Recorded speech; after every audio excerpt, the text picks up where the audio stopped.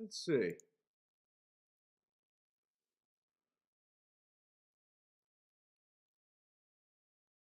It looks like it's working.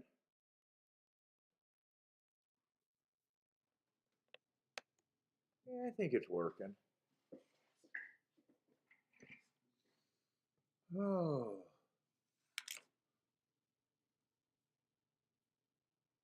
Hey, what's up, everybody? Welcome to the Shake-Up. I guess I'm live and I'm a little bit earlier. I don't understand why this is not I don't understand why it looks different, though. Let me make sure it's live. It looks so different. Hey, what's up, Mo Knows? Okay, so since you're here, I'm going to know that I'm live. Yeah, for some reason, it's not giving me the same amount of data that it usually gives me, so I didn't think it was working. Anyways, what's up, guys?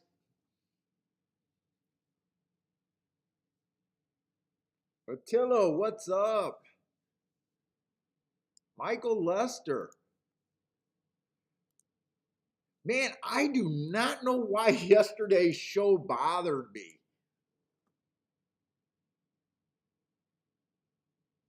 I felt like I was having a losing day yesterday. I knew I had a below average losing day yesterday. I think it was just because I missed two really big tickets and felt like it was a bad day. Man, when I looked at the account afterwards, I didn't realize that I freaking cashed $460 worth of tickets and barely lost anything. I mean, I didn't even lose 30 bucks yesterday. But man, I don't know why during the show I felt like I was losing. I really can't explain why. I mean, I wasn't. I did make a few bets that I hated,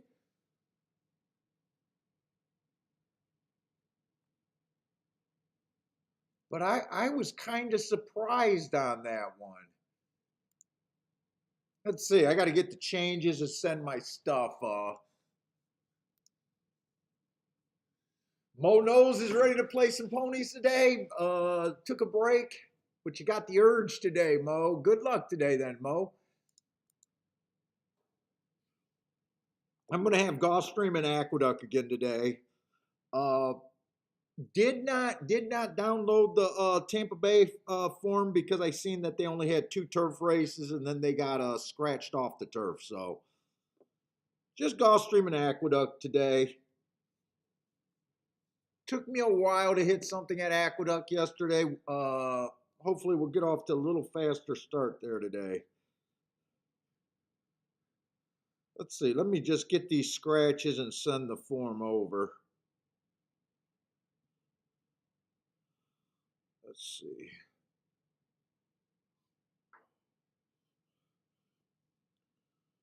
Just get that taken care of.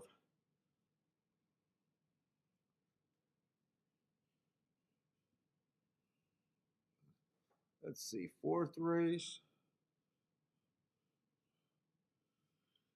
I didn't watch any Turfway last night, but man, Turfway looked pretty damn chalky. I just looked at the results. Didn't really watch anything, so let's see. Five race to five horses out.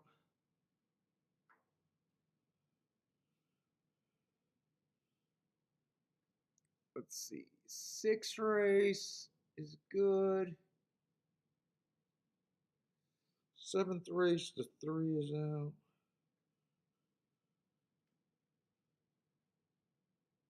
The ninth race. Outshine is out. All right, and now that's Aqueduct. Let me get the changes for Gulfstream. Oh, Tilly, you thought that? Yeah, I don't. I think it was just that, dude. I couldn't believe how okay of a day it was. Like, dude, like after those two beats, I really felt like, man, I don't know how good I'm handicapping today. That was a weird day. Let's see, did I do Gulfstream scratches or Aqueduct scratches? But did I already? Wait a minute. Shit. Now I'm confused my damn self.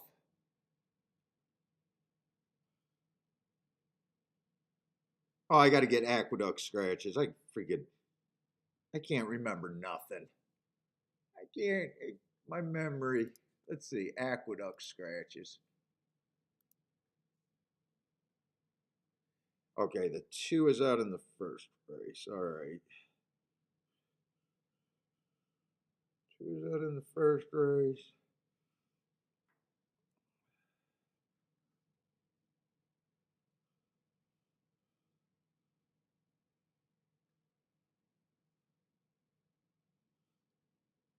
Because Legend is out.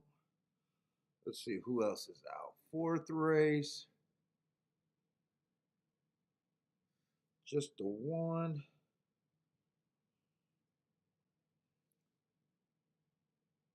Let's see. Sixth race. What number is that? 6 horse invest.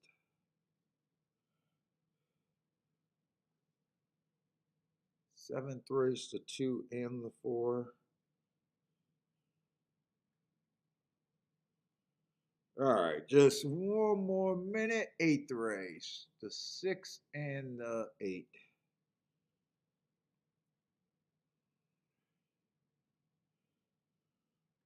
6 and the 8. All right, let's get these sent over.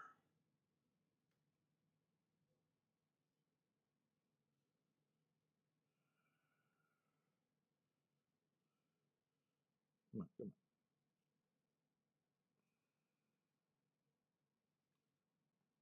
All right.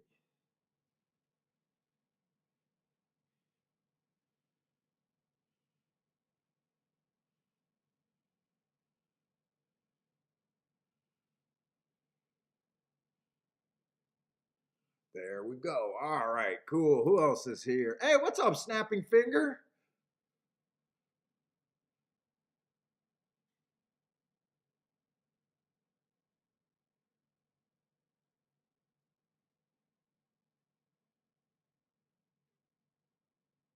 Where's your whiskey? Just order. Oh, you broke a remote.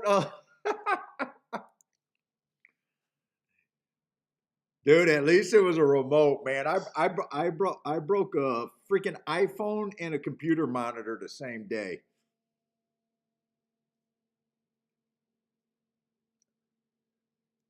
Computer monitor's not a big deal, but the fucking iPhone's expensive to replace. The monitor wasn't deluxe or anything.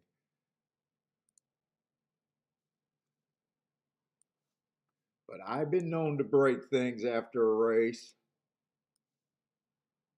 The track I used to go to, I probably held the record for breaking TVs in there. I broke TVs. I broke a mirror in the bathroom. I broke a window going out to the grandstand.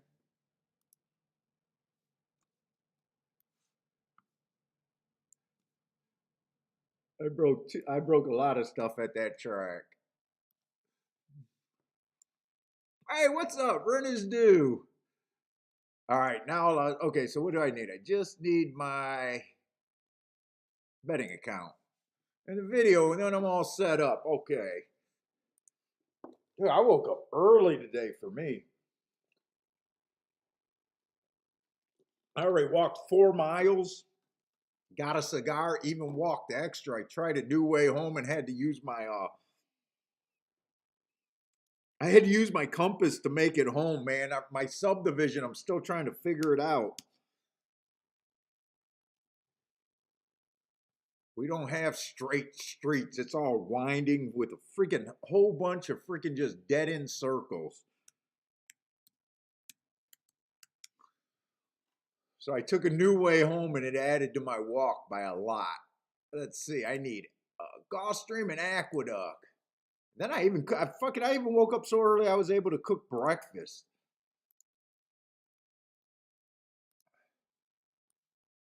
Let's see, let's go. All right, what's up, Charles?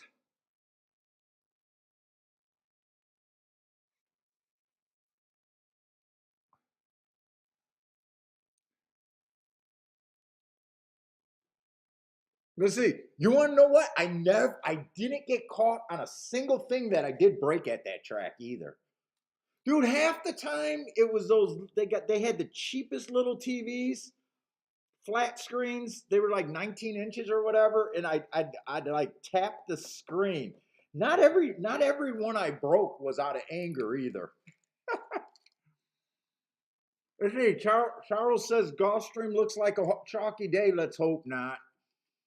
Let's hope not. If it's a chalky day, I hope to just survive, not lose too much, unless something big can run second. But chalky days, I'm going to have a hard time winning on a chalky day.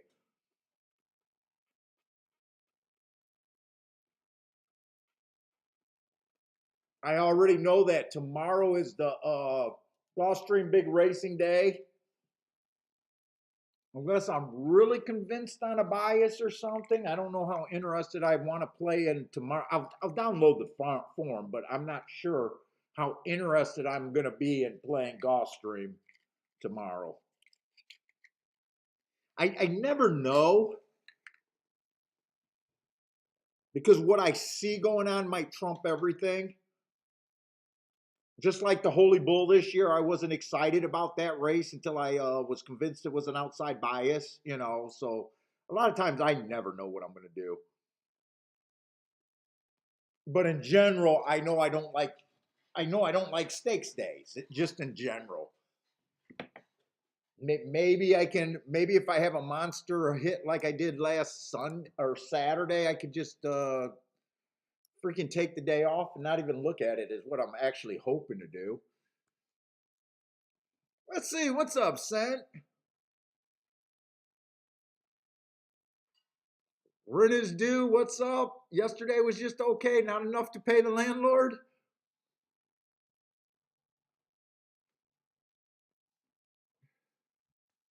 Let's see who else survived yesterday. Jay survived yesterday.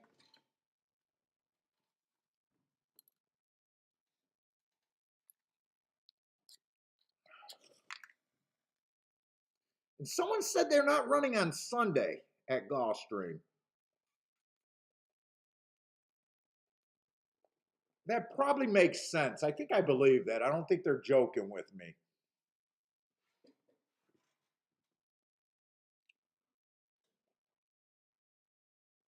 After the big day tomorrow, I could see them taking Sunday off, and I don't have a secondary track like Fairgrounds just ended. Like on the weekends, if I'm not interested that much in Gulfstream, Fairgrounds was such a good thing to be interested. I lost that and really don't have anything that I'm really that interested in. Aqueduct, I'm just trying to discover right now. Oaklawn, I haven't done anything. Lost Fairgrounds. Turfway Park runs at night. I probably don't want to play. Unless I don't play during the day. Maybe I'll look at Turfway Park. This might be Turfway Park's last week. I think isn't Turfway doing the Jim Bean or Jim Dandy or whatever the fuck it is? Isn't there a big prep this week?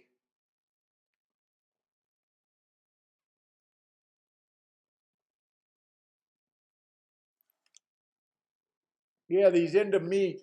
Let's see. Tampa on the turf routes I'm interested. So this might be kind of a down week, possibly. I don't know. Down weekend. Hey, what's up, Omar? Yeah, Keelan's starting. Oh, you know what's funny? It's freaking so assaulting. So my wife, best friend, and her husband is freaking going to Keelan. They called my wife to ask if we ever been to Keelan and then didn't invite us. And my wife told me that that's happening, that they're going to Keelan. And I'm so freaking assaulted. Or assaulted. I'm like, that's like you going to to a fucking basketball game and not going when you got a chance to go with Michael Jordan. Oh no, fuck it, I don't want to go. I was like, he knows this is what I do, right? He's not even a horse player. I was like, they know this is what I do. And she's like, yeah, but you know how people are. They know, but they don't know.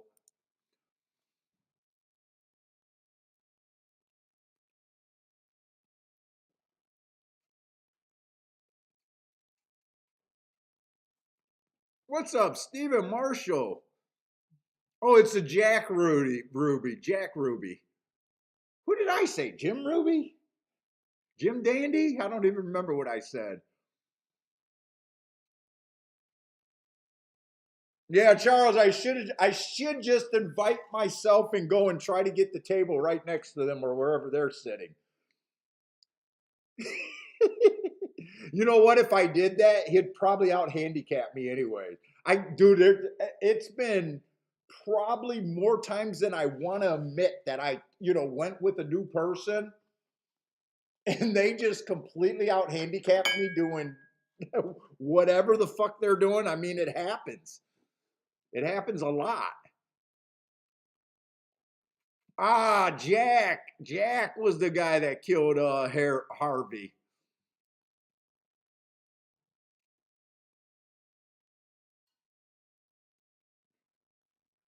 Yeah, it's almost like poker. Like the poker pros say, yeah, in the long term, I'm going to outplay the amateurs. But on any particular day, freaking, I can look like crap. Hey, what's up, Joe?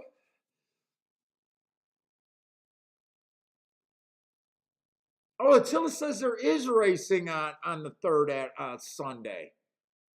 So I get bad information. I got some bad information yesterday. What's up, Dylan?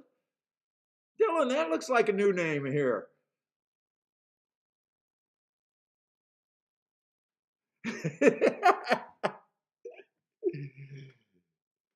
Dude, I got fucking so many years in this game, but the stuff that everyone else knows, there's just no room in my mind for it. It's so funny. I always tell you guys, when it comes to talking jockeys, trainers, races, stakes, who won what race, who won what stakes, what are the historic fucking races? Dude, I got no room in my head for that shit. Oh, nice. Okay, so you've been in and out here for a few. You've been in and out for a few years. Probably one of the quiet. Well, thank you, man. I'm glad to hear a new name. I was wondering. Dean is here. What's up, Dean? Yeah, but man, when it comes to spouting off like knowledge, dude, I'm the worst sounding. Although in my defense, I usually say the more time you waste learning the history of the sport, probably the worse handicapper you are. That's what I say as a defense mechanism. I don't know if it's true, but I like to feel that way. But man, sometimes I'm so amazed when I'm talking to someone and I'll be like, "How long you been playing?" And they'll be like, "Oh, 6 months, a year." And I was like, "Man, I can't believe you have a brain for all of these names and shit. Especially when you talk to a year in a breeding guy. Breeding guys will talk your head off about everything. Hey, what's up, Joshua? Let's see. Let's get started at Gostrom. We're still a little bit early. We got about 25 minutes for the first race.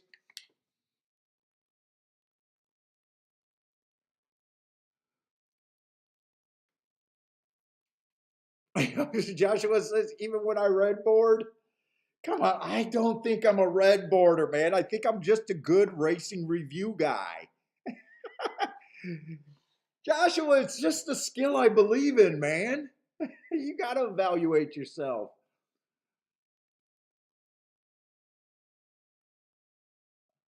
Let's see, we got a pretty good feel. What kind of race is this? So they're off the turf at Tampa, I guess, today, but I think they're still on the turf today at Gulfstream. What what am I doing? Let me get my stuff set up right. So we do got a Tapeta race. The Tapeta did come off the pace yesterday. I think they only ran one Tapeta route race yesterday that I can at least remember. When that one horse beat that 7, I don't know if there was another Tapeta route race. I don't really think there was, but I'm still pretty convinced that it's stalkers, closers, pers- per- perfect pace scenario is if we can find a Tapeta route race with a ton of speed, we can throw them all out and have only one or two closers at a big price. That's my perfect betting scenario. Let's see. So I always like to just scan them and just hope that I can find some speed. Right here, it's uh,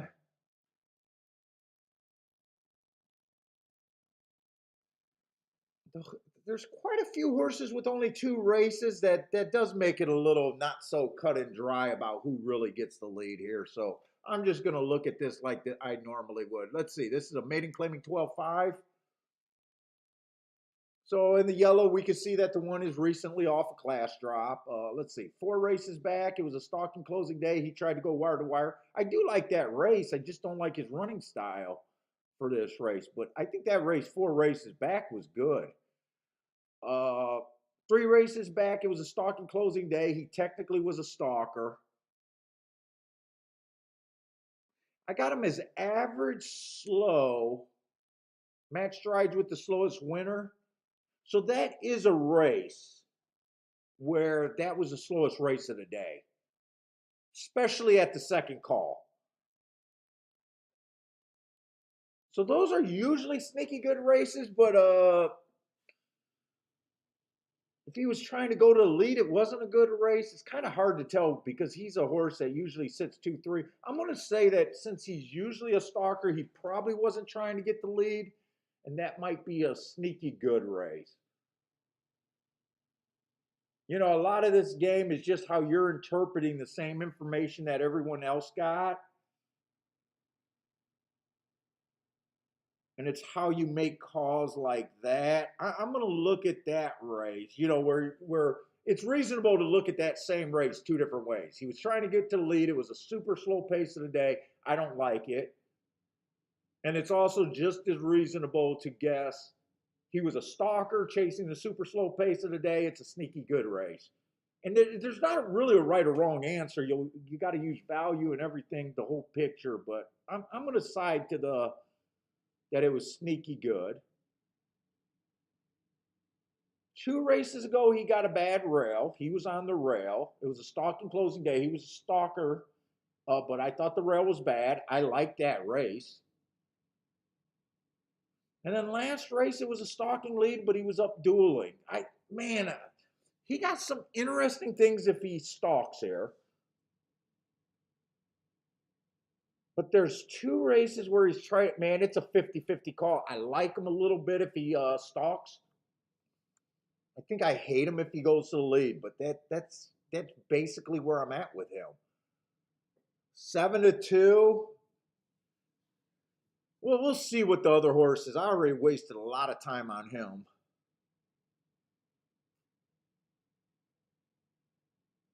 I see. Charles says sloppy at Tampa speed usually holds up. Let's see. The two's making the needed class drop here. Ran 2 races.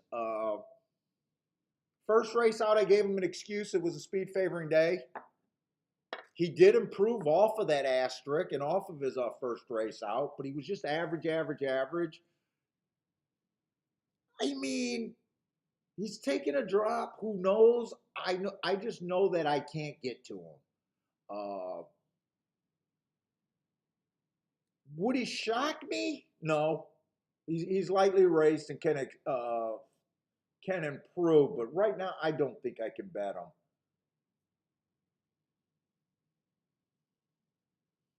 He's kind of like I just don't understand where he is. I give him a reasonable chance to improve, but I still don't know what that improvement looks like. But I don't think I would be comfortable just saying he's a complete throwout either.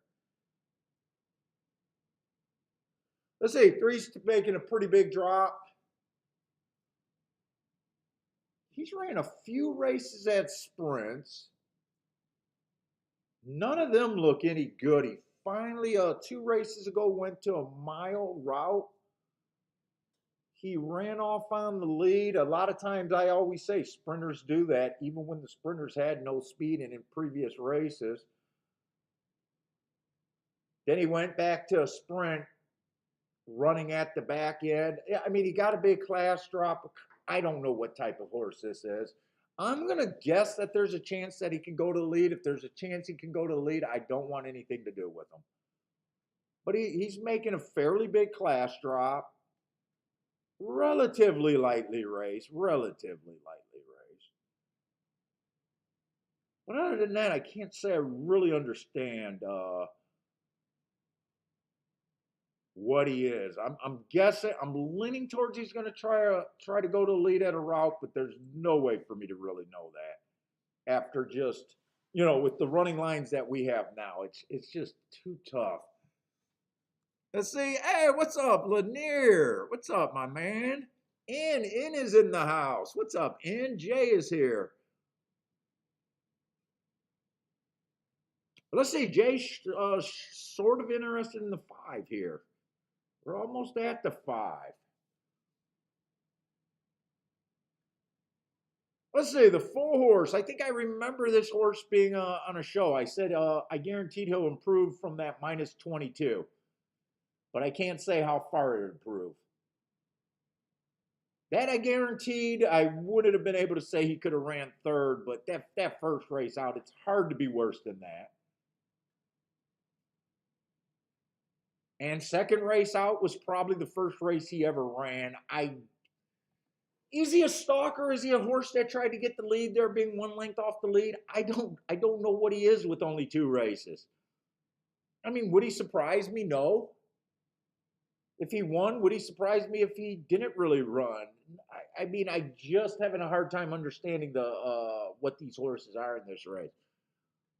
5 is a horse that I do think has the right running style. He's making a decent drop from the yellows. He got beat by a couple of these, but not by so much where you don't think that he can reverse that.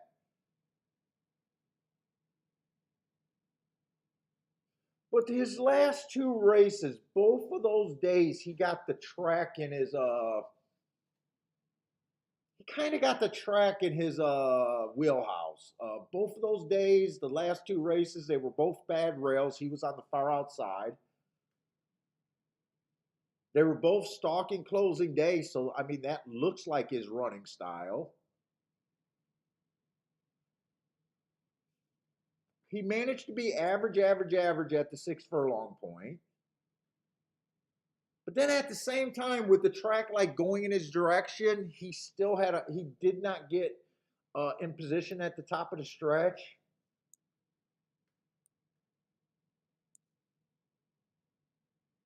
There's some things definitely I can see about him, but there's some warning signs here. I got a feeling this race overall, I might try to do a betting line. Right now, I'm having a hard time just feeling like I understand it. I could probably do a betting line here because there's probably some horses that I know under no circumstances I could get to. But I don't know how confident I'd be here. Let's see, the 6 just doesn't look interested after 2 races. I can't tell what he is right now. He just, after those 2 races, I just want to say he doesn't look interested. That's about as far as I can go there.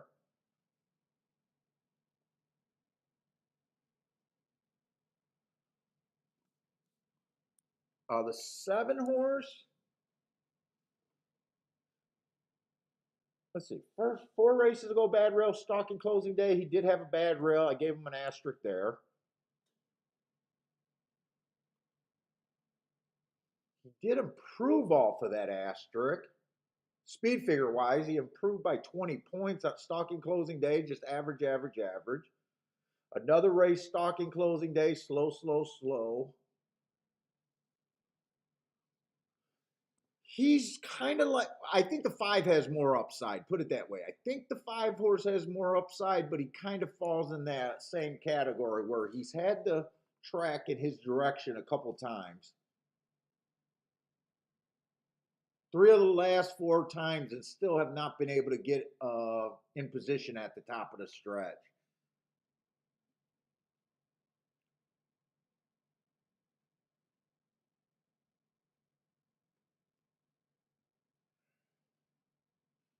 And 8 horse,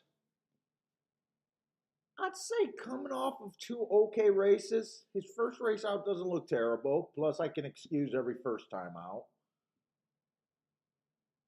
His last race, it was a bad rail stalking closing. He was one of those. Technically, he was a stalker, but he was pretty much was in the position of almost wiring the race too. Like you're splitting hairs on that definition. He was 3-by-1 at the first call or at the start. Then by the first call, he's dueling.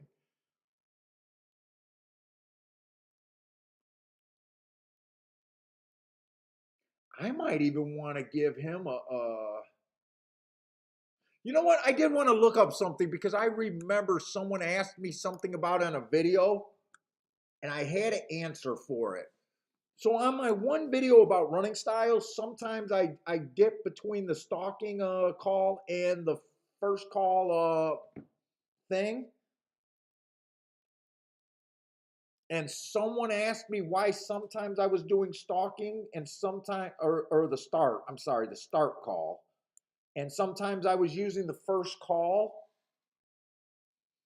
And my answer was brisnet for some reason. I don't remember if it's mile days or the longer races. They always have this same setup. Like everything's always labeled the same way. But depending on the different miles, the different routes, sometimes the first call is a start, sometimes the first call is the first call. And it does get confusing to the point where talking about it, I even confuse myself about it. But I just had that thought, and I just wanted to look up a race real quick to see when they adjusted that time.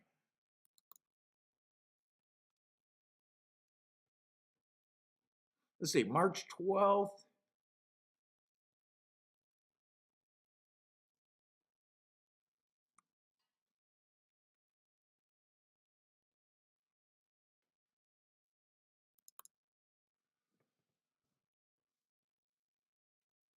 Let's see, that would be the first race. Yeah, see this? See this on a mile 16th? So I get my data from Brisnet and I have Brisnet adjust my forms, right? So if they were using the first call mark, he would be the fastest runner, meaning they would not have adjusted that time, but they did adjust that time. So they're using the stalking calls, or I'm sorry, the start call for a mile 16th. And I think on a mile they don't. Let me see if I can find a quick example of a mile in my head. I just want to make sure.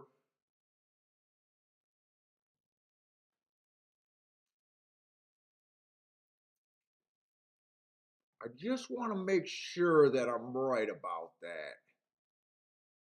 But I want a simple freaking mile. I see this mile on October 14th. That's not, I'm going to look that up real quick.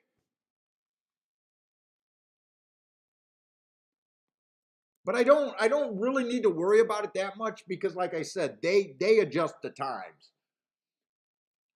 You know, Brisnet adjusts the times and I get my data from Brisnet, so whatever, I don't have to worry about it. So that's why when I talk about it and when I think about it, I confuse myself because I don't have to adjust these by hand anymore. But when I used to do them by hand all the time, I used to have to be more careful. Let's see, 10-14. That would have been the first race. First race.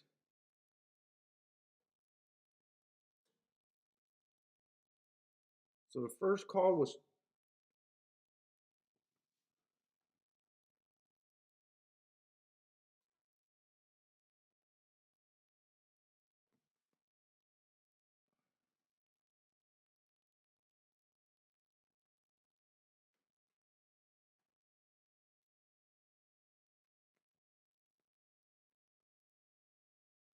what?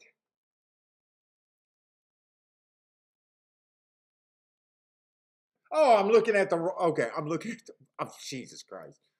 I'm like, how do I got that big of a mistake? So the first call was 23 and 4. 23 and 4.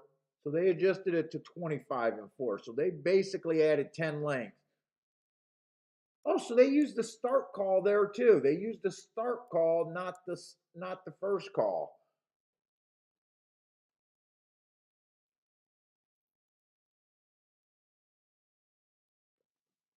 So, but I don't adjust by hand, so I don't have to worry about that anymore. Hey, what's up, Jared? All right, but I just slowed my own head down.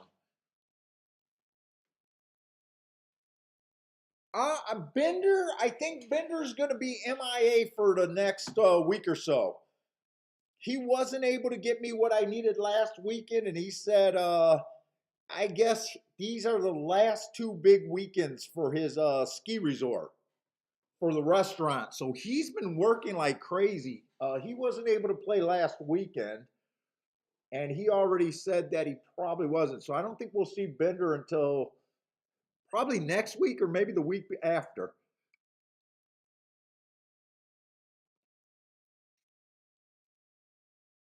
Yeah, Jared, I seen Earth is running, but I don't like. Dude, Earth has done nothing wrong in two of his last three races. We crushed, but I do not like knowing that. I do not want to get emotionally wrapped up in horses. But I would love to see him. He's one of my. He's a horse that I definitely have a soft spot for. But I hate knowing that he's running.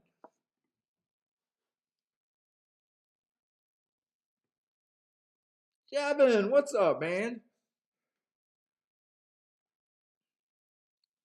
Let's see. I think I do want to work through and do a betting line here. I always like to do the betting line, especially early in the show, because once we get like more in the action, a lot of times they get harder for me to make.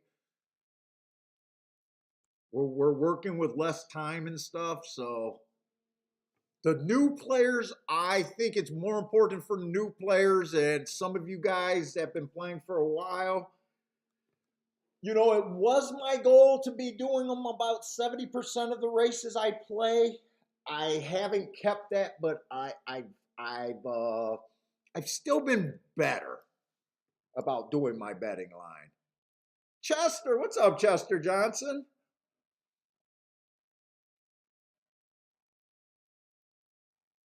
Disco, what's up, Disco?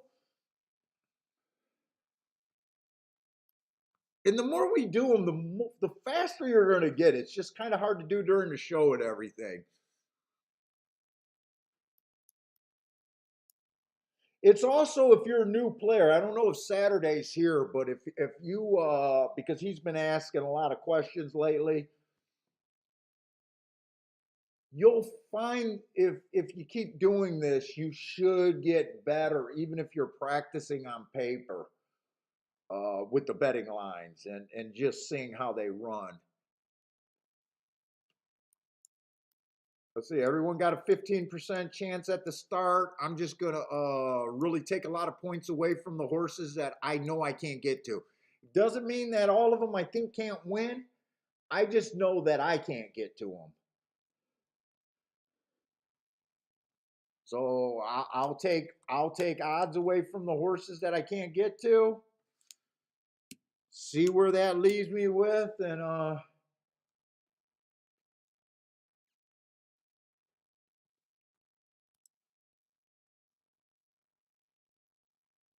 sometimes it'll put you on bets. A lot of times it'll keep you out of the race, but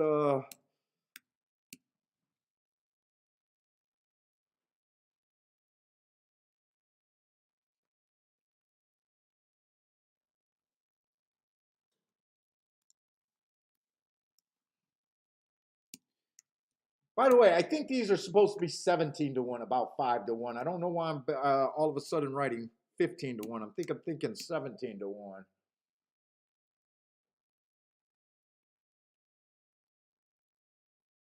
Dude, I'm going to say this horse. I don't like that he can't get in position.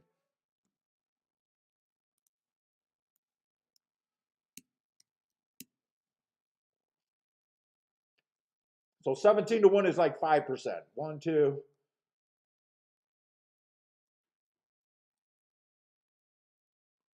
So I only got 3 horses, so that leaves me with about 105 points left. Let's see, as long as I can get my calculator, I think I can get this still pretty fast. 105 divided by 5, that means everyone else is about 21%, so about 4 to 1, a little better than 4 to 1. I think I can break this down more.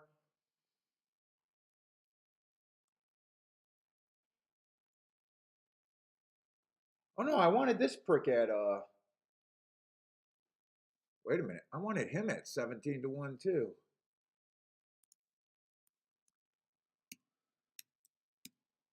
Wait a minute. How many horses is that? 1, 2, 4 horses. So 100 divided by 4.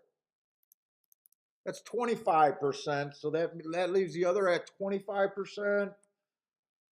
Could I break that down a little bit more?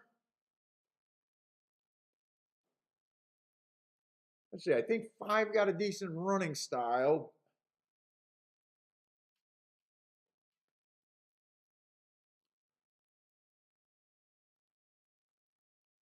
You know what? I think I'm okay with 25%. I do think the 1 is playable, deciding on what his running style is. 25% is 3 to 1 or 4 to 1. Wait a minute. 3 to 1. 3 to 1 is 25%. That's right. I'm just going to stop at 3 to 1.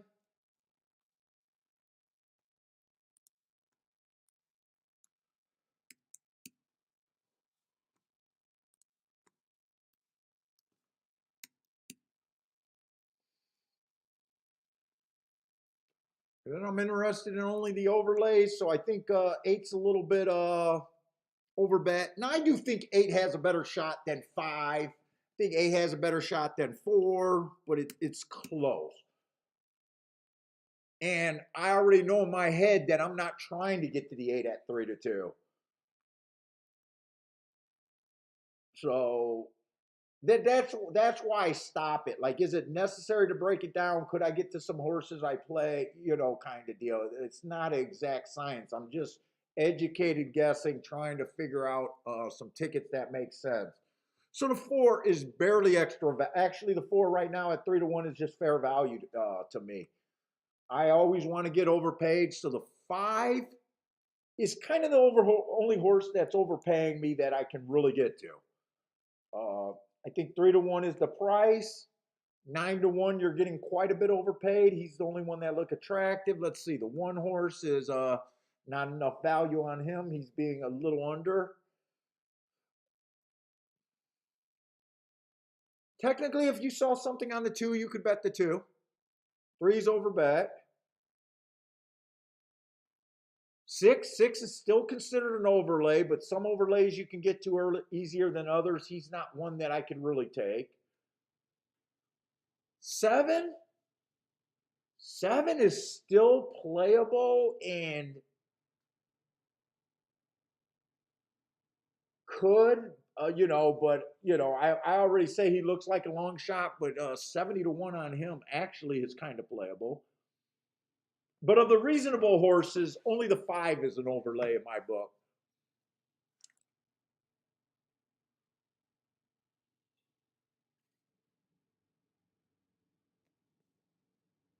So I think the 1 can win if he gets the lead and the pace is super slow. I think it's more likely he can win if he comes a little bit off the pace first run.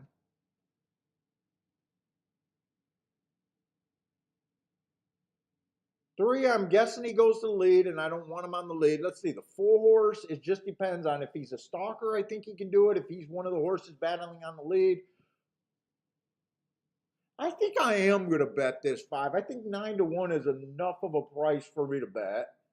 Like I said, 8 would not shock me, but I'm just not sure. Is 8 going to the lead? Is 8 a stalker? So I don't really want to be this bet any more than a play bet. Let's see. I'm going to bet the 5 to win. I might even do some exactas with the 5 because the exactas should still be okay.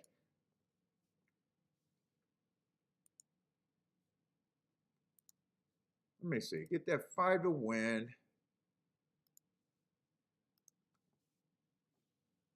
What are the exactas looking like? 1-5 is paying 33 bucks.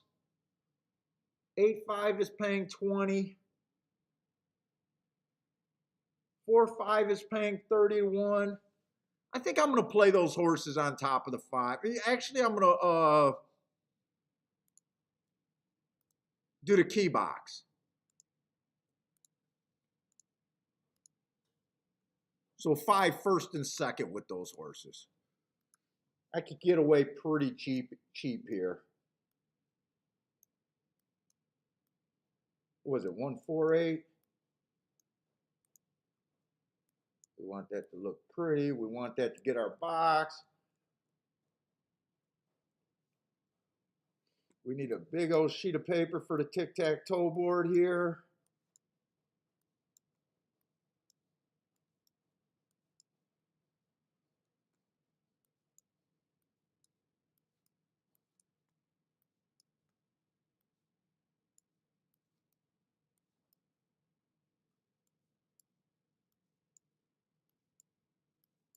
That race is on the poly, right? I handicapped that race in my head like it was on the poly. Now all of a sudden I'm wondering, yeah, it was on the poly. Tapeta.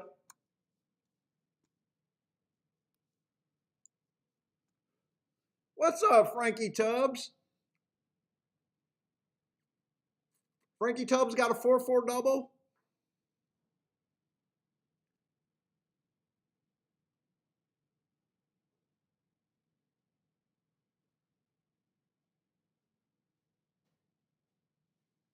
Ed L, what's up, Ed? Hey, what's up, Sean? Let's see, Chester Johnson. He just has a 20-1. I don't even know what Chester Johnson's bet was right there.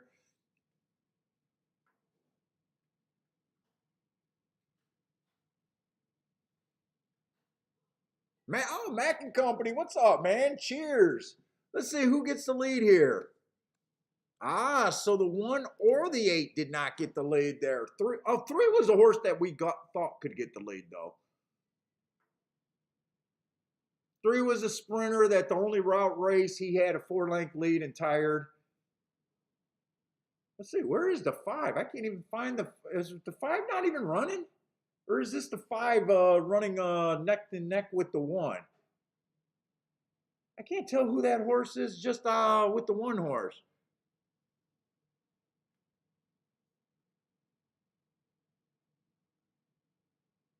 That's the 5. Come on, 5.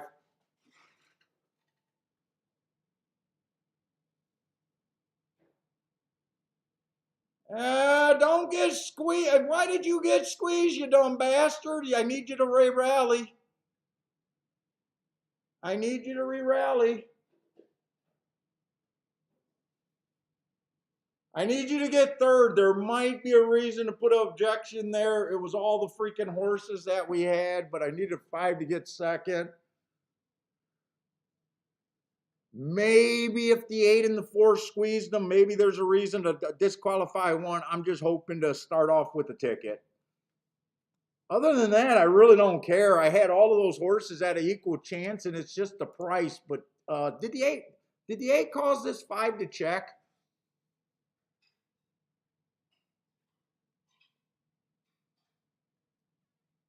Oh, Disco, right? How can they not time a fucking race at Gulfstream? It's unbelievable. But I think they did time that race, didn't they?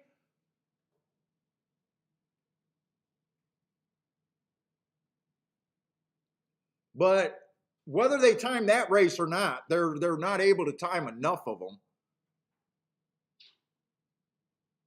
I think I hope the 8 finished third. I think they might look at this. I'm not going to get my hopes up too high one way or another. I mean, my handicapping was fine. It's just, I'm going to play towards the value. I thought the 1, 3, 4, and 8 were all about the same type of horses in a way. And it was a value thing on my side.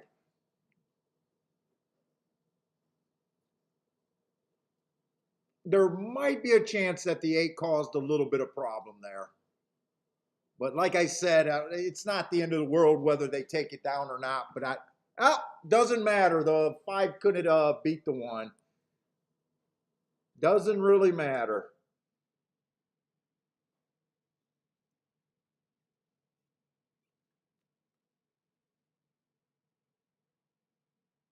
There's already an inquiry sign up, but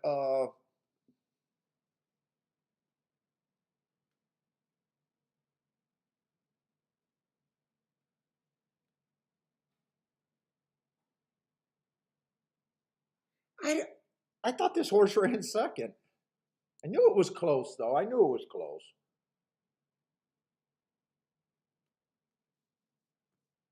Let's see how it looks.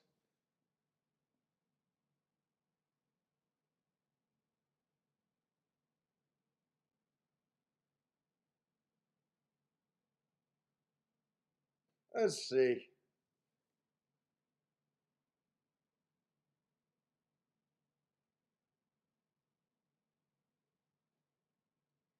You know what? Honestly, I don't think it looked that bad. I really don't think it looks that bad. I don't think I'll take this 8 down myself. I really don't think I'd take this 8 down. Now, they did force the 5 to crash into the 1. Did the 1 have room? I don't know. This one's not going to upset me one way or another. I wouldn't mind getting finding a way to get put up. I really don't know if I can though. I really don't think I can.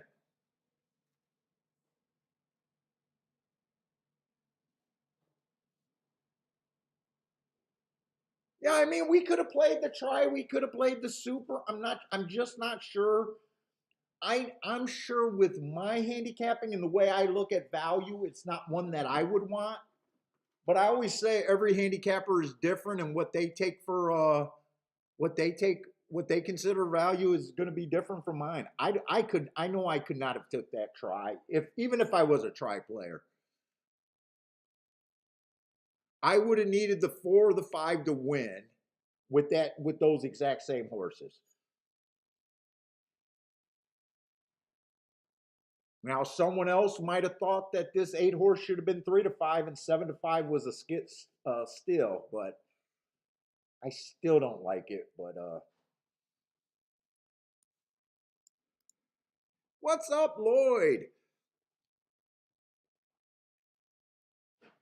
We'll see. Everybody had that try, including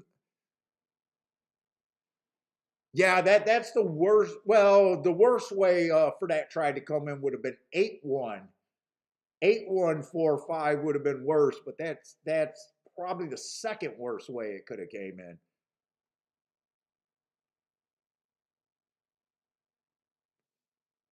But that's all right. First race of the day.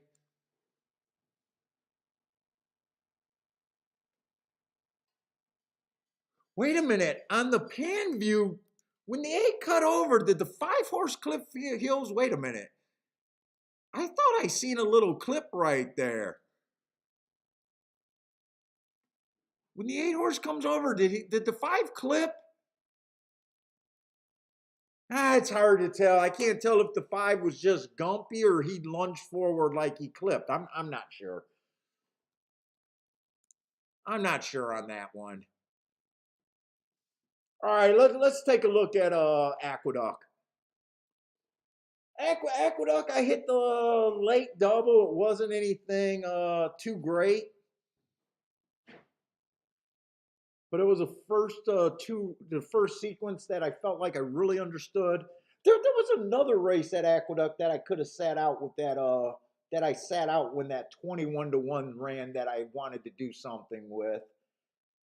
But other than that, I wasn't that confident at Aqueduct yesterday.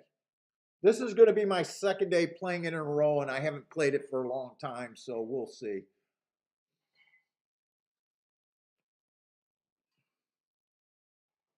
Let's see, made it claiming 40,000 mile. One just looks like he's in the race. I don't hate him. I don't like him. He just looks like he'll be a stalker, possibly a closer. Uh, had an excuse 4 races ago. Hasn't improved much since then. I'm not that crazy. Let's see. Let me look at my bias reports. I think I already know. I'm just looking for basically speed and stalkers for the most part there.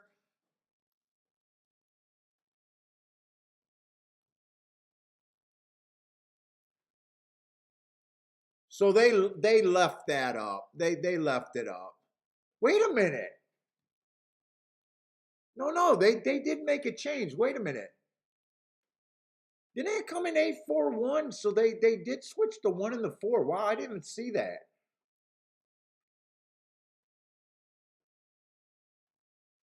And that is the worst possible way that try could have came in. That's the worst possible way that you could have played a ticket, caught the try, and it came in. That's an ABC all day long.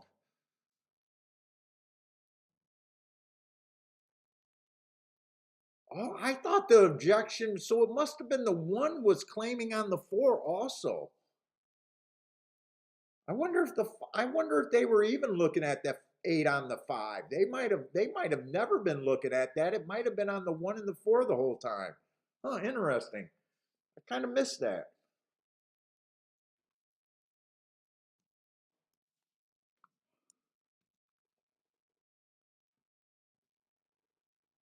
I mean, I really missed that. I didn't even think that was a possibility there. I guess I didn't even know what they were looking at.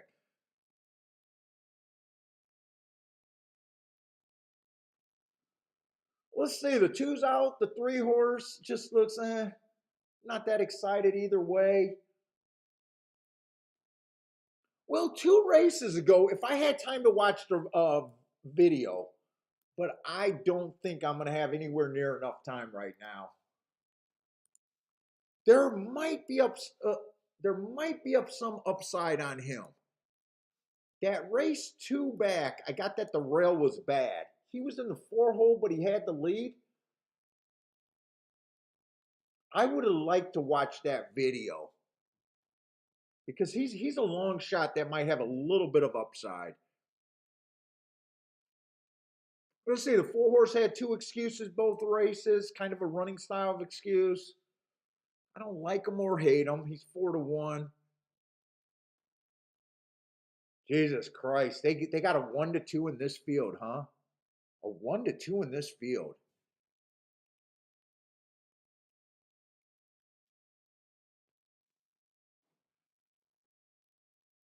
I mean, actually, he's the only average horse in the race. Fucking 1-2.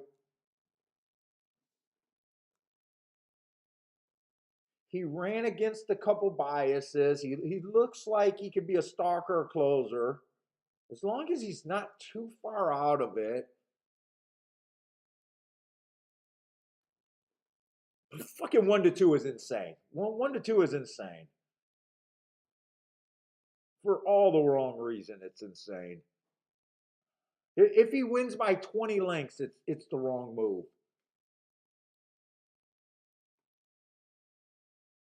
7 might have a little bit of upside there. He ran against the bias last race.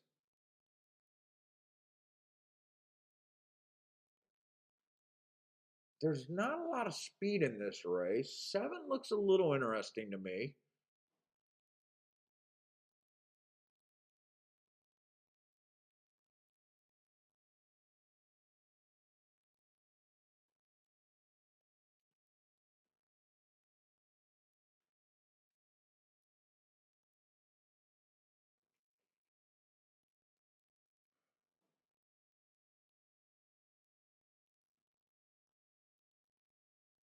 There's not much in this race.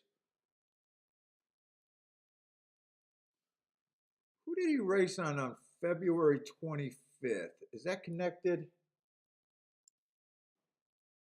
February. I'm running out of time here.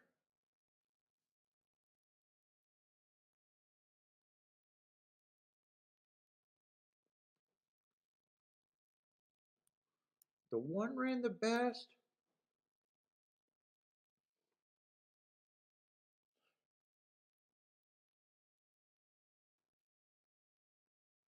Seven is a little bit interesting. He's the horse that to me is the most interesting of this group.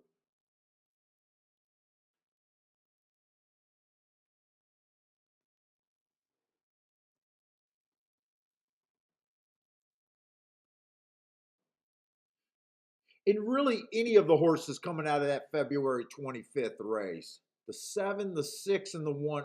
I'm not going to bet this race. I'm just going to root that someone out of that February 25th race that has a group that they get together and they figure out a way to beat this 2 to 5 horse. I do not want the public to get awarded for such a terrible freaking bet.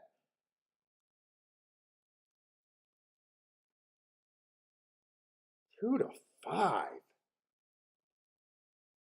If he comes out as a closer too, that's also what I consider the worst bet in racing. A closer at a short price is what I always call the worst bet in racing. Let's see, he's the 5 horse, and he's going to be a closer.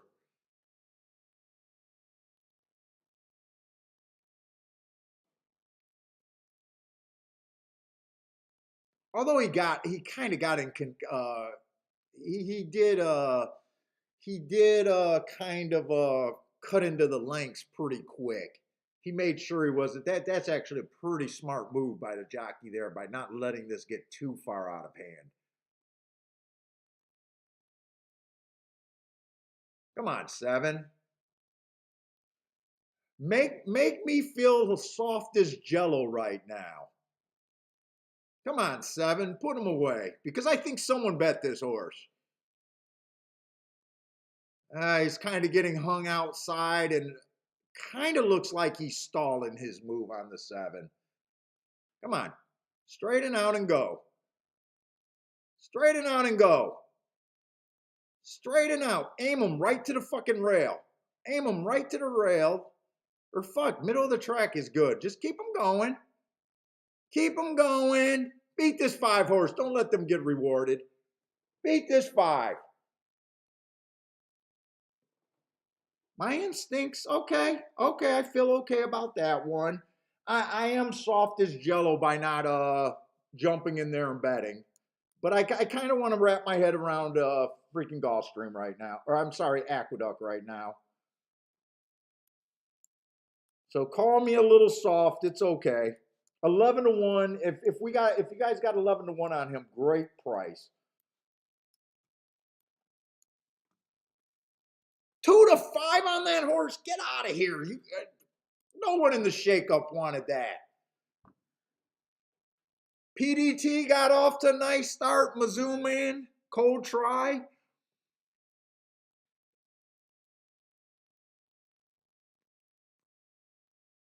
Oh, Justin had all 7 all except for the 5. Yeah, because I think that exact.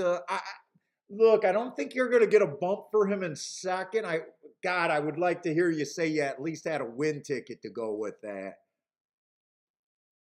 Omar says 7. See, you're not really getting a bump, right? If 7-5. When I say a bump, you want a bump in your exacta, right? When you consider the horse is going to pay $24 to win and $28 for a dollar exacta, you're not really getting a bump, right? You might as well just play him to win at that point unless 7-5 was the only exacta you played.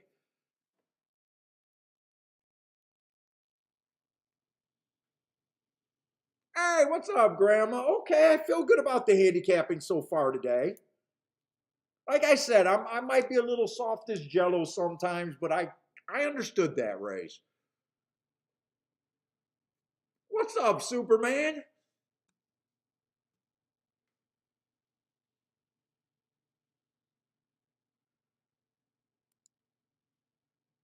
Oh, Superman, did you get that one in the at Gulfstream? I don't know what happened with that disqualification. I did not see what happened to make that one second. Oh, you should have bet. Yeah, you should have bet to win and then gone for those monster exactas. You should have just protected yourself against that one ticket. Dude, we're all gonna make terrible betting decisions. Like my terrible betting decision was basically having a single horse at 11-1 and a 2-5 that you can't play. Like that, that's a bad betting decision when you got one place you could have won and you still didn't do it. Sometimes I can't explain why I sit out. But I made just as worse as a betting decision.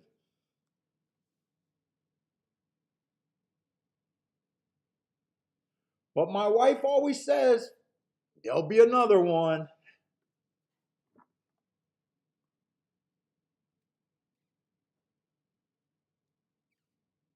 What's up, Gregory Ross?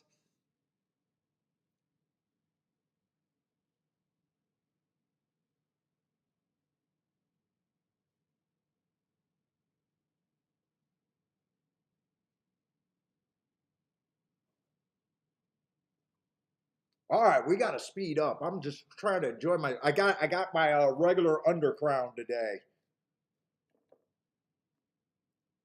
That other cigar, I don't know why it made me throw up twice or close, gag, whatever. Let's say we got a Tapita sprint race, 5 furlongs.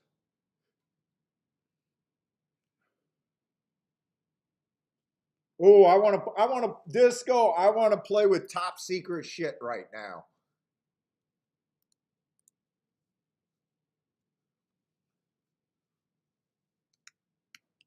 I want to look at something top secret. I know what I'm looking for on the Tapita Speed and Stalkers. I just want to look up some top secret info.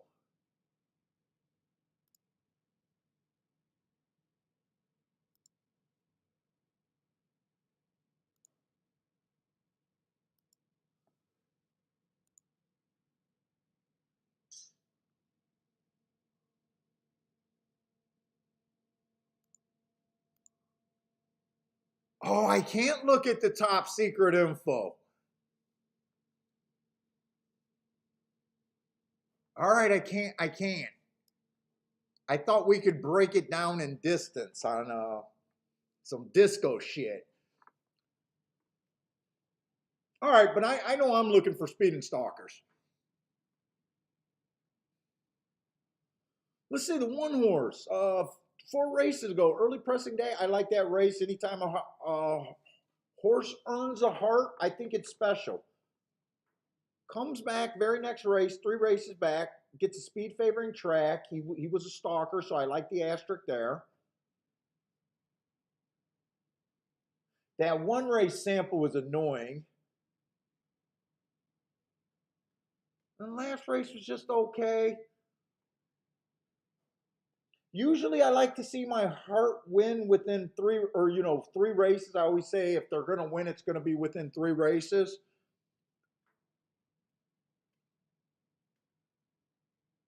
Which he would be at the 4th race since then, but he ran in a 1 race sample. I don't know if there was a bias that day, but I do know that he did run against one speed favoring track. There might be some ups. You know what?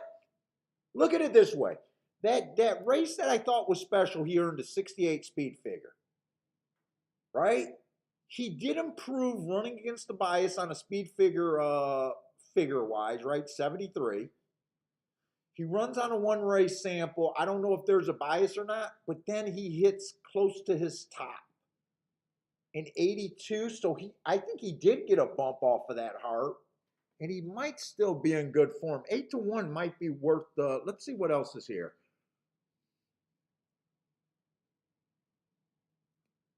The 2 horse earned his heart 3 races ago and came back to win 2 races later at 6-1. That's what I'm looking for. I love the new top on him.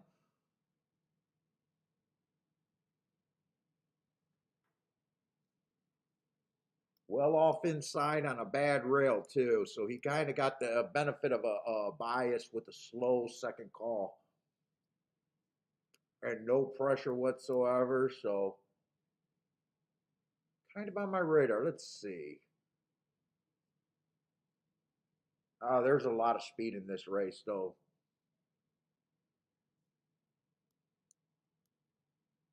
3 horse does have decent speed. He's a little annoying off of all of these 1 race samples.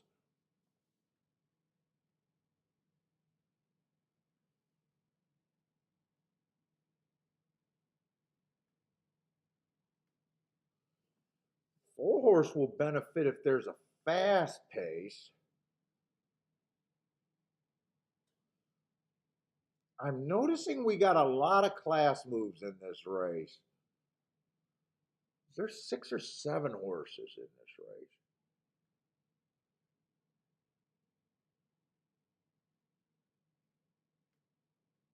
This is a 12-5. Let's see. The 6 is a sharp horse stepping up.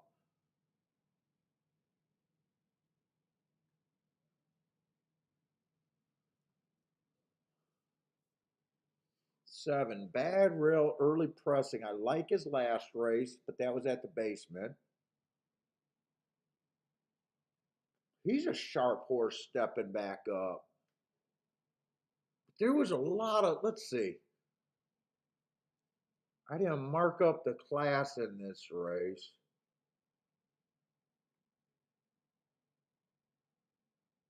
Let's see, they're betting the 4 at 3-2. I didn't see anyone that I felt had a huge edge over these.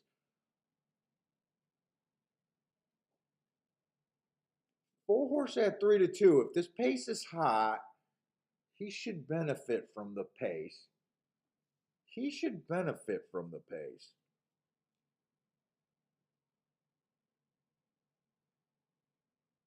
Do I think he should even be 3-2?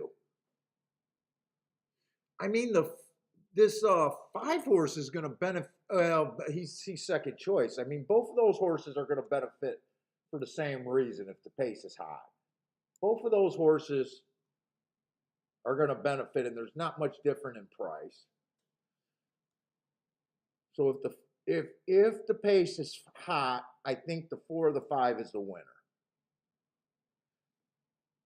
But is there a reason where someone could shake here?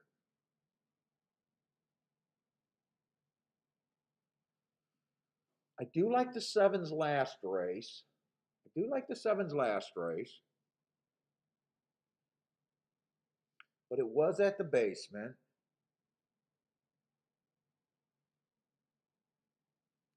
And him and the 6 just battled together. I don't see either of them getting a real advantage.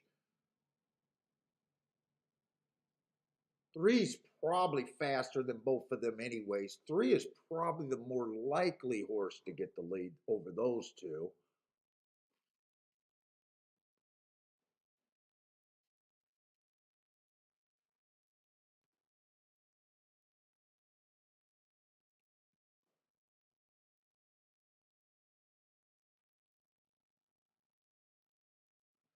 I think I want to play 3-1.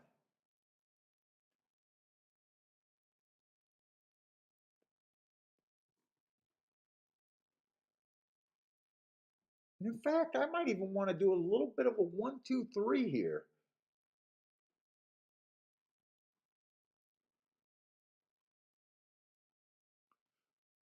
I wish I had marks on this last race. That's the only race that's a warning. With me not having an excuse, being able to say there was a bias or running style thing there, I can't explain that why he declined there. But if there was a bias there and he goes back, I want to play the 3 and the 1. This is a tough race, but I think I can be priced into making something happen here. 3-1 to win. Now, this is what I was talking about, how bad of a decision last race at Aqueduct was a race to bet. I had a 2 to 5 that I knew was definitely a wrong move, right? I was mostly interested in the 7. I got a price. That's the only spot I could play, right? I sit out that race to play in a race where it feels like I'm digging, trying to make something happen. That was a bad job recognizing. And now I'm Dutching horses. So in that race, it would have been a single win bet on the only horse that I could have played, right? And it turned out to be good. And that's whether that turned out good or bad, when you're only betting one, it's automatically better than Dutching. Sometimes my race selection just and I went on that little tiff, and I wanted to do a little bit more of this race, but I don't have time. They're off. But that is kind of gnawing at me. Like I'm picking to choose a harder race.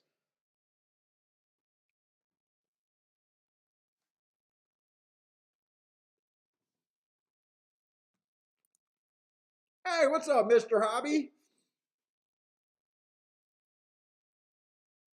I thought the one horse could lay pretty close to the pace. I'm on the one horse with you. We got a fast pace here, but my 3 did not make the break. He did give me warning signs. He's still trying, though. My 1 is dead. Come on with this. 2 looks like he got a horse. Come on, 3. Now 4's got this.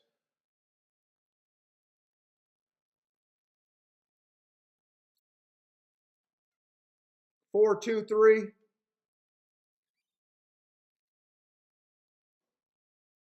Like, just the nature of this race, I knew there was so many more outcomes. In fact, I was going to wheel 4 and 5 on top of the 2, 3 was one of the thoughts, but I did not have time to check that.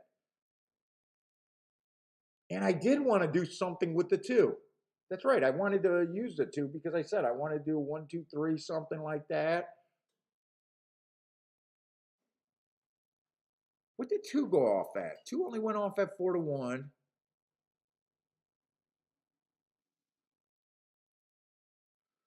So I talked about boxing a 1, 2, 3. I knew 4. I don't think I could have played a 4 and 5 on top of the 2, though. I don't think I could have did that. I don't think I could have played 4 and 5 on top of the 1 and 2, 3. No, 4-2 is paying 17 to 1. 4-3 was paying 29 to 1. 4-1 was paying 99 to 1. Just, just kind of poor race selections. Hey, what's up, Iram?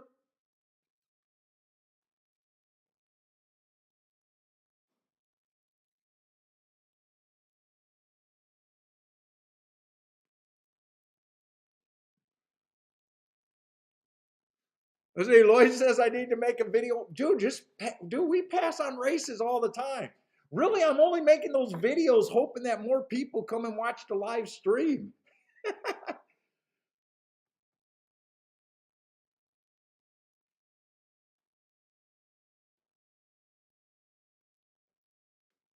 Four got the perfect trip like we kind of thought. They did go fast. They went 22, let's see, 45 and 1 at the first 2 calls.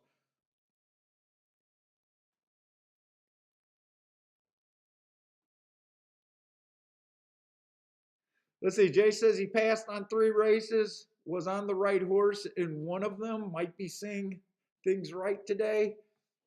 Dude, you really, I sometimes need to come back to that. Just get that freaking feeling back that you're seeing the race as well.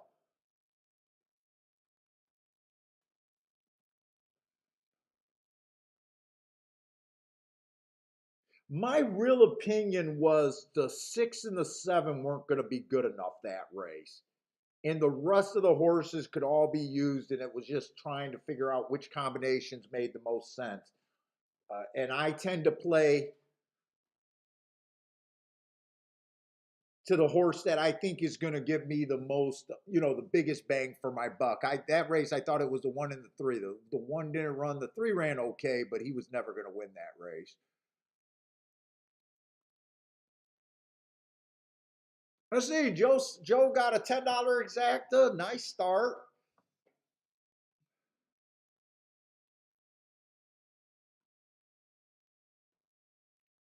Let's see. Chester played at exacta. Oh no, I thought he had the winning exacta in there. I'm sorry. I thought he had the winning exacta there.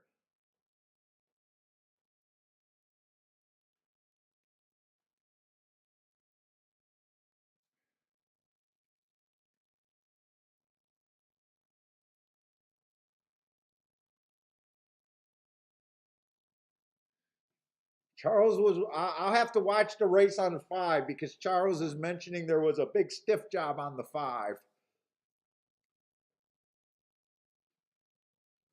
I did not. I don't even know if I noticed where the 5 was early. In fact, I'm not sure where the 4 was either. I'm guessing the 4 was 2 or 3 lengths back.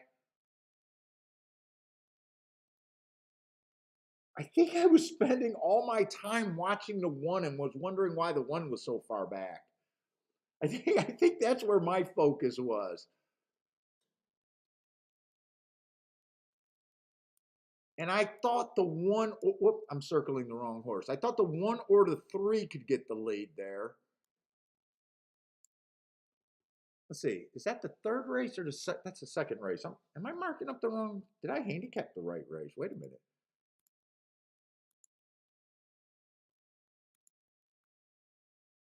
Yeah, I handicapped the right race.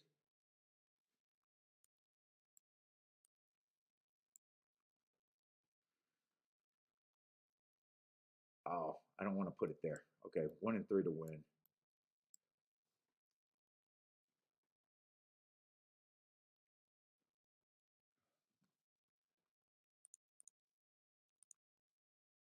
All right, so nothing too much happening at Gulfstream.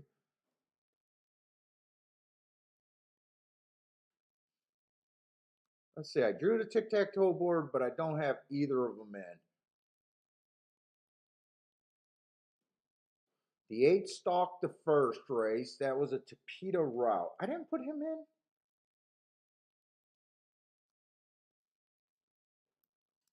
He stalked.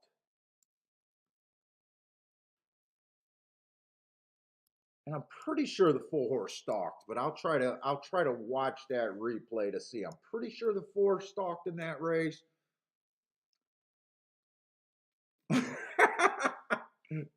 I know, fuck, right? Am I in the right fucking race? Yeah, four was always 2 lengths back, 2-3 lengths back. 2 and 7 were dueling for the lead. 7 did outbreak that 6. I didn't think the 7 and the 6 would outbreak each other.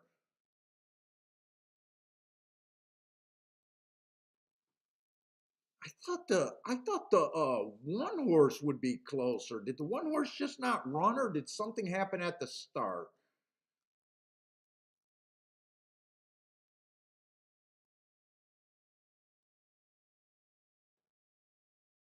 Yeah, I kind of thought the 1 horse would have been a little closer to the pace. I didn't think he'd be. He comes running late, not threatening at all. He did finish the race, is what I meant to say. He finished the race. I want to see the start. Did anything happen to the 1? No.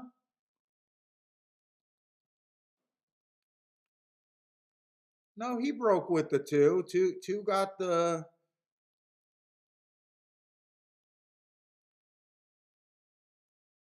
Did he steady? How the? No, he just could never keep up. Okay, so the one was the dead money horse right there. He just couldn't keep up. Nothing happened to him.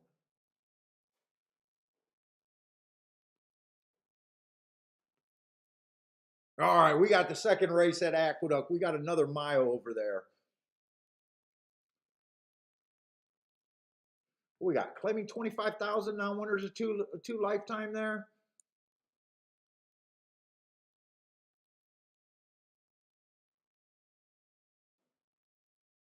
Let's see, 4 races ago on this one, bad rail. He was in the 8 hole, didn't bother him. Average, average, average. Just an even kind of race. He comes back inside bias day. Went up in class. Speed figure dropped a little bit, but he did have a little excuse there. Comes back 2 races. He was on the slow side of things on a stalker day, which he was. And then last race, I think last race was a pretty good race. That looks like a race where I think you can step forward on. I got to get to who they're betting and where I really think this race is. Let's see, the 2 horse. 4 races ago, I love that race. I love the low speed figure when you go too fast to win. Too fast to win is a deadly excuse. So I don't mind him dropping to a 55 speed figure there. Pops right back up to his average after that race. His next race was average, average, average. What confuses me is how someday he's going too fast to win and he's so close to the pace, and then other times he just looks like a closer. I don't like these horses. They always confuse you. When one race they're close to the lead, it almost like they don't even know what to do with this freaking horse. The only race we seen him winning, he went wire to wire pretty much, way back when.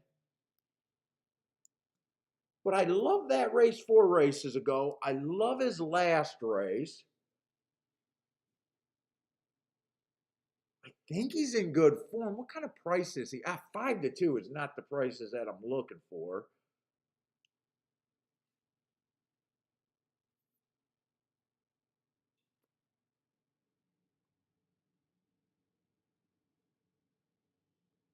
Let's see, is this a 3 horse? 3 horse. His best race came on a bad rail when he had the 10 hole. By the way, those marks are wrong. That'd be average, average, square. Not average, average, circle. That can't be right. I made that myself. Ran against the inside bias last race. I don't trust him. I don't trust the 3.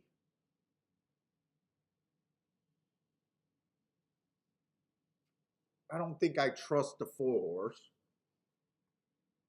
Ran against the bias 2 races ago, comes to win, but still hasn't ran a good enough race to beat these. Was the slowest winner when he won. I just don't trust him. I'm not saying he can't win. I don't trust him. Let's see. 5.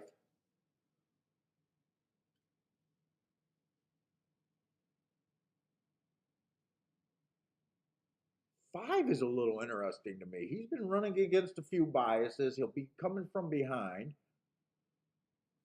5's a little interesting to me, but I really got to see who the 6 is.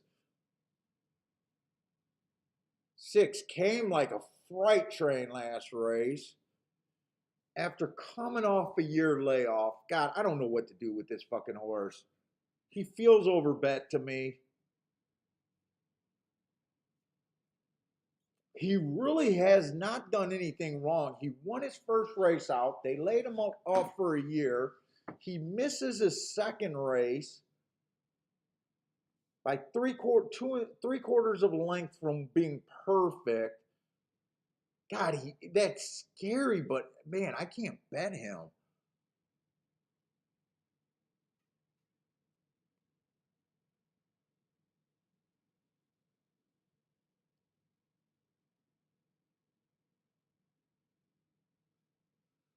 Dude, if I can ignore him, all I want to do is box a 1-2-5.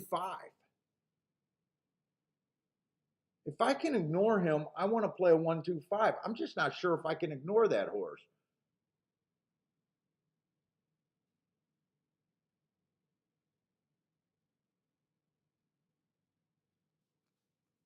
think I'm gonna do it. I think I'm gonna just do it.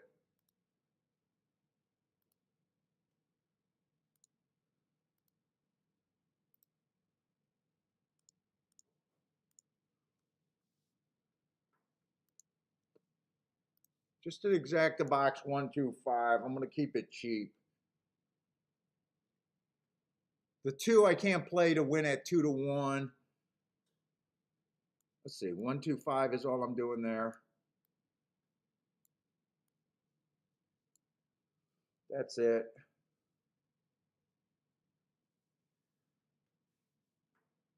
Sean likes the 4-5 over there at Aqueduct. Chester got a Tampa box 167. Mizzou man, what's up, Mizzou man? Am I in the right race?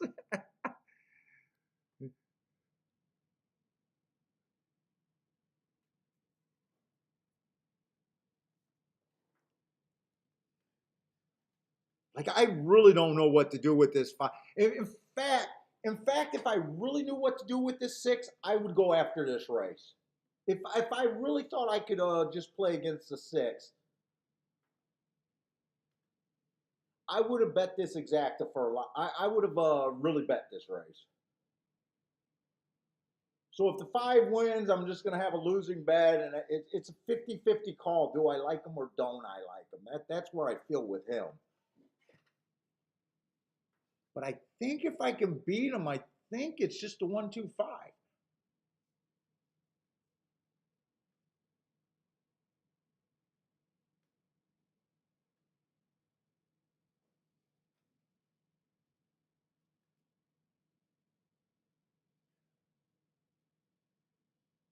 You're most likely that I think the 2 will win of that group, especially if he's on the front end. If 2 comes out as a closer, I don't know how to take him as a closer.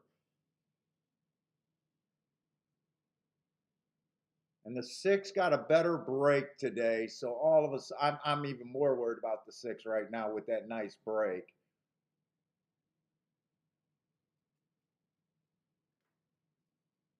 Two was the fastest early. That's kind of what I thought would happen with the 2. As long as he didn't decide to be a closer, I really wanted him to at least be the fastest horse early. Can we get this 6 out of here? I think I got a shot here. Oh, I'm gonna have to go pee. Might as well go do that now.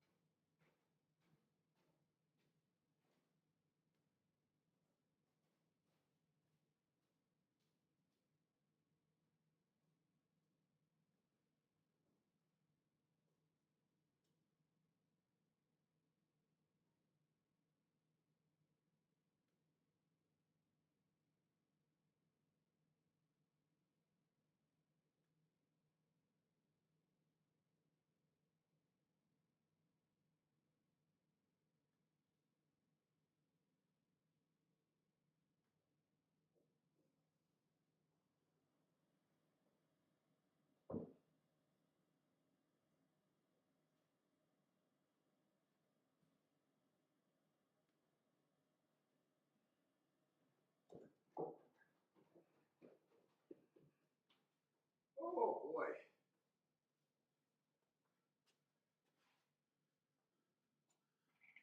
Oh, did that work out for me?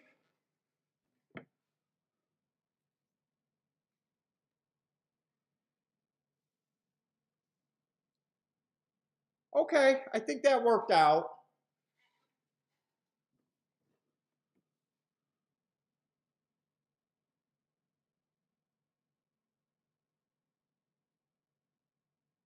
Two had the lead all the time. Looks like the 1 might have ran him down. Who got third there?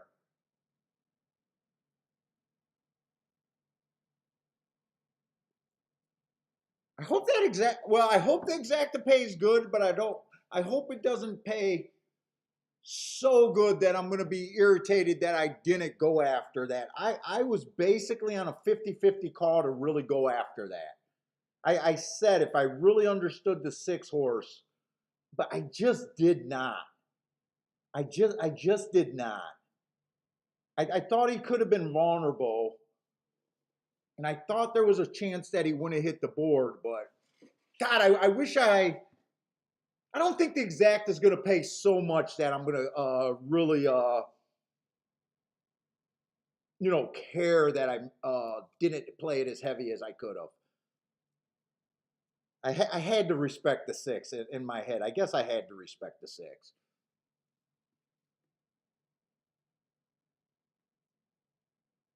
Oh, it came in 125. So okay. I feel like our handicapping okay today. Pretty good today. Ed says we could have had to try. Oh, it only paid okay. If it only paid $24 for two, I couldn't have usually I check those payouts. Usually I check those payouts, and if I would have seen those payouts, I don't even think I would have played. Because if it came in two, oh no, I would not have played if I had enough time to check the payouts. Because it's saying the 2-1 would have paid $10, the 1-2 would have paid 12, the 2-5 is only 17, and the 1-5 was 30, and 5-1 was 44. Yeah, yeah. You know what? It's a winning bet, but it's not a bet that I would have made if I would have had time to check them. The daily double is what I wish I would have looked at. But yeah, I thought that was going to pay more. So what the hell were they paying the freaking six into the exactas? 9 and 6. Well, they were hammering the six in the exactas. How could you hammer every combination? Oh, the board just flipped. All right. I mean, I made a bet that I wouldn't have recommended other people to make.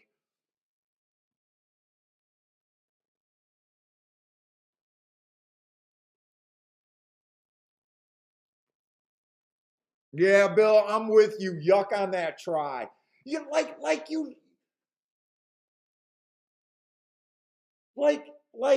you guys seen me handicap that race and seen how much problems and being scared of the six horse.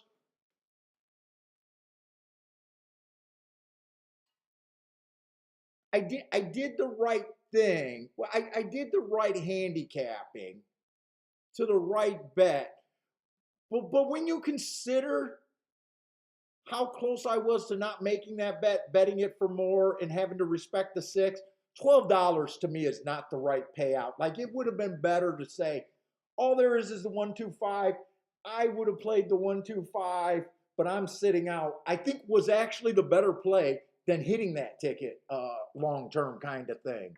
I know that's a weird thing to say, especially if you're watching me for the first time. But that's not really a bet that's going to do much for long term success. There, I guess is what I'm saying there. Handicapping, the decision making, all of that was good, but sometimes you're not getting enough of a paycheck to be worth the risk. So I bet that for $60 to get 120.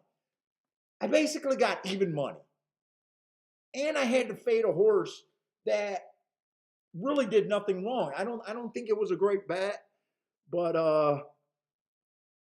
you know, take it for what it is. I don't think it was a good long term play.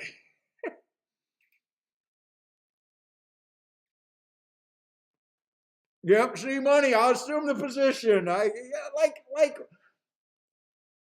try to be like super responsible for like the new players, and I know what's bad long term. I know hitting that bet long term is a bad proposition. Yeah, it can win. It can win today. It won today, but long term, I don't want my betting portfolio to be made up of that kind of a decision too often. In fact, it would have been better to throw out the two and just bet the 1 and the 5 in the Dutch. Did the one stay at 4-1? If the one stayed at 4-1, it would have been a better winning proposition.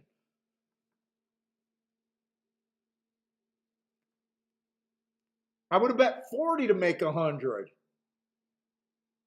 Technically a little bit better. Let's see, we got a dirt race and I'm spending too much time bullshitting.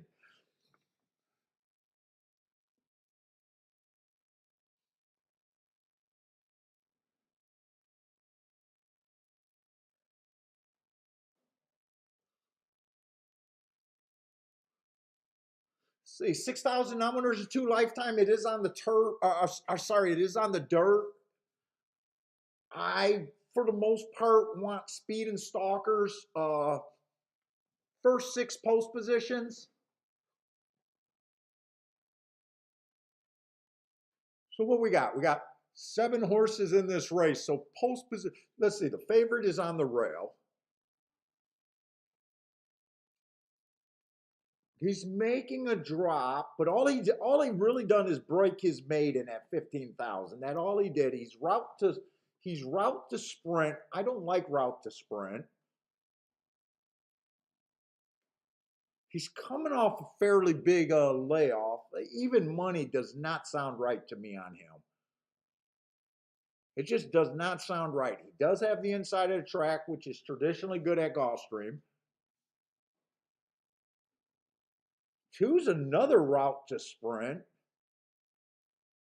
I got him running against an inside bias 2 races ago, so I got the excuse. But other than that, last race was a 1 race sample. Can't really mark that up. He's making a pretty good drop, and he's also broke his maiden and maiden special weight. Maiden special weight, well, he broke his maiden at a minor track. I was going to say maiden special weight to 6,000 usually never makes sense, but that was at a D-level track. So this might not be that big a deal. Like if he broke his maiden special weight at Gulfstream, it's out of line for him to be at 6,000 after 2 races. They're loading in the gate, so I'm really not going to have time with this race. 3 horse got a couple decent marks. Like that race 4 races back. Let's see. Anyone else got 4 horse definitely got some interesting marks. I'm just gonna watch this race. They're 80% in the gate. There's no reason for me to rush here.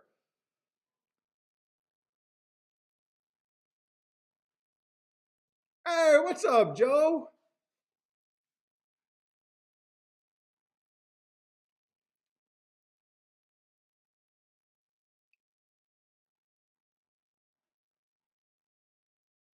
Oh my God, that tinkling of the sump pump. I can't wait until it stops raining around here. I can't sit in this basement listening to that sump pump all day.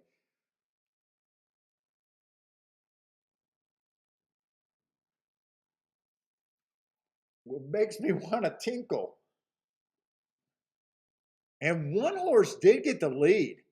1 horse did get the lead, huh? 22-3. He's going pretty solid.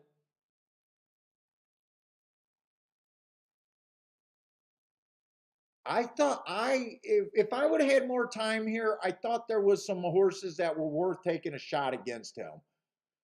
Right now, I'm pretty happy. Let's see, the 2's actually making a. They look threatening, but right now, I think I'm just happy that I'm out the race.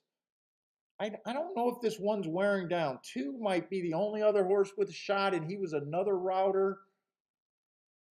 It is inside.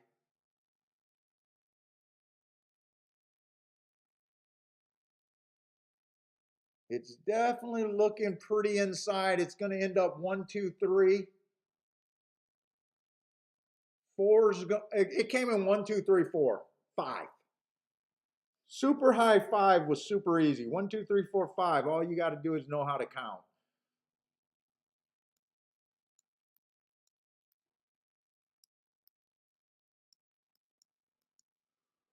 Let's see.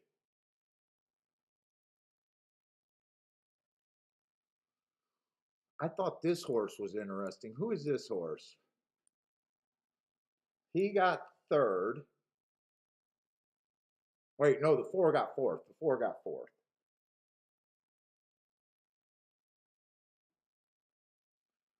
I thought the 3 looked a little bit interesting.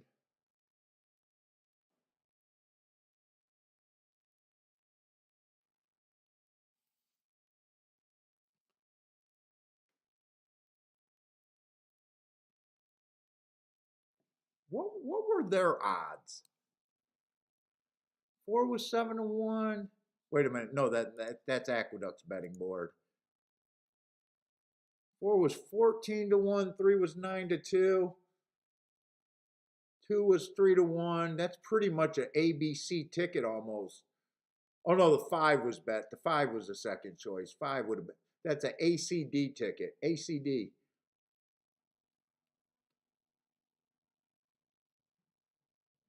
So that race did not end up to be a very good betting race. I don't think that exacta could have paid anything.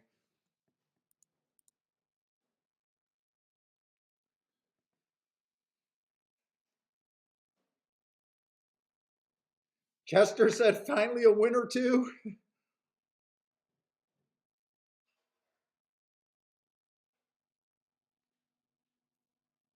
Kiki, I'm cashing $12 exactas today.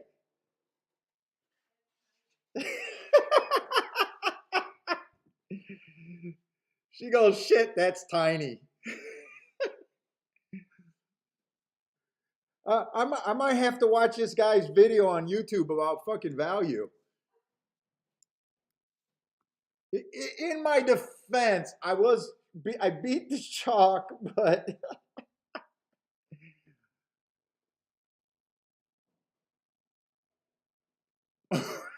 I did. And yesterday I called a $13 double. No, I did start out with a 5-1. I knew what I was getting into there. All right, we got the third race at Aqueduct. I think we're handicapping okay. So far at Gulfstream, in my opinion, they're, you know, yeah, we could see all the results, but none of them were really worth taking at Gulfstream. Aqueduct, missed opportunity in the first race, hit a dinky little exact in the second race. Did I play a race at Gulfstream? I don't even think I played a race. Did I only play one race or did I play 2 races today? I did. I tried to play the first race, so I played 2 races today. Okay. All right. Oh no, I played 3 races that way. I did a small win bet there. That's right. I played 3 races today. Okay. 3 races today. Out of 6 possible or out of 5 possibilities so far.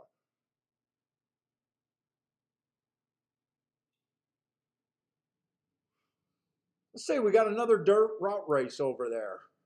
$10,000 claimer. Ooh, at Aqueduct. Okay. Ooh, we got cheaper horses today. I like that. Cheaper than yesterday.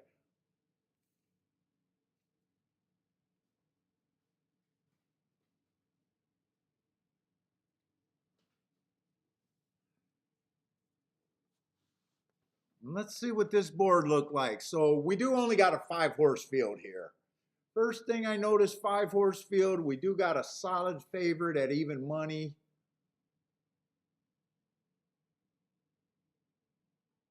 The only juicy looking horse looks like the 4 at 8-1, but let's see what we got here. Let's see, the 1-horse 3 races go, bad rail, early pressing day. Oh wow, he won what I would say going against the bias right there. I always give horses extra credit when I think they won going against the bias. I thought that it was an early pressing day that day, and he actually closed. He was probably the only closer of the day. And when I did the charts and everything, I felt like it was an early pressing day overall. But I do give horses extra credit when I think they won against the bias. He comes back again. It was an early pressing day. He was a closer. I like that asterisk again. But usually I think this track is not favoring closers. He does look like a deep closer. But I do have to respect his last race to me is bad. I don't really have a note or anything that says why that race was so bad.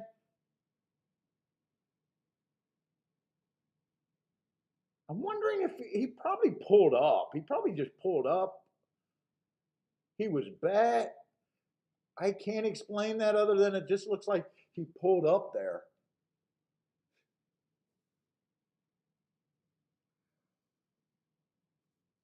Let's see, this is a 2. I don't know why I keep covering the damn numbers and then I got to move this shit around.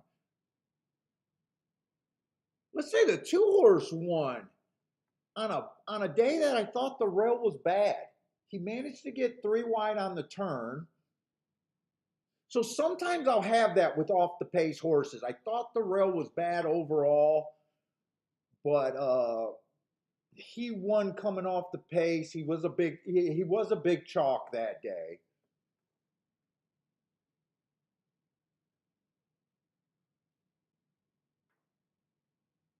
And then his next race out, he did step up in class. It was early pressing day. I gave him an asterisk.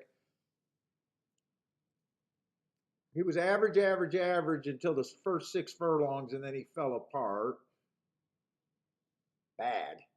Wow, they really fall apart bad over there at Aqueduct. It seems like they pull them up or something.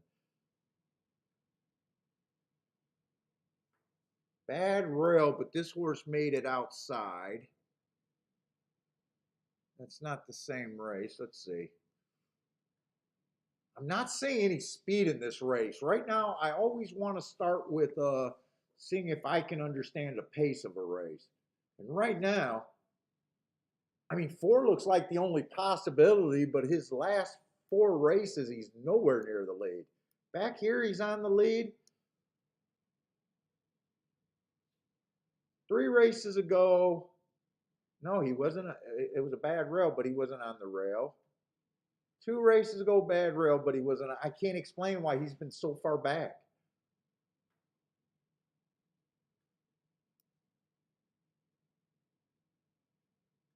Let's see. I still don't know who gets the lead. Let's see. 5 doesn't want the lead. Who the hell gets the lead here? I always say when you can't figure out who gets the lead, you probably don't understand a race. I'm guessing the 2. I'm guessing the 2, even though he's never been on the lead. Oh, man. He's never been on the lead. There's no horse in this race that has ever been on the lead. Well, actually, that's not true. The 4 horse has been on the lead before and went wire to wire. But man, I don't trust.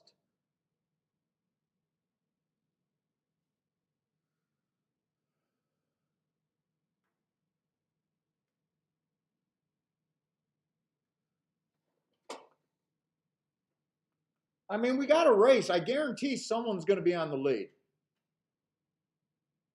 Someone's going to be on the lead. But I don't trust. I'd say it's probably going to be the 4 or the 2.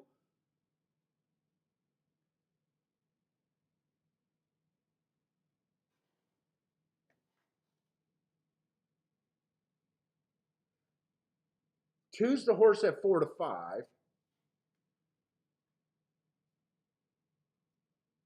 4's a nice price. 4's tempting. 4's the only horse that's kind of tempting me. But I can't trust him to do the right thing. Let's see, he had the lead at Finger Lakes. Oh, that might be the difference. He was able to get the lead and be close to the pace at Finger Lakes, but as soon as he comes to Aqueduct, this horse needs a fucking binoculars to see the front runners. Finger Lakes is definitely a step up to Aqueduct. I don't think I want nothing to do with this race.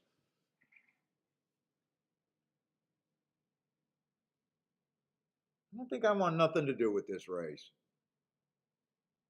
Jay says 2 can get the lead if he wants. Yeah, but when I was thinking that too, Jay. But soon as I looked at the board, two's at 4 to 5. I definitely don't like that scenario. If he gets the lead and goes wire to wire, right? What am I going to do with 4 to 5? Kind of deal. Yeah, yeah, he might get the lead. I can definitely see it. But to take 4 to 5 on a horse that's technically never been on the well, actually, he was close here. I mean, he was second by a K hair. But then you're like weighing the value with what you see could happen. Like I could see him getting the lead. I could see him going wire to wire. But then the 4 to 5 is enough to make me say, nah, I don't want anything to do with that scenario. Four is the only scenario where a horse could get the lead and it's a price that you want, kind of deal. I think I sit out of this race. Mizzou Man says he doesn't see. So Mizzou Man doesn't see how the two can't win or how the two doesn't win. Are you willing to take 3 to 5? I guess that's the next question on that comment. Hey, what's up, Mark? Is that Mark from On the Wrong Lead? I'm pretty sure that's Mark from On the Wrong Lead. Yeah, to me, there's much better spots than a race that you don't understand.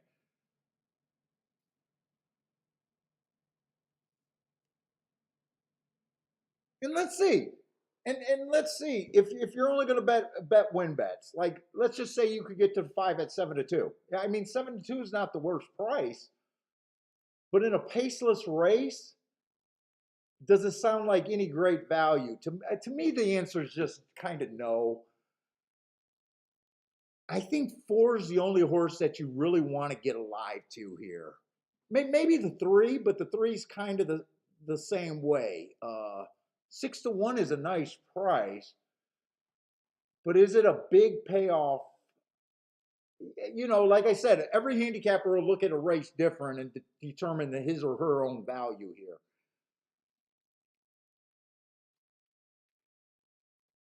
Oh, so we got PDT and Mark in the house. Hey, Mark, you can laugh your ass off as I try to struggle with probably one of your main tracks, right? I know you're a big New York guy. I don't know how interested you are in Aqueduct, but I do know that you follow the New York circuit.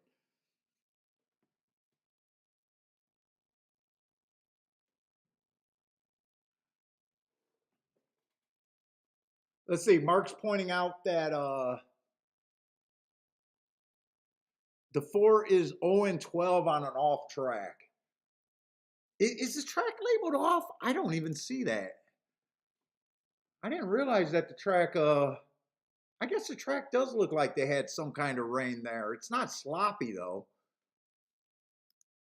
What is the track even listed over there? It must be kind of off because I know Mark follows New York.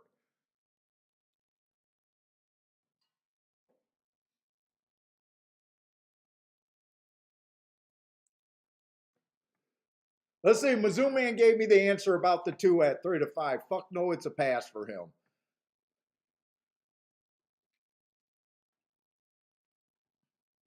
Oh, it is muddy and sealed. Muddy and sealed.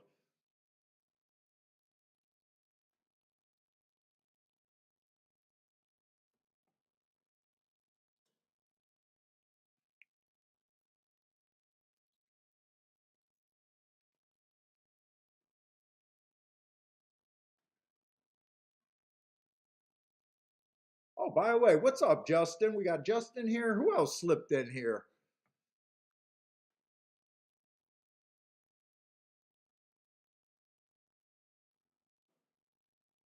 Hey, Mark. The real question is, who would Cherry Drink be on? Who is Cherry Drink Speed Horse in this race? That's the real question.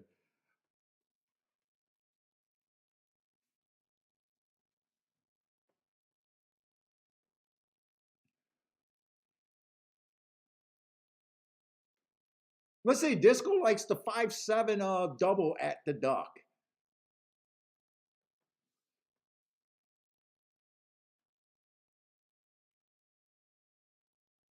I do like that the 5 ran on a bad rail last race. I definitely see some upside there.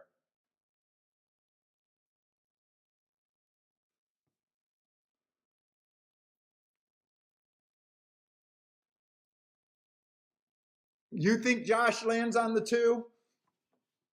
But Josh is smart enough not to go too crazy with 3 to 5s though, right? You can't be throwing him under the bus. I think he avoids 3 to 5 because I didn't look at the exact as if the 2-1.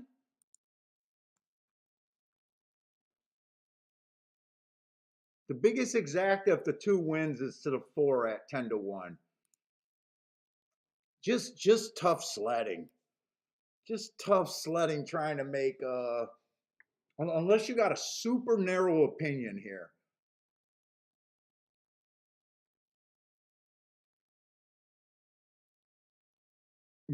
He would bet 1,000 on the 2.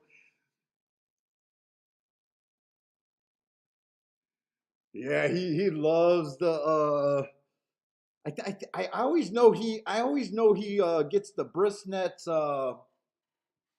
what's the Brisnets advance forms, and he always looks at the breakdown at the bottom of the races. Let's see who has the fastest early pace.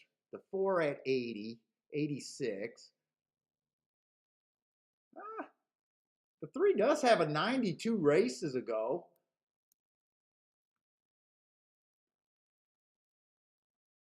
Two has a 104.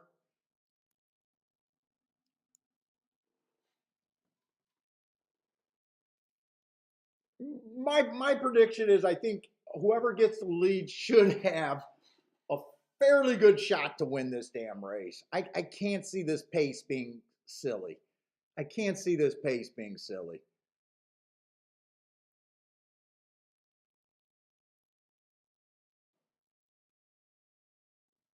Chester, does that mean you just hit your 19 to 1 at Tampa? Was that you? Let's see. How did they do there? Let's see. They got an S horse, they got a P horse, a P5. So 3 might be the what did they rank the 4? An EP1 and an S. Let's see who ends up getting the lead there. I can't even tell. Is that the 4 and the 2? That's the 4 and the 2. I think if 4 had the chance, he had to really. This either has to be a really slow pace, or he would have needed to outbreak that 2 by more. 2 to 5 on the 2.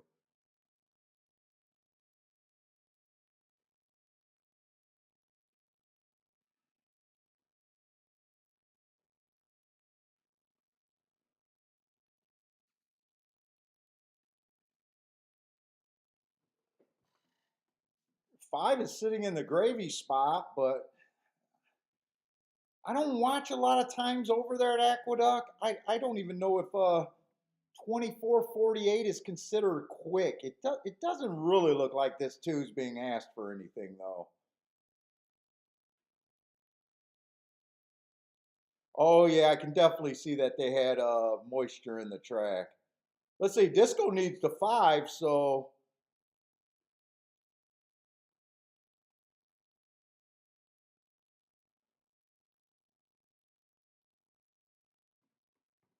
5-2, maybe 3 gets third. 5-2-3.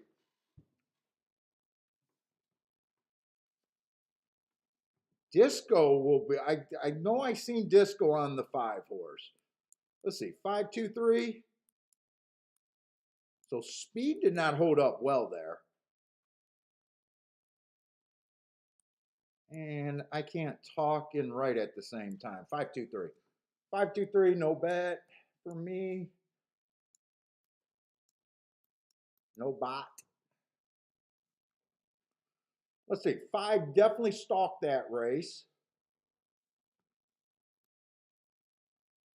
And I think the 1 stalked the race before, but that at a route? That was at a route. I think the 1 stalked, he might have, did he close? I'm just gonna have him bordering the line. I'm not sure on that. I'm gonna try to check the results.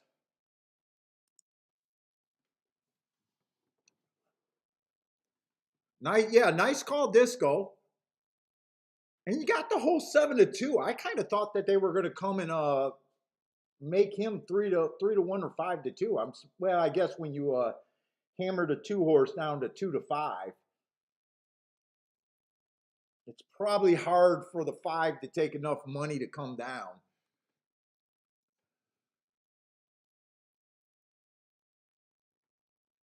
Let's see, Stephen Marshall's keeping it hot at Aqueduct.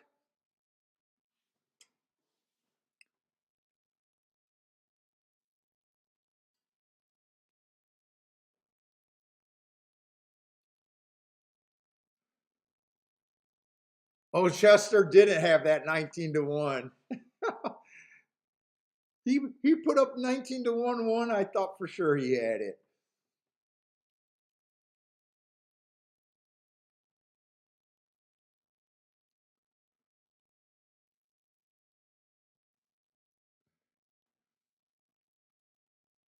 All right, we got the 4th race at Gulfstream, and what we got? We got another Tapeta Sprint. I'm just looking for speed and stalkers. I really don't have a post advantage there. And actually, I like the Tapeta routes way more than I like the Tapeta sprints. Oh, you're not hot, Steven? You're lukewarm? What's up, 313? Hopefully we'll find something.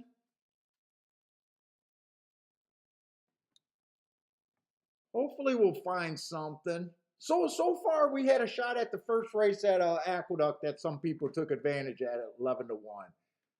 That was the only price that we've seen today. Hey, what's up, Brian? Is that Brian from On the Wrong Lead too? What are you guys watching because we got Aqueduct on?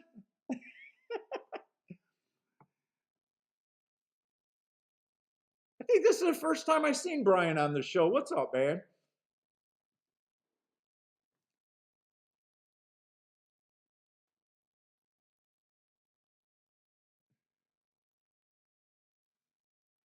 Let's see. Disco, I think, is just going to be alive to the 7 next race at Aqueduct. So good luck over there. Yes, sir. What's up? I met Brian in Chicago, but Brian was busy concentrating. I think he was in the same tournament that I was, but I didn't realize he was in the tournament because Cherry said that no one was in the tournament.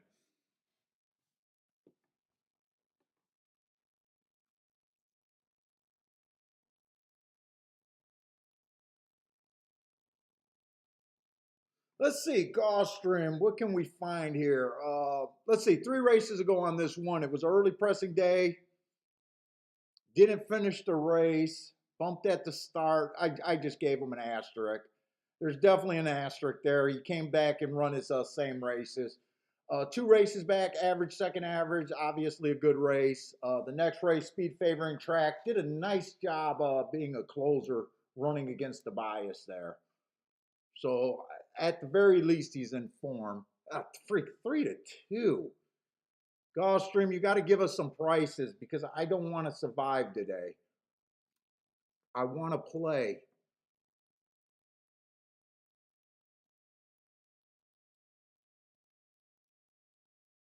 Let's see the 2's making crazy class drops. These starter allowance races, you always want to really respect the starter allowance races. They're big drops. I always double the claiming price on them. So I'm looking at him like he's at least dropping from like $32,000 claimers going to 10,000. He was at 12,000 before.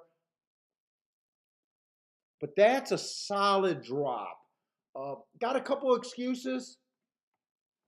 Hasn't been showing his good stalking, but that could have just been the makeup of those races. I'm not going to have time to look up on my old forms what kind of race, what kind of horses were filling those starter allowance races.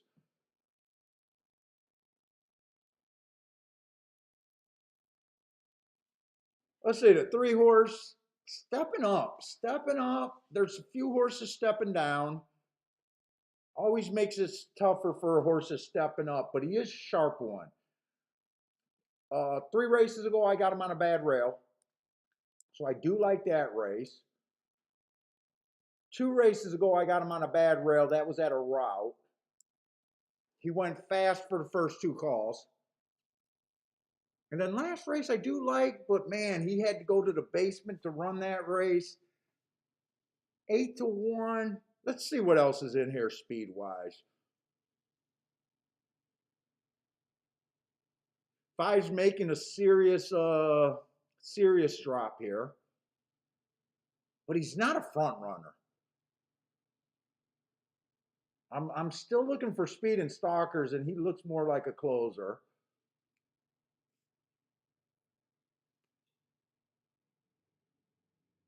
Seven's been fast his 2 races ago while winning at 8,000 though.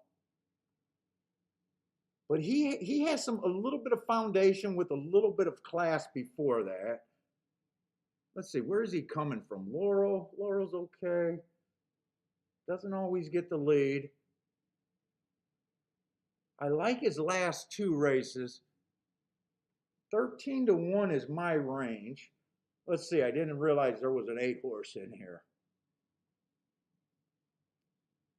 8 horse is probably the best speed horse.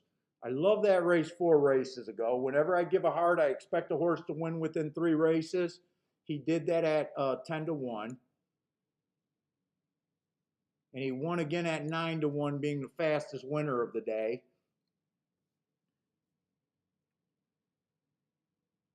But he's 2-1. He's 2-1. Is there something I can do here?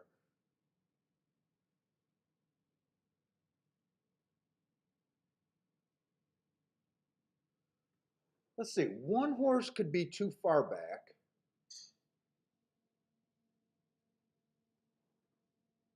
Fuck, I don't know what to do with the 2 horse. 2 is the horse that I don't know what to do with.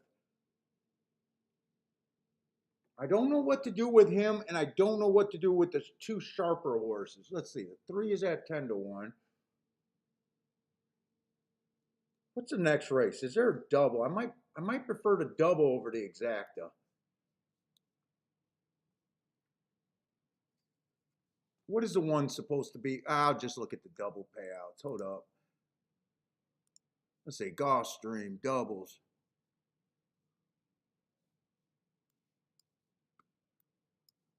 To the 1 horse. Holy, 8-1 is what is this one supposed to be next race? Wait a minute.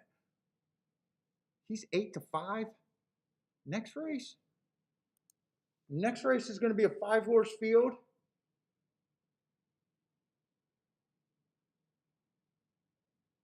He is at 12,000 stepping up, but he's in sharp form. They're going a mile also.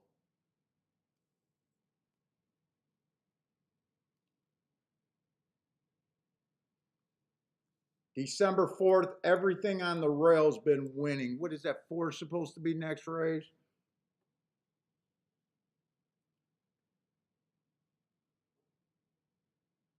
Oh shit, this is a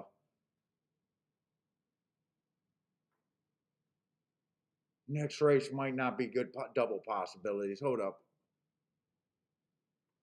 Oh shit, the 8 horse is Earth. Earth owns me nothing in this lifetime. We absolutely love Earth on this show.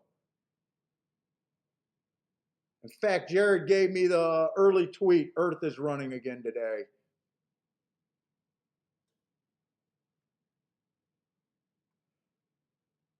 Fuck, I want to do something.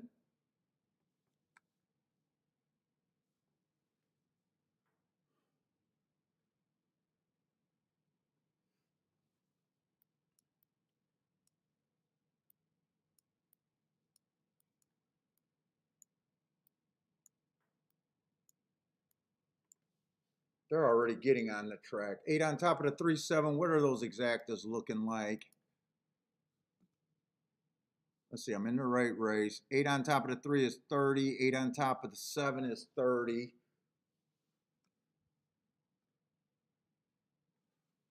I think all I can do is a smaller bet here. I don't think it's worth that much.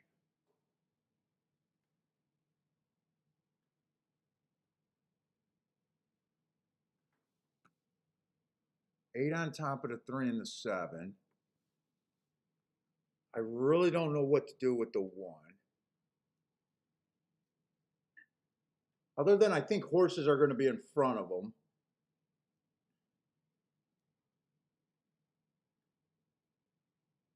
Five is dropping.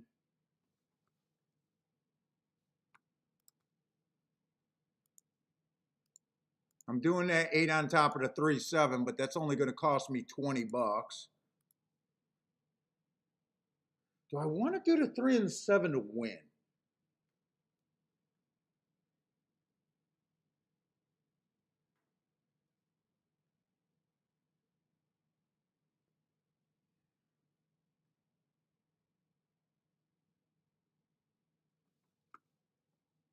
Dude, I think I want to do the 3 and the 7 to win if I can get that in. I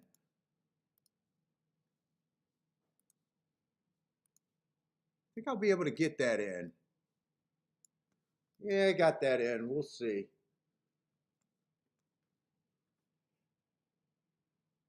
Eight on top of the 3-7, and then I did a 3 and a 7 to win, but I had to play this in a playback category. I got to respect the big droppers here, even though I don't like their running style. I'm having a hard time that the 3 or the 7 could outbreak Earth. I'm having a hard time believing that. Maybe I should have just bet the $20, 8 on top of the 3-7, and that was it instead of the win bet. But they are off.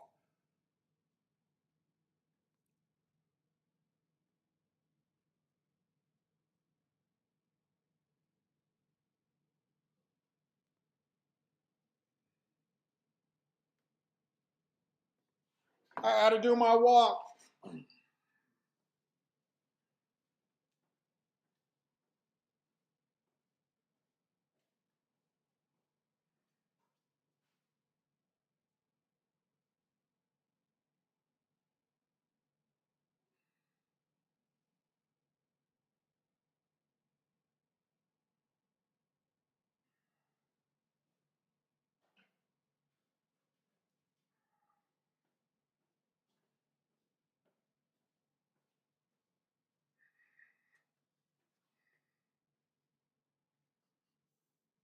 Yeah.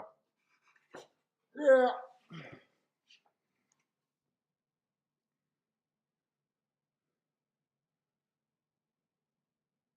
Came in 1-2.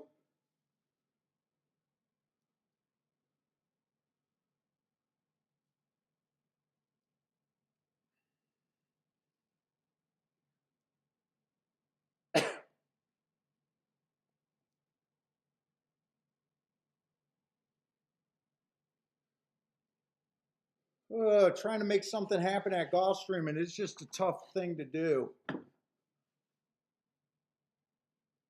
Yeah, fuck, but Earth owes me nothing. Earth owes me nothing.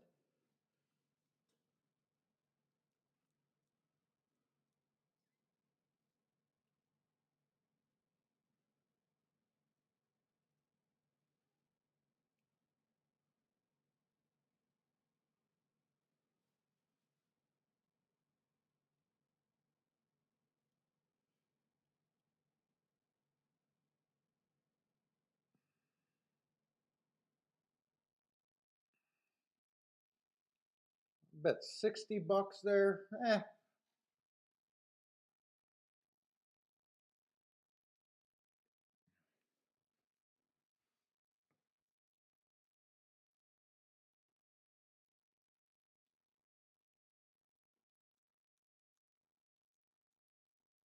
Let's see. Trying to beat that one horse.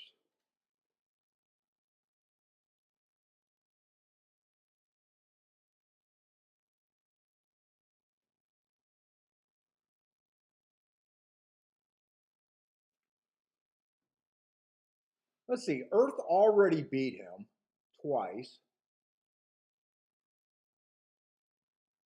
So I got no problem trying to beat the one horse. I knew to play that as a minimum bet. I knew that I couldn't go heavy just because the two horse was in the race.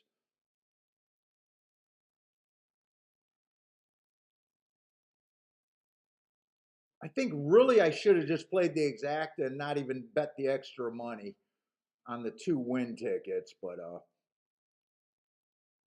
Earth beat this horse twice.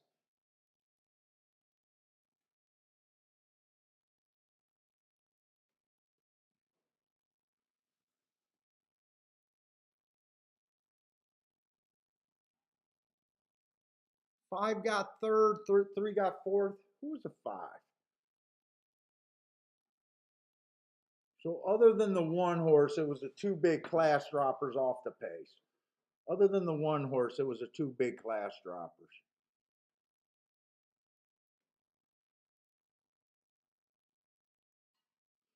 Yeah, we'll see. I don't think that race is going to come back and bite me, but we'll see. Grinding.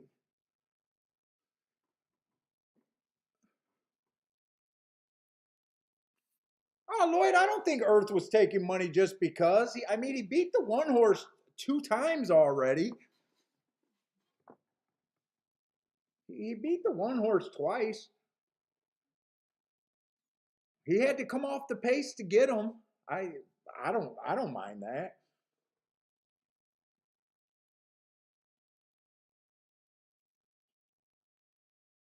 Let's say Aqueduct is a race that I'm not probably not going to be interested in unless they make some crazy mistakes betting. Too many first time starters for me.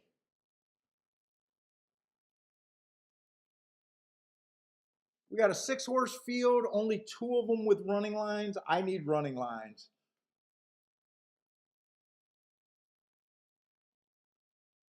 And I don't mind the running lines on the seven, but it's just where the danger's at.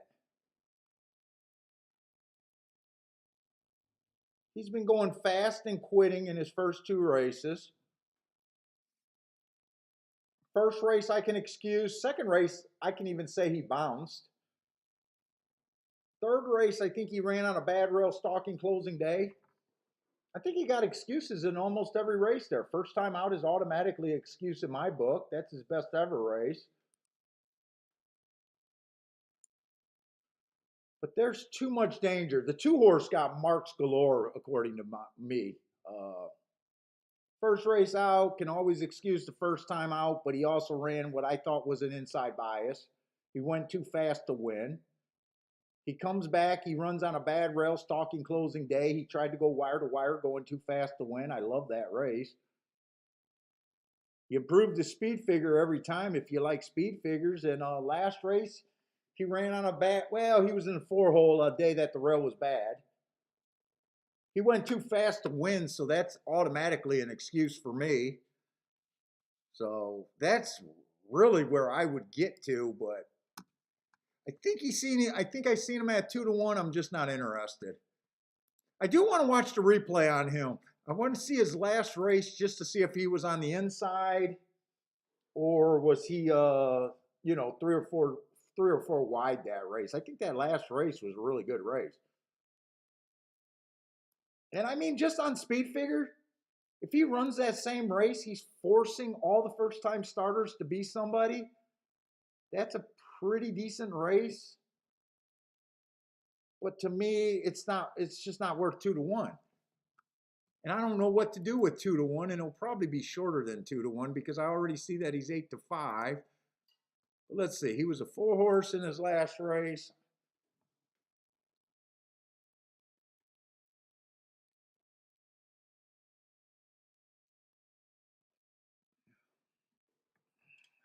Oh,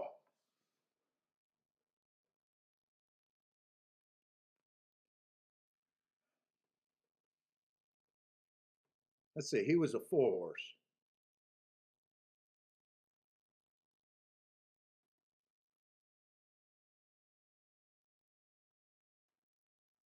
And he's on the rail. He looks like he's on the rail to me on the backstretch. I'm going to have to watch this head on.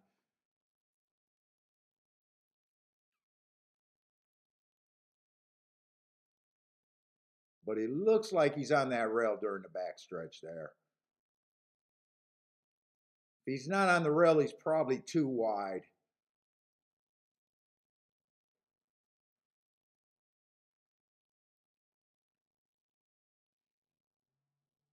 It looks like he was on the rail for the turn. The 6 horse, who was also a price, is going to run him down.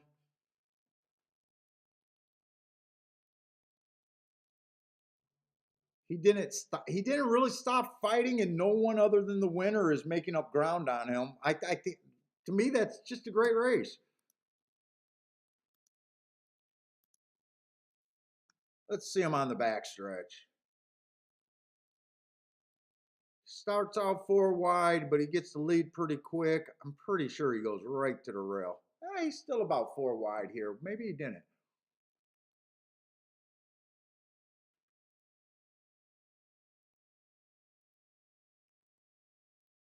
Oh, he goes to the rail.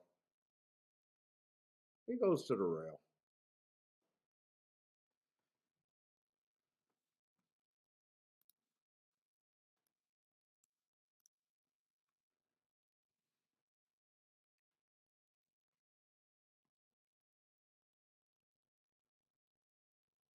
Mac and Company, Mac, we're going to blame you on bringing the chalks in. Yesterday, Gulfstream was good. What? We had an 8-1 and a 6-1, I think they were. Ran first and third on a couple exactas that were huge. Ugh. Yesterday felt like a losing day. I ended up only losing like 30, $40 yesterday. When I looked at the count, I was surprised that I cashed $460 worth of tickets on those bets. I needed to hit one of those exactas.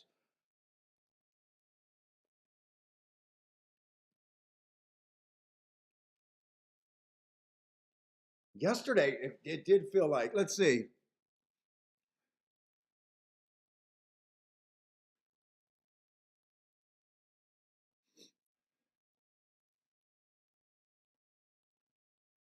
What's up, Case? Jared doing something right, Penthouse Suite?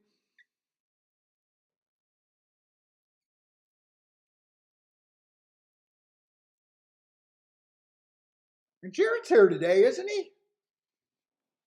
I know he sent me an email, or not an email, a text today talking about, I knew he knew the Earth was running. I was like, I responded, I said, what did I say? Don't send me his name or something like that. I hate knowing horses' names.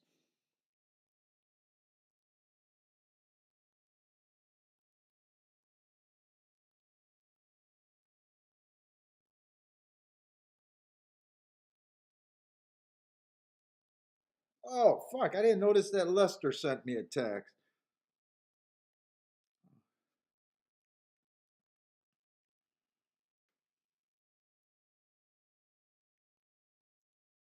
Lester, if you're listening, I just seen that. I didn't see that you texted me earlier.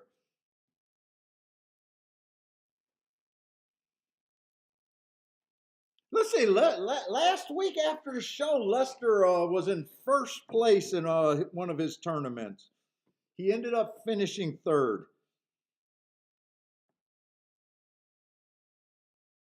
I think that was at he was playing Fairgrounds, and I think that was at Kentucky Downs. He was in a tournament.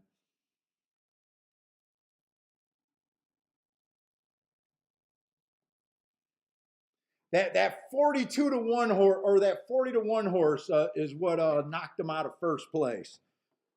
He had 2 races to go.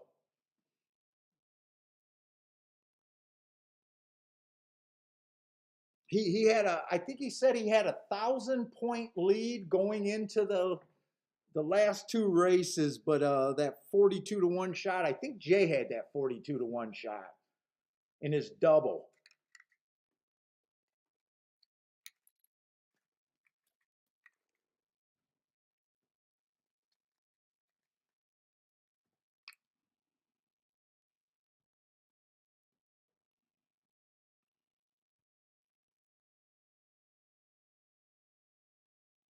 No, no, no.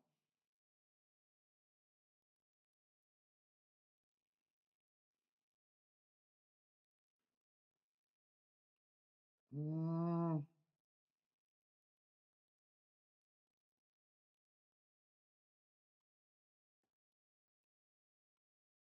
shit, I don't know his email. What is his email? Let me send him this.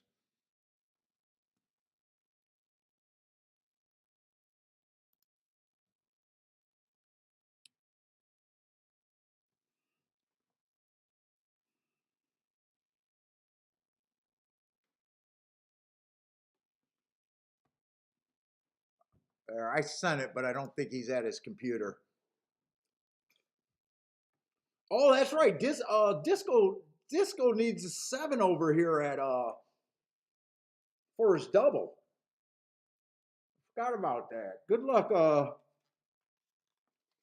over there. That double got to be pretty fucking solid, right?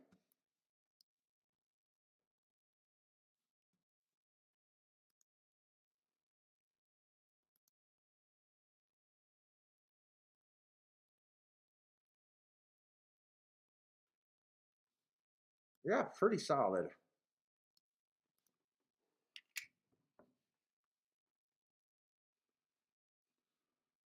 Let's see. Might as well start looking at Gulfstream because I got nothing over here at the only two horses I'm interested in watching are the only two horses that ran, the 7 and the 2 over there.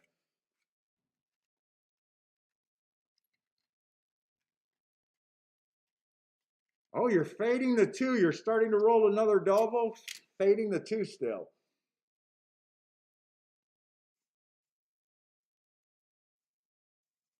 What's up, Greer?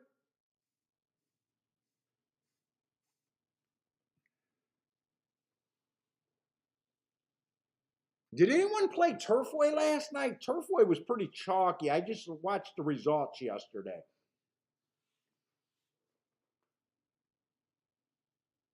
I don't know if I'm going to play another day at Turfway today. I think I only played it 3 days so far this meet and made about a little over 3 grand.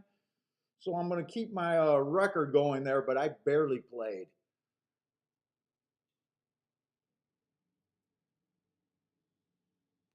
And really, it was based on 2 of the 3 days.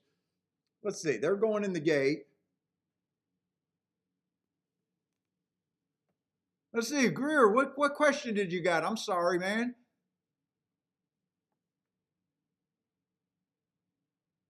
All I see is shake up in here. What was the question there?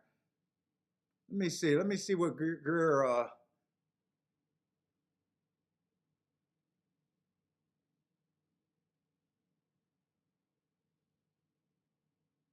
Hey Greer, if you had another question, man, throw it up there. I'm not going to be able to go back in the chat and find it. My eyes get wonky. Oh, Cherry almost had did that late pick 4 pay anything? I think the last 2 races were, I don't know, like 3-1 range, I thought.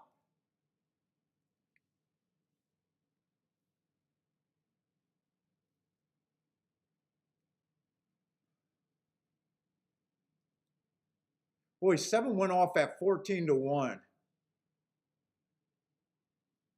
I stopped looking at it. I knew the 2 was down to 7-5. I think those are the main 2 horses in the race, though.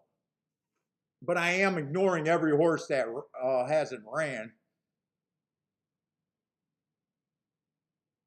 Come on, keep this 7 going.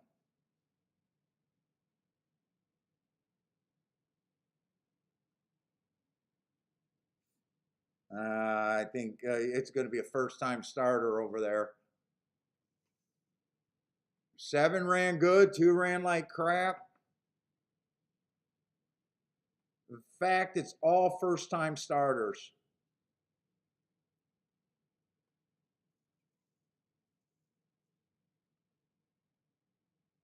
Oh, there was a. Oh, you know what? Maybe I looked at the results before all the charts were made. There was a bomb in the final.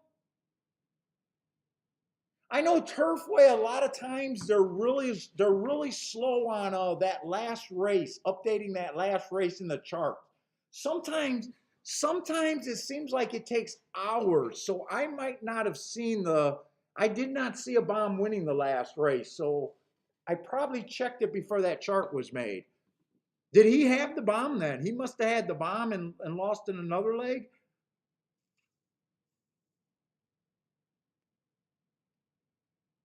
Yeah, because when I looked at it, I didn't see any bombs that day.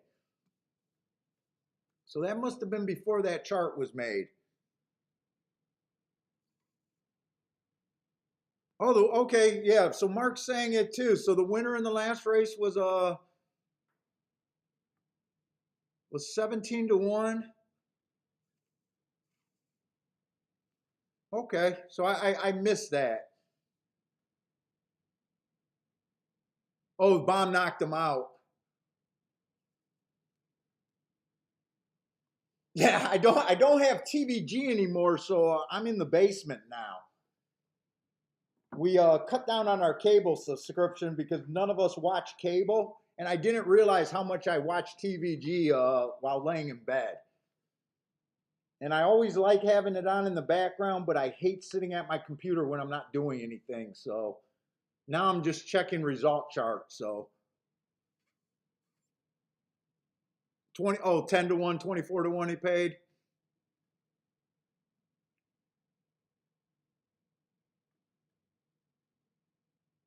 Let's see, we do have another dirt race at Gulfstream. I'm always interested in the inside.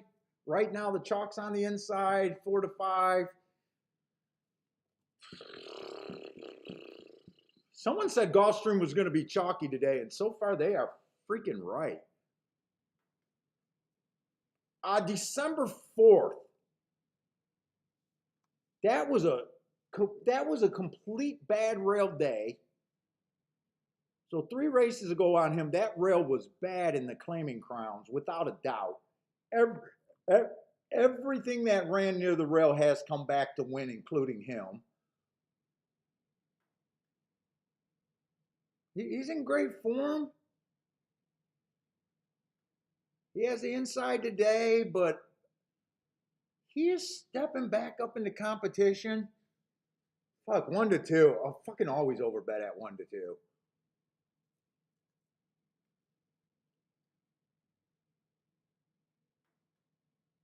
But I kind of glanced at this race and I had a feeling that I couldn't play doubles.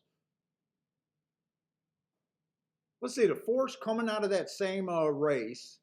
Well, I don't know if it's the same race, but December 4th on the rail. Was that the same race? That was the 9th race.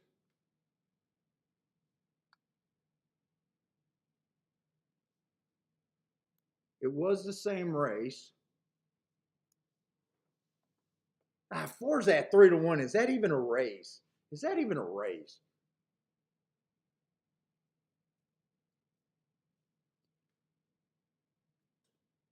I could get to the 4 though. And I thought there was some monsters on the outside here. December 4th, he was in the 6 hole. So he did not was not hindered.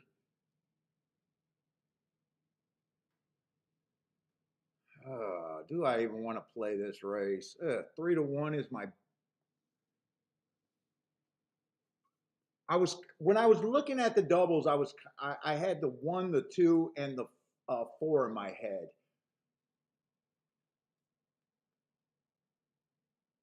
Three looks a little cheap in my book here. He's in good form. I just feels like he's cheap. Cheap horses in good forms can still step up and win, but a lot of times I'm still playing against them. 5-1 does not sound right to me on him.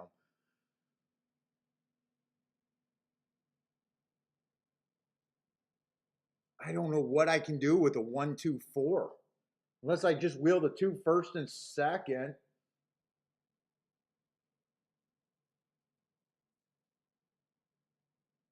I wouldn't mind looking up that February 9th race at Gulfstream though. That was a starter allowance 25. I just want to see what type of horses were in that race.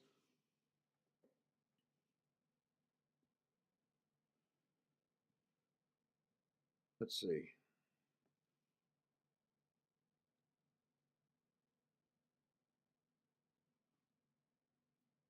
February 9th. Hopefully I can find that. Ah, shit.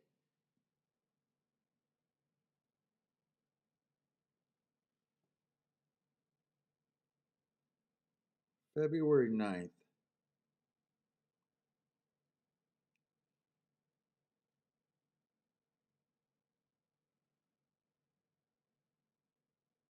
God damn it. I don't know how I lose these. Let me try to do a word search.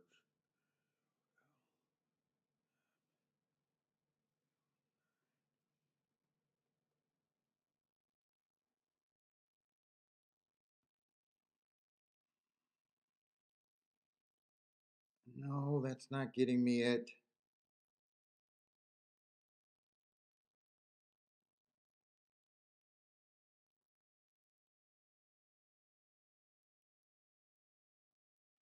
Fuck. How do I not have that form?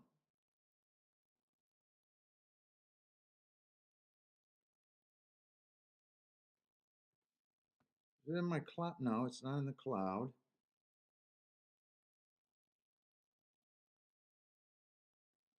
Dude, I'm gonna have to find all my old forms.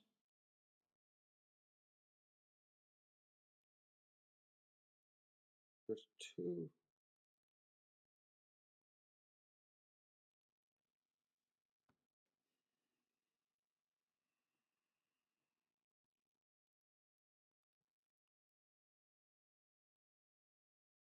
No, I don't have it anymore. Let me check those exactas. That's the only thing I can do here. Will the two first and second? Let's see. Go to Aqueduct or go to Gulfstream. Gulfstream.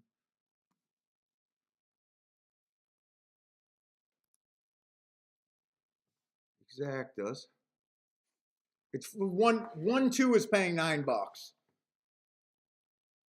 Can't even do that. 2-1 is paying 18. So basically that's a win bet on the two.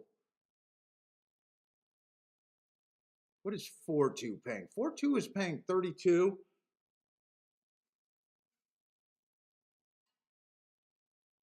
2-4 is paying 35.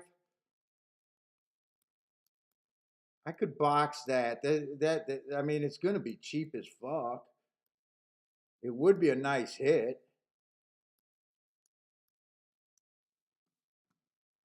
I'm barely doing anything today.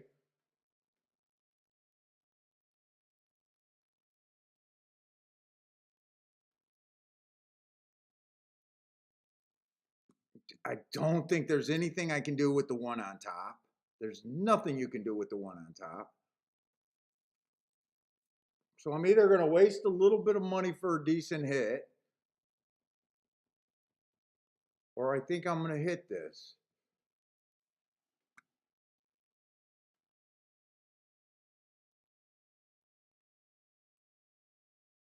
It's the only place I can go.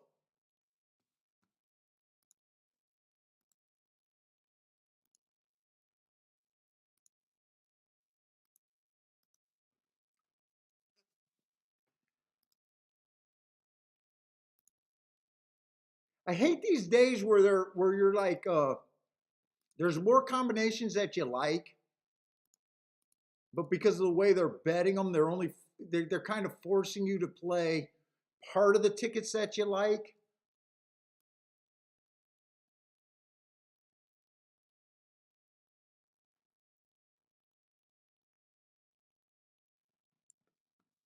I hate days like this.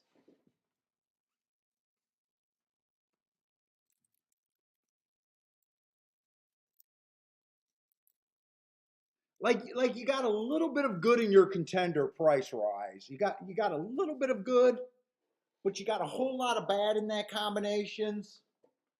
where you think the bad can win, but you're willing to play the little bit of good, so you're making smaller bets.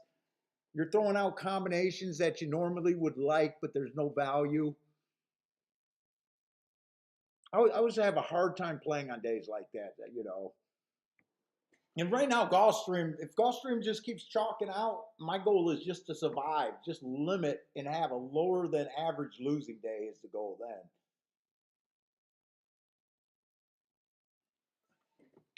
I was really hoping to have a big Gulfstream day today so I didn't even have to look at racing tomorrow. I'm really not into the big races tomorrow. Unless I think there's a big bias and it can affect something in the big stakes races, but the stakes races I normally don't even want to play.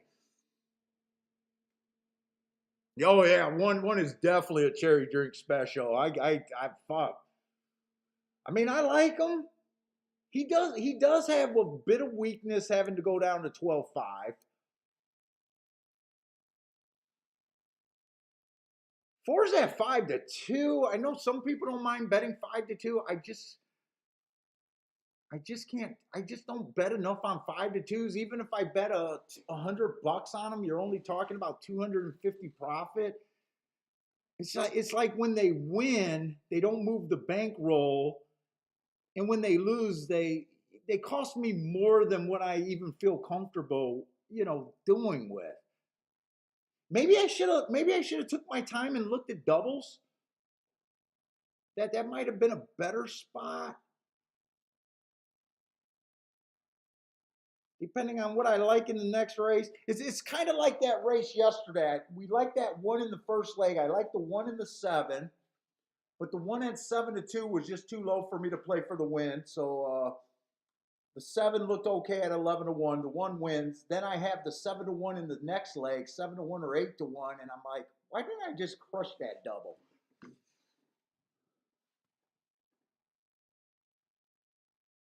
Charles is saying the rest of the card looks chalky. God, I don't want to hear that. I don't want to hear that. I need Gulfstream to give at least one good look today. And we got 10 races or 9 races. Come on, there's no excuses not to stiff a chalk. All you guys cry about stiffing. I'm pro stiffing. I think I'm the only guy in horse racing that goes publicly and says that he's pro stiffing.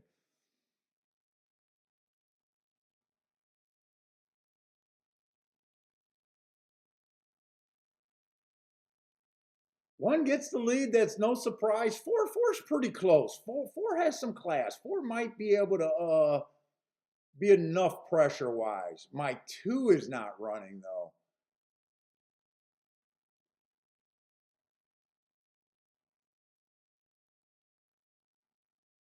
Let's see, 23 and 4. I mean, not the fastest fractions, not the slowest, just average fractions. Come on, 4, do the right thing. But I got nothing unless the 2 runs here. And I don't think the 2's running. Oh. Yeah, I could have bet the 4 to win, but I don't really do that. Oh, I thought 4 was gonna. I thought for sure 4 was gonna wear him down. My 2's coming. I had all the live horses. It's like I said. Oh no, 2 does not get third.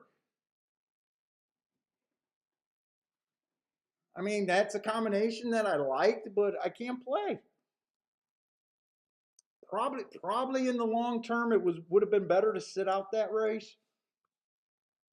Just trying to make shit happen on little bets. Chalk, chalk, AB. We can't get away from AB tickets over there at Gulfstream. I think every race over there has been AB so far today.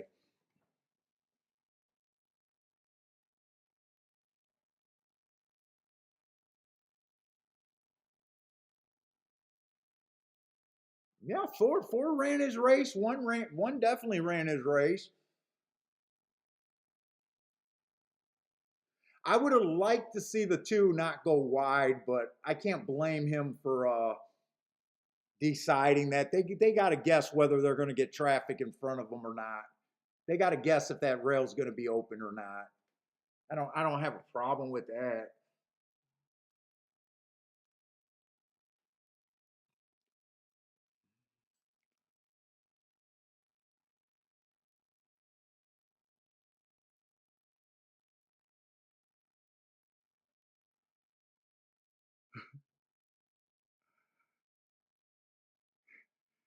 Dean got a 1, 2, 3, 4, 6 straight box.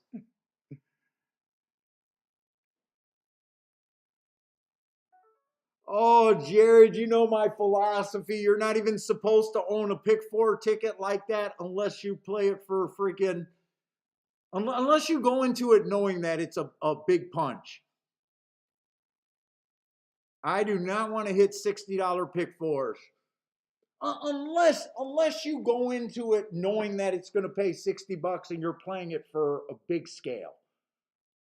I still don't like it, but at least that way's better. It's better.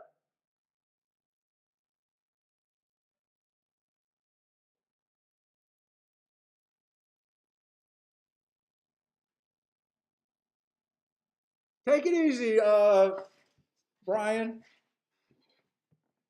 Good luck at Turfway, man. Hopefully Turfway is more exciting than Gulfstream's been so far.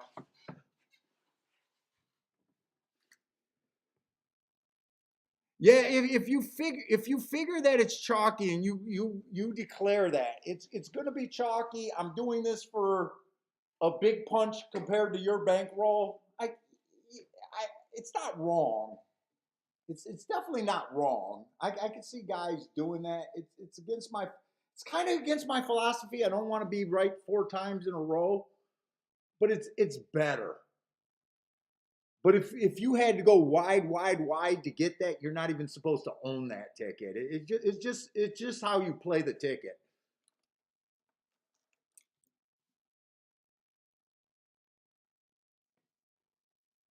Hey, Brian, Grandma is a freaking legend.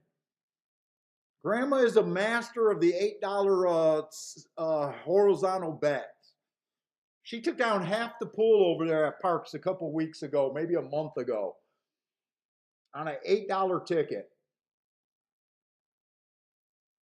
And last week at a freaking Turfway where that 17-1 started a pick four and that 40-1 shot ended the pick four, she was too wide in both of those legs and hit both of the big bombs.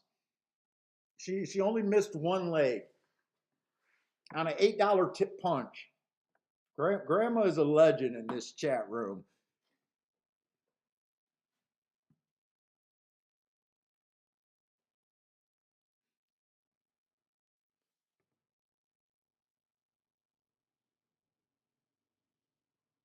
All right, come on. We can find something today. We got a lot of races.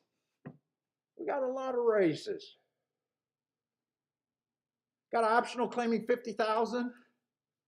Mile on the dirt at Aqueduct. 6-horse race with a 3 to 5 in it. Might as well start with the 3 to 5. Oh, good. Let's see. Minor stakes race. I bet Mark can tell me exactly what type of horses were in that stakes race. If it was a minor stakes, it just looks like a minor stakes race to me. But I know Mark is the guy that really knows his class and stakes race schedule over there in New York. I mean, it's 2 races ago. It was a bad rail day. He was in the 5-hole fastest winner of the day. Nothing's wrong with that race. I'm just spotting that a horse that ran with him that is in this race. So there might be some upside here. But my initial thoughts, let's see, the 1 horse doesn't look like much.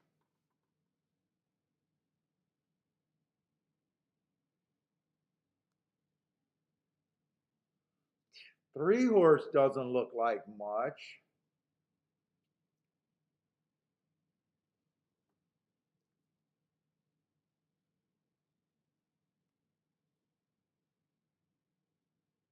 Really, all of these horses just broke their maiden, right? Just broke his maiden, and he won at 50,000. So I mean, he's not special. I don't think he's special.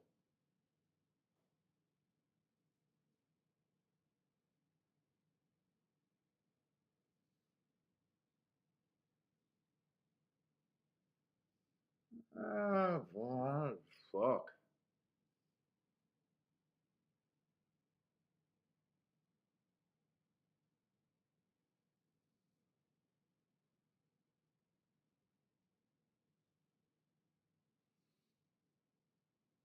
Mm-hmm.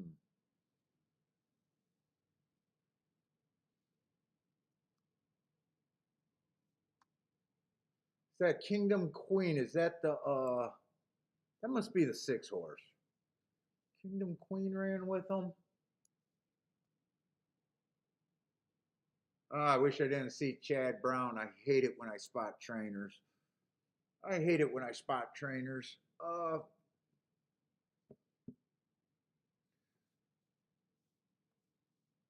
January 6th.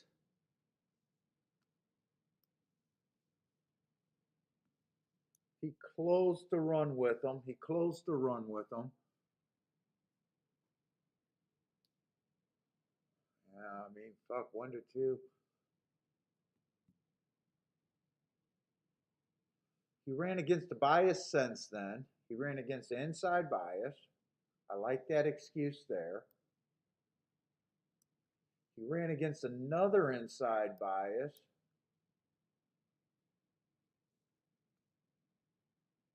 Then this race was a bad rail running style bias. He might have a little bit of upside here. 6 to 1.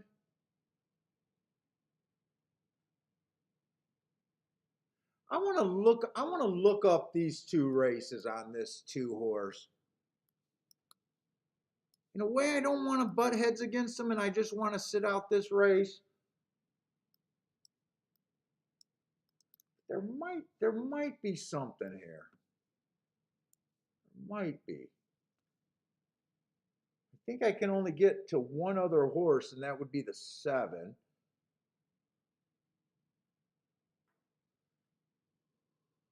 Let's see. I wanted to look up Kentucky.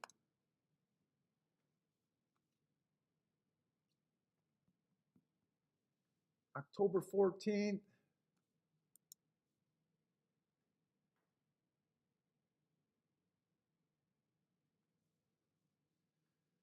Let's see. That was a stock. Wait a minute. No. That was an inside early pressing day. I would give him an asterisk for being on the outside.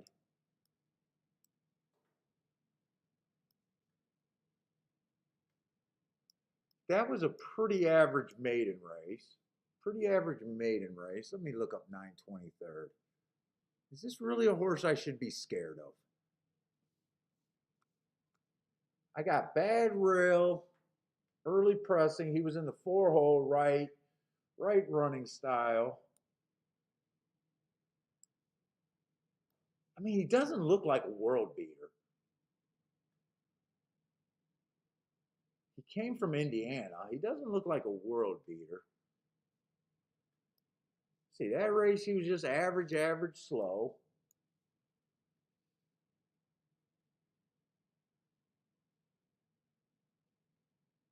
Dude, I think I want to look up this Tapeta race. Remember that Tapeta? If you show speed, let me look up that race. Could I do something with him? I feel like I'm reaching on him though. January 14th.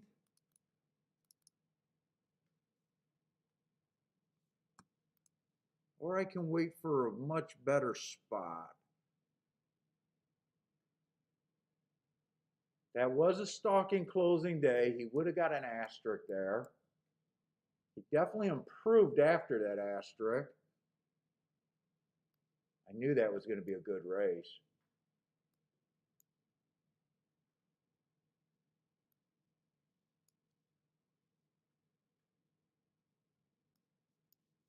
Fuck, now I need to look up his Kentucky races. see. I could get to the one a little bit, and I can get to the, who was it? The 6 horse. Trying to beat this 2. I don't think this 2's a world beater. I really don't.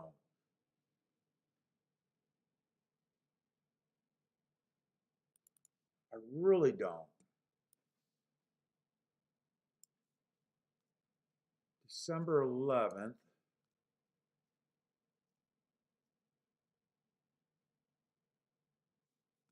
That was an early pressing day.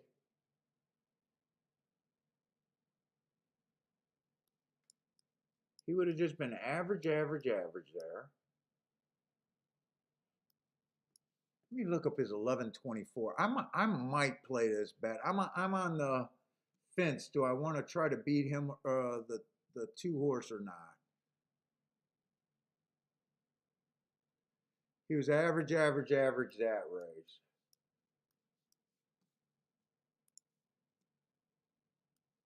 I don't think the exactas. Let me see if the 2 wins. They're probably hammering the exactas. Let's see. 2-1 is $12. 2-6 is $8. All I can do is a 1 or 2-6 is $8.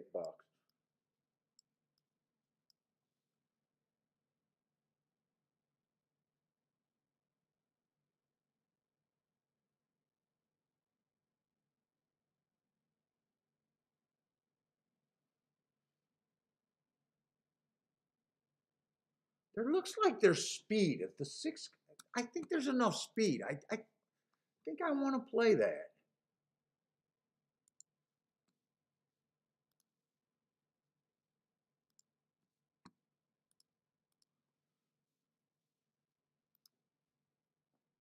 Dude, they're making me bet a whole bunch of races that I really don't love today.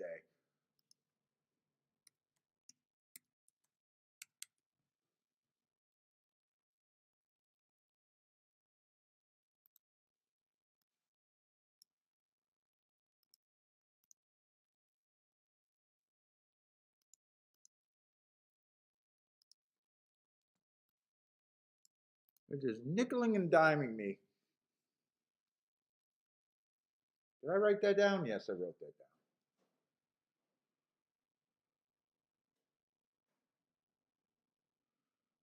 6 is definitely interesting here.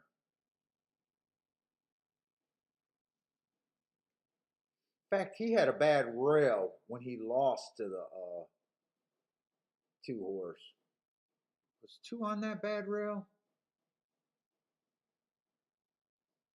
2 was in the 5 hole.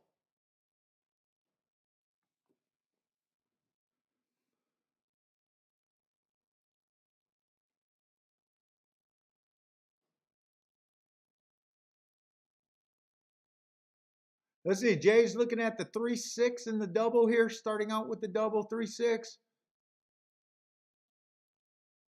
Oh, Lloyd's on his first bet today with the 6.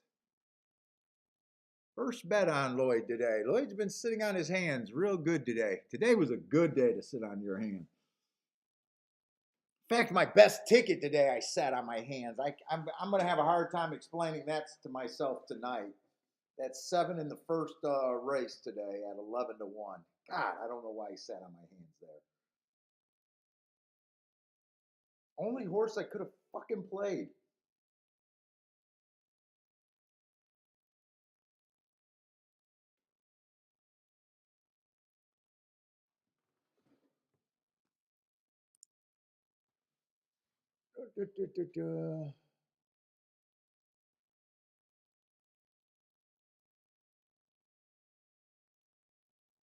All right, I'm getting pressure with this too. 6 is the only horse that's going to be a closer. Let's see, is this real pressure? I'm not sure if this is real pressure though. Oh, he got horses on his flank.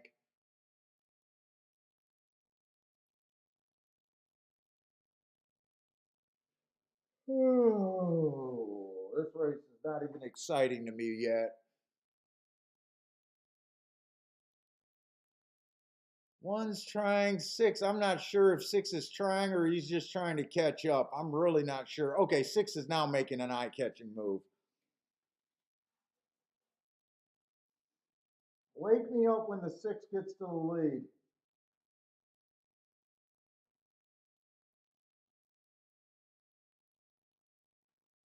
Four's the pressure, huh? Four's the pressure?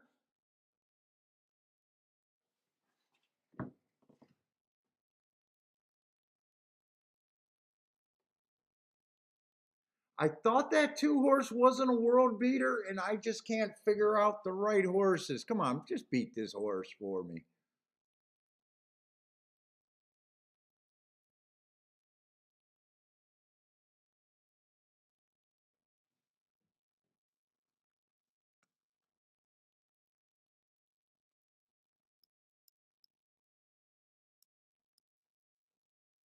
Four horse won that race. Four horse stalked.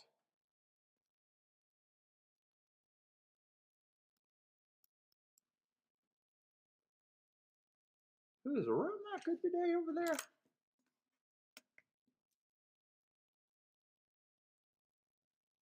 What race am I missing? I'm missing this race. Is the rail not good there?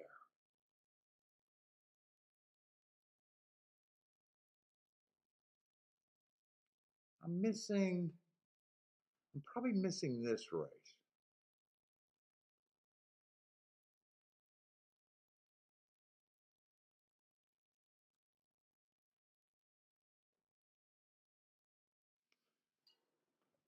Wait a minute, is the rail not good over there?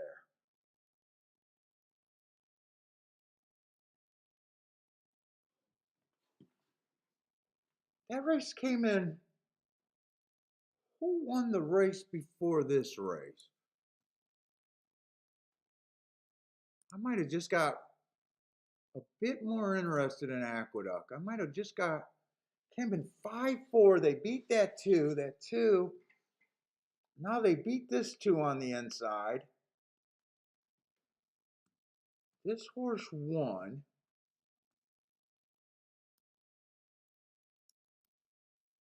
Now that was a Chad Brown first timer. I think he came off the pace a little bit. Who was this one horse that won? Wait a minute, what got beat today?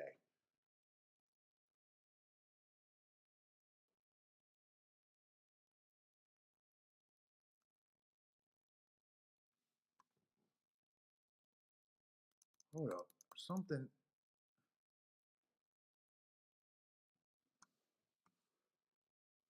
That first race came in 7-5. 5 was a big chalk.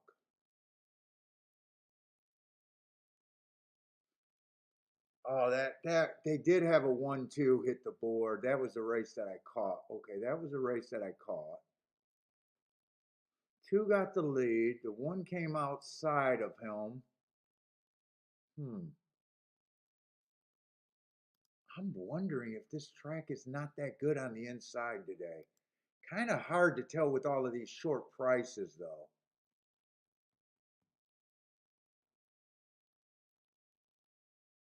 I might adjust my handicapping at Aqueduct. I might adjust what I'm thinking at Aqueduct. Let's go over to Gulfstream.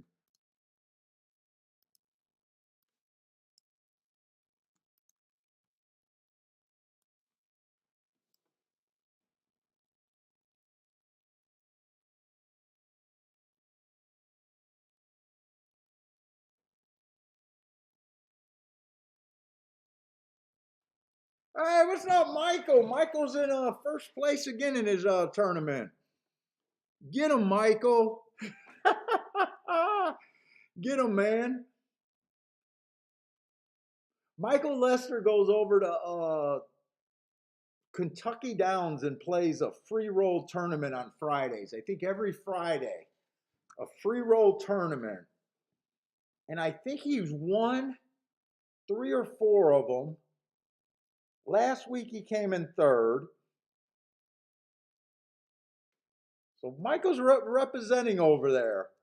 I imagine it's everyone at Kentucky Downs that's playing it, with it being a free roll tournament. So he must be beating a lot of people, I would think. Michael Lester's beating Takeout on free roll tournaments over there.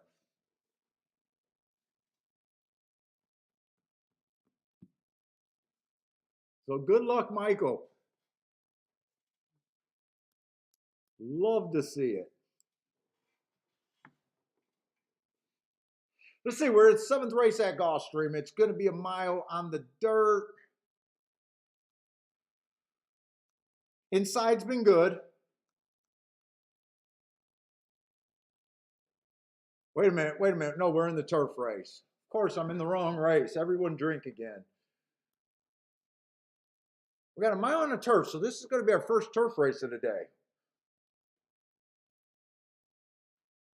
Claiming 35. So I do like the last 2 races on this one horse a lot. Might be short in class, but he ran a pretty good $62,000 claimer back there.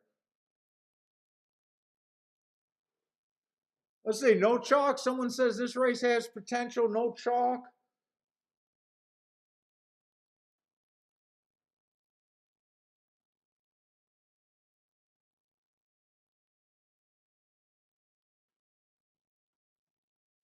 Oh man, the problem is I'm liking a couple horses. I'm going fast in my head, so I am liking the one a bit. The 2-horse will benefit if it's a pretty quick pace. The 2-horse will benefit if it gets a quick pace, and I think there's going to be a quick pace because we got hearts on the 1, we got hearts on the 3. 3 was one of those poly track horses that I've been hitting a lot of these horses at prices. And he's also shown that he's been running well on the turf. God, there's a lot of speed in this race. Fuck. 4 also has speed. That all of this is helping the 2-horse.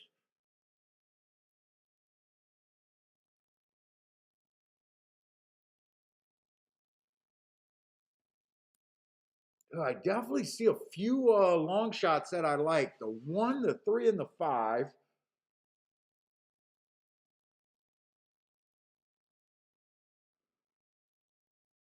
I think I'm going to like too many horses here.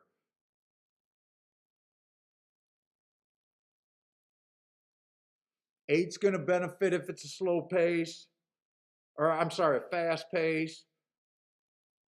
Dude, this is the first race where I'm seeing nothing but quite a few of shots that I'm interested in.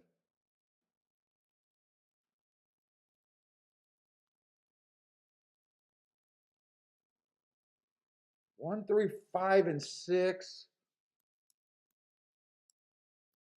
I think I'm just gonna force to bet this race.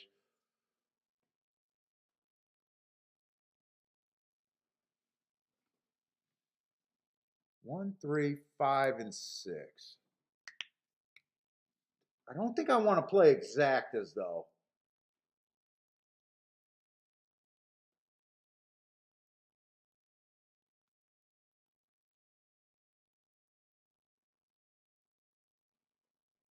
Oh, got to worry about the 6 next race on the outside.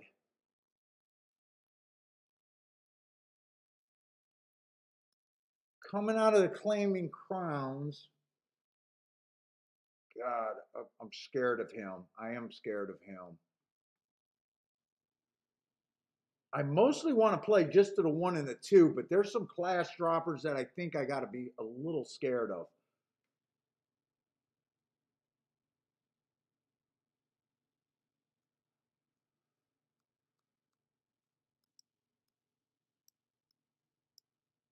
Don't really want to use the 6. Let me look these up. I wish I had a few more minutes with this race. Let's see.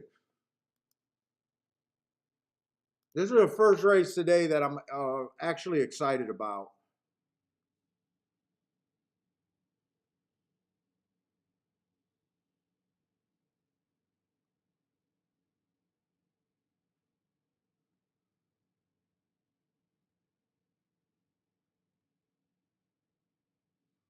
let's see, you can't play 5 to the 2.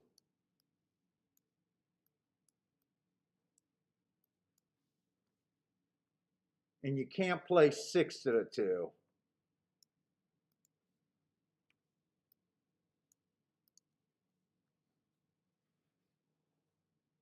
So what is that? 5 combinations there? 5 combinations? Fuck, that's a cheap ticket. Even if I do it for $10, it's so low below average.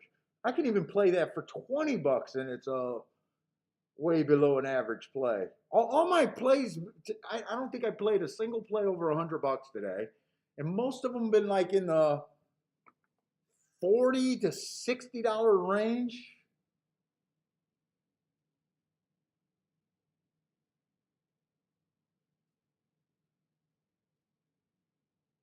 The only way this ticket get expensive is if I do the 1 and the 3 to win. And even that's still $90 if I just do them for $20. I wish I had enough time to weigh these tickets, but I really don't have enough time. 6 and 5 to the 1 are good. So it's just 6 and 5 to the 2 that I gotta leave out. And 6 and 5. Oh no, I can't play a 6-6 ticket. So that even cuts down another combination. I can't play a 6-6 ticket, but I can still play a 5-6. Yeah, I can still play a 5-6. I'm gonna do the doubles. I'm not sure about the I'm gonna do the doubles here. I'm not sure about the win tickets.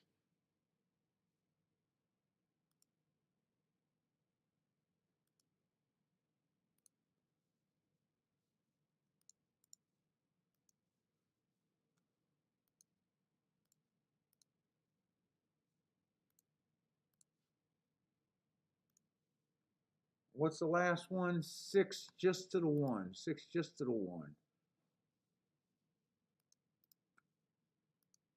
So I mean that just got real cheap right there.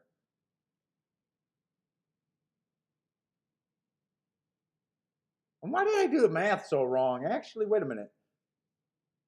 That's $30, $60, $60. I don't know why I did the math wrong. Do I want to make it 100? I don't think I'm going to do the 1 and the 3 to win.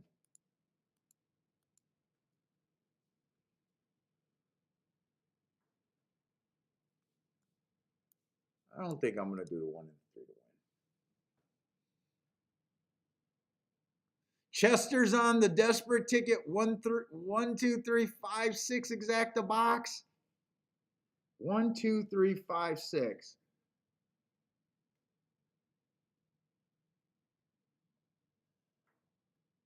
Who is this 4 horse? I thought the 1 and the 3 would be going to lead. I didn't see the 4. Oh no, I did see the 4. I did see the 4 going to lead. He just didn't have his good marks. That's right. I did see him.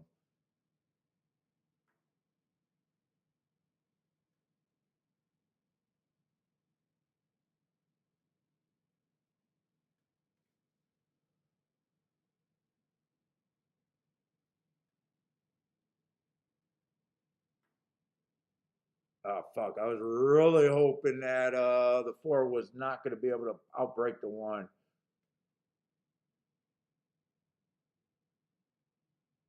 Ugh.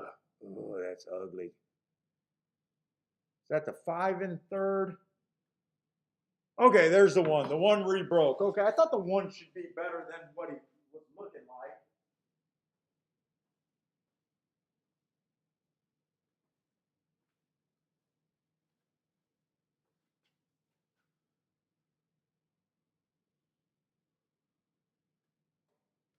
Ah, shit. Everyone looks scary. Come on, 5. Ah, shit.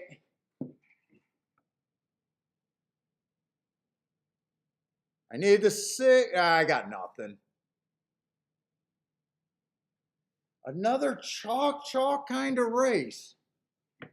Right? The 2 was 2 to 1. And the 8, I think, was 3 to 1, something like that. I can't beat a chalk out there. 9 to 2 on the 8. 2 was 7 to 5. I'm glad I didn't do the win bets there.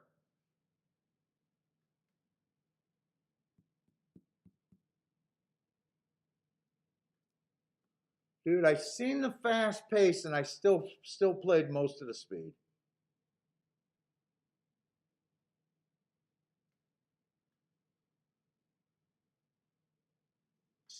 I still played most of the speed.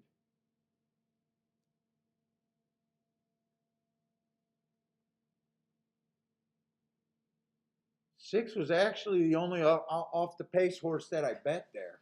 And he's not really completely off the pace.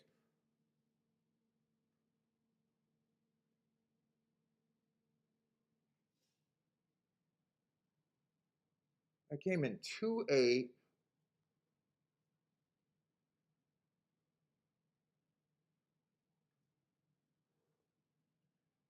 Mm,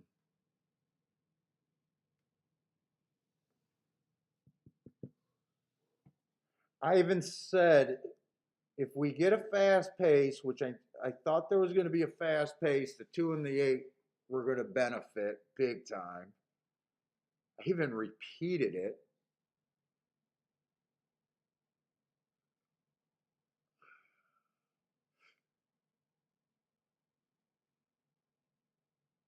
I don't like that bet that I did other than it was a cheap bet. I don't like that bet I did other than it being cheap.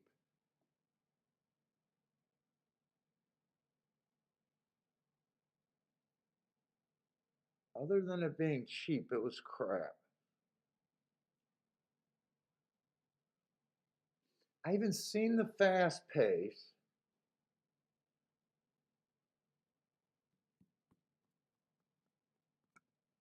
Getting nickel and dimed to death here on small bets.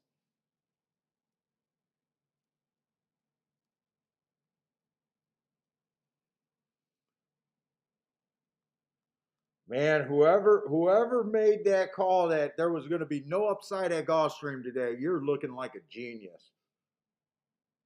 I think a few of you guys said that at the beginning of the day. Gulfstream looked bad today.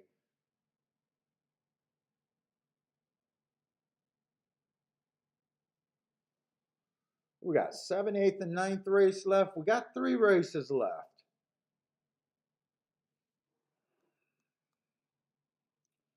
Got 3 races left.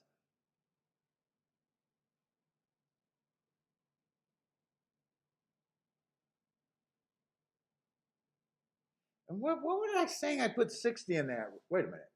I put 60, 70, 80. I put 90 in that race. That's actually my biggest bet of the day. Why did I think that was a $60 bet? Kept calling it a $60 bet. 10, 20, 30, 40, 50, 60, 70, 80, 90. Yeah, I put 90 in that bet.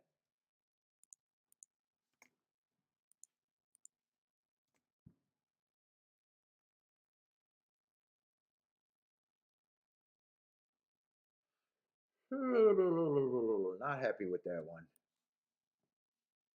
Not happy with that one. There's really no reason to bet a race at Gulfstream so far today. Lloyd, I'm price shopping like crazy today, and it's not working out, Lloyd. I'm price shopping.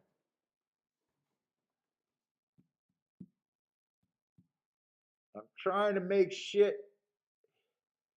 I'm trying to throw shit at the wall and make it stick, and today was not the right day. Fuck.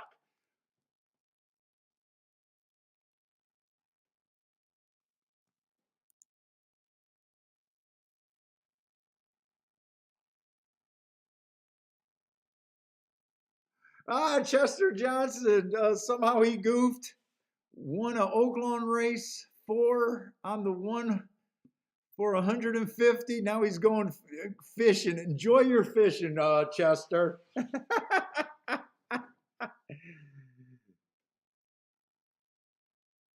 Enjoy your fishing, man. I wish I could. I don't like fishing, but right now I wish I was fishing.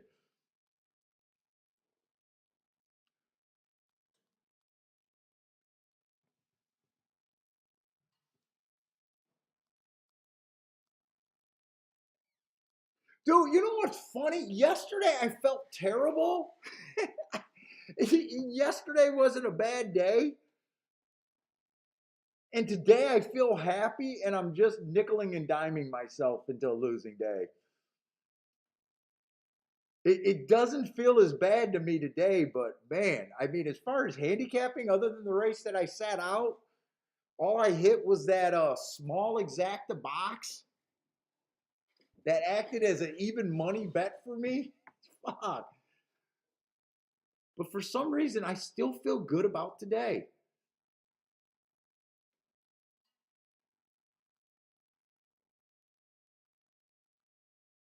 Oh, I did have a thought at Aqueduct. I don't know if this is the right race to do it. It's only a 5-horse field. I'm probably not that interested in this race, but I do want to. I do want to see what I think about the outside of the track right now, middle to outside of the track. We seen a 1-2 get beat in that race where that first time starter, that 2-horse. I really don't have. Now he could have got beat by some really good first timers. But the thing in my head that man, he ran poorly. The 7 ran his race. He ran poorly. I'm wondering if Aqueduct's kind of outside, and I'm just not realizing it.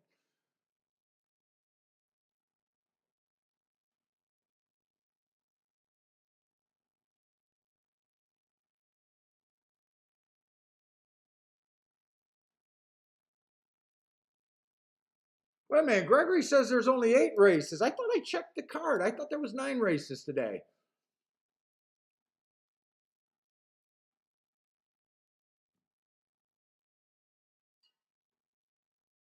We got the 7th, the 8th, and the 9th. There's 9 horses today. Hey Gregory, are you handicapping on off the wrong form? I think Gregory has the wrong form today. That's why he's been so quiet. Hey, let's make sure. I know I don't have Saturday's form because I'm guessing there's going to be more races on Saturday. I got Friday's form. I think you might have the wrong form over there.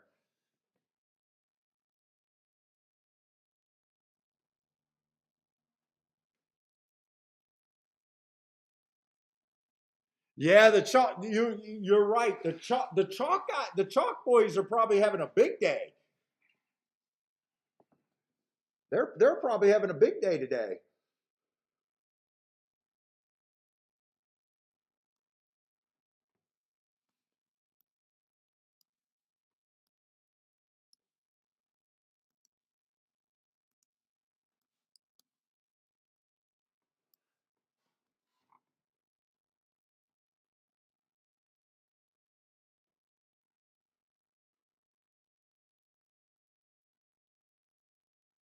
Ah, false alarm, Gregory.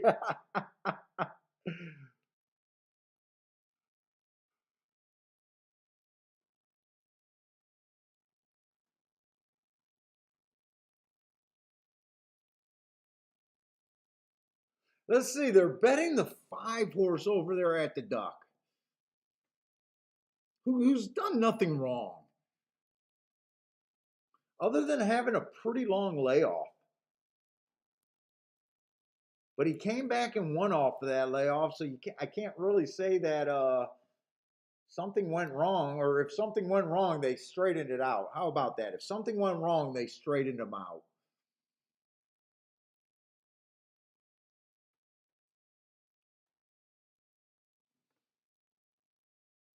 The horse that interests me is the freaking 4-horse. I mean, you guys can see the marks and be like, yeah, that's something that I want. I'm starting to probably feel a little bit gun shy, maybe a little embarrassed that I can't sit out some of these chalky races today.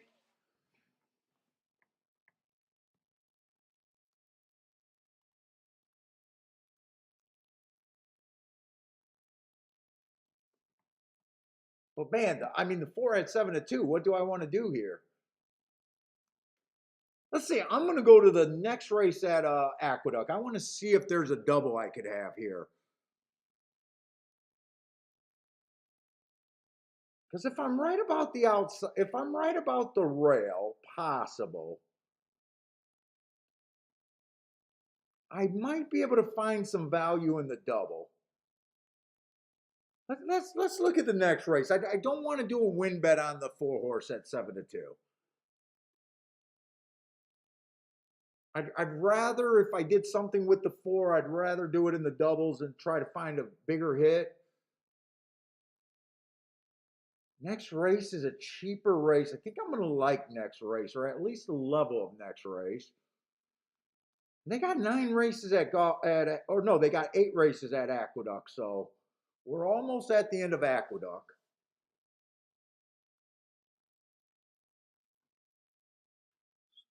6, 7, 8. So what we got? Six. We got 6 races total that we can look at today.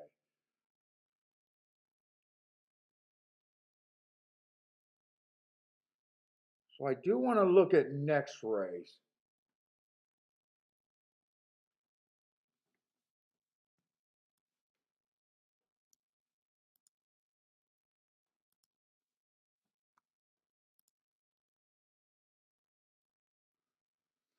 Let's see, and there was some scratches there, so the 3 is going to be in the 2 hole. The 3 is awfully nice mark there. He's probably going to be the favorite.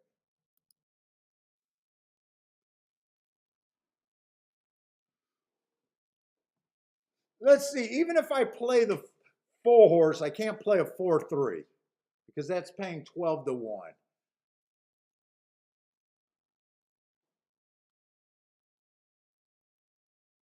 Oh my God, the outside horses have some bad looking form. 13th, February 28th. 3 looks tough. Next race. March 5th.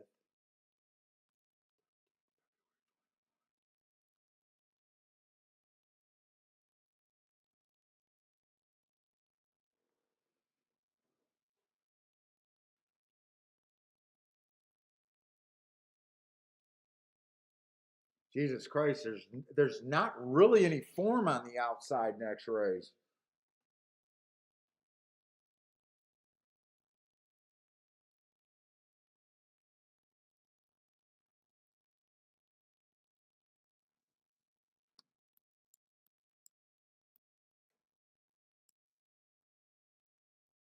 Oh, that's a stinky group.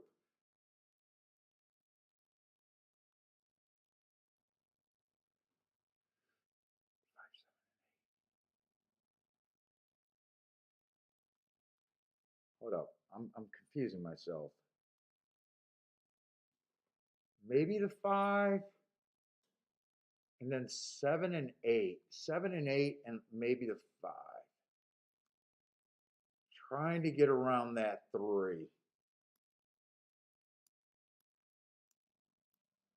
I'm not one of those to play just a 4. Let me see what these are paying. Uh-oh.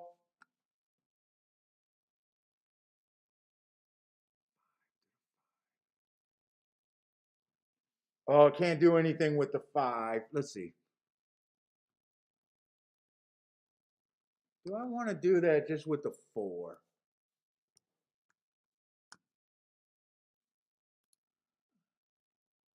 Oh, fucking $30.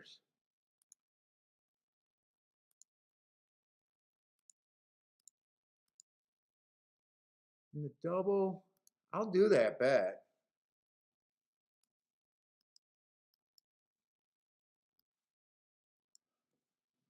Order the 5, 7, 8. I mean, fuck.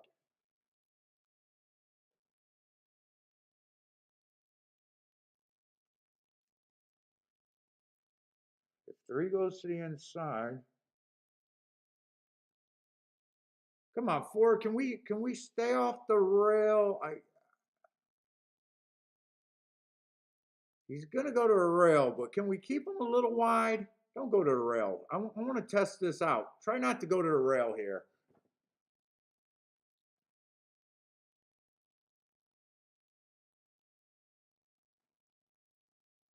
Boy, I thought he'd have an easier time getting the lead and controlling this. I got to go to the restroom again.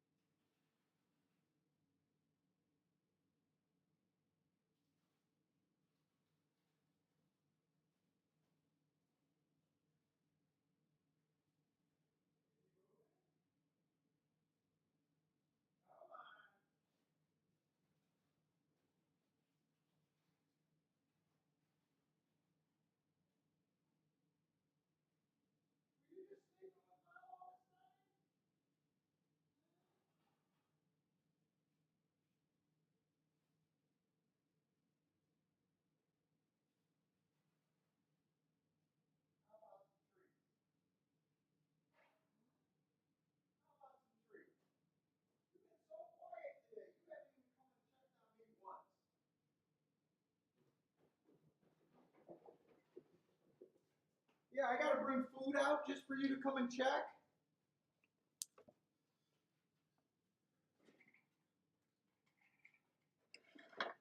Just to check. I'm hoping for some luck. You want some little Bentley snacks? What, you don't like them? Oh, wow, you don't like these?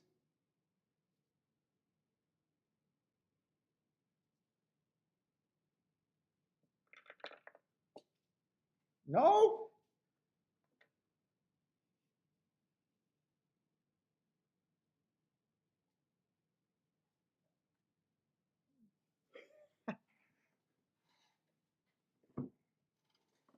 Did you eat it? Here, how about these?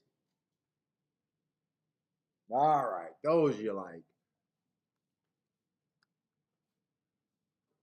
Oh. Chad Brown's putting on a clinic today. I grabbed some Seagrams. I don't drink enough.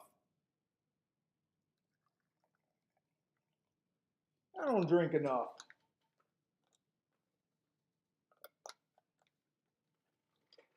Or a shot.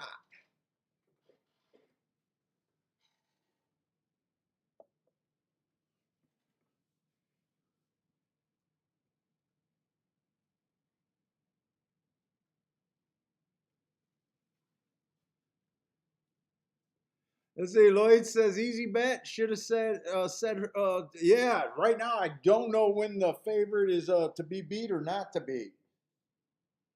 I'm having problems with that.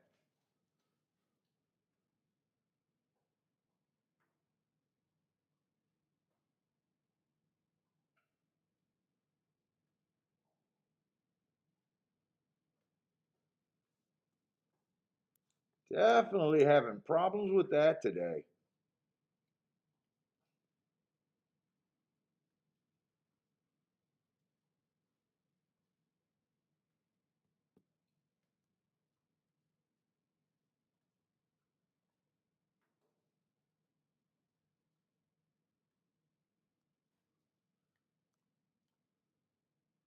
Let's see. I know I was trying to get alive to the 126 here.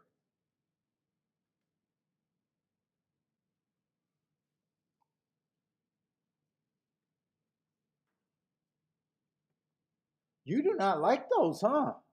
You can have them, but you don't. Let me move this. Maybe you're smelling my cigar ash.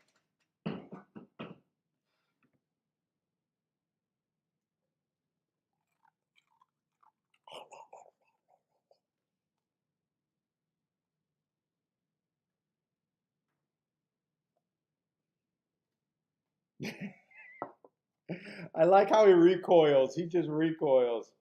Okay, you're gonna eat him.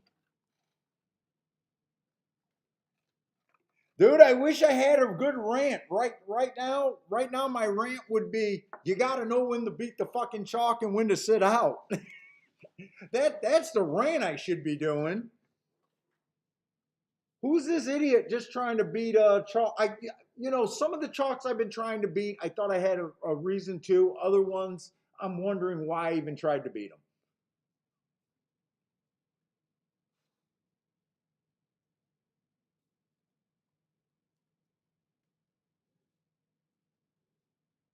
I mean, I really like the one and the two here. I really like the one and the two in this race. I was trying to get alive to the 1, 2, 6.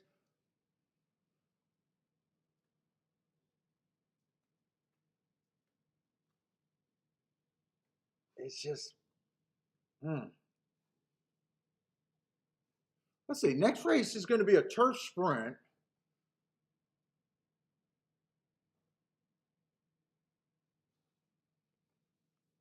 Let me go over to Gulfstream. What the fuck?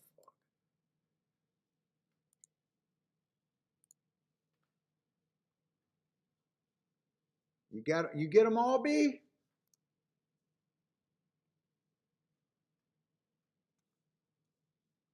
I mean, yes, I like the three next race.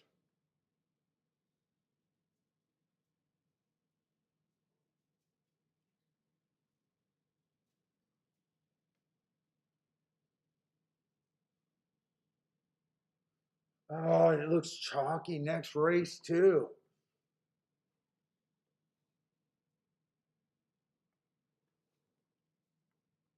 What does it look like in the last race?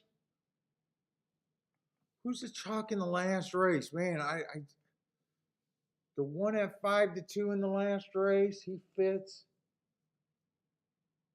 That's it, man. That's all I got, B.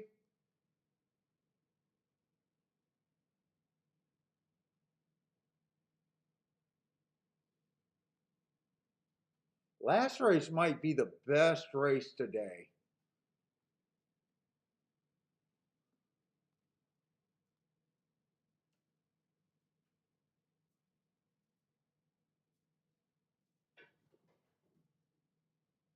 Let's see. I mean, Gulfstream. If I like the one and the two here, those doubles just don't look that appealing next race. And that's half the fee. Oh, Jesus Christ. Jesus, what are you doing? What are you doing? I mean, I can look up the probables, but it doesn't look that promising.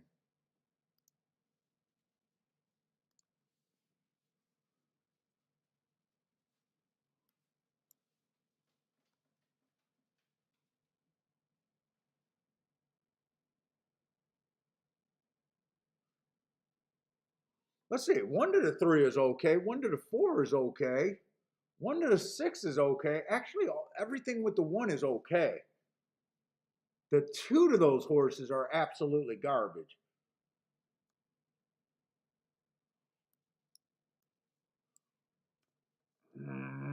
They're forcing me to play only a part of my ticket. The everything's so narrow right here.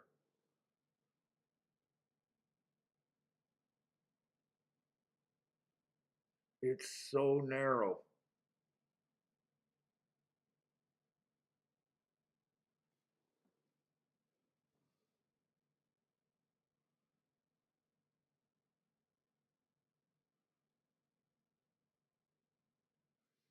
And I like the one and the two about the same.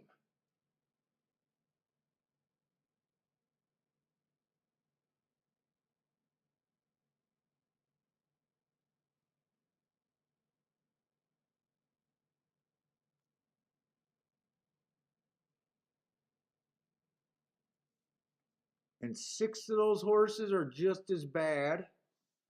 So the only thing I can do, I like 3 horses here, but all I can do is play with the one. That's all I can do or sit out.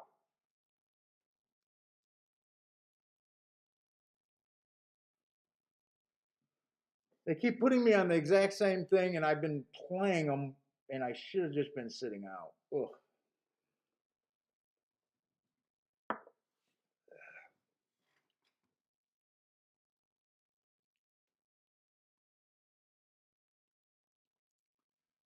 I guess, do I want to play or not?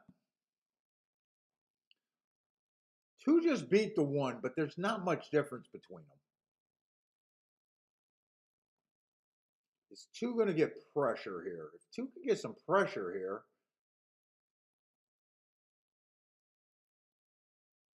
one's now at 5-1, so it is tempting.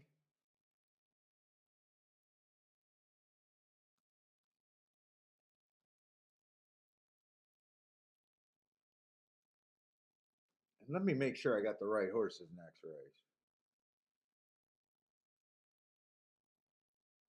3. It is 3, 4, and 6 that I like, right? 3, 4, and 6.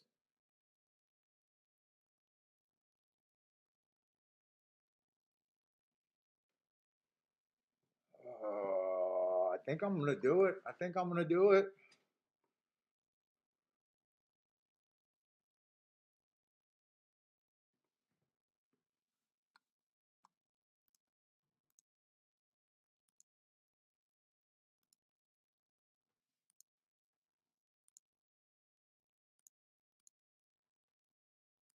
One, two, three, four, six.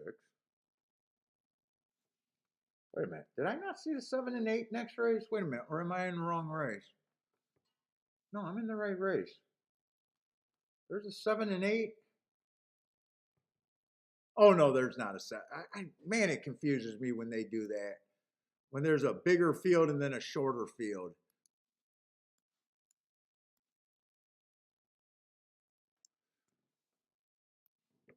Let me see. Exactas.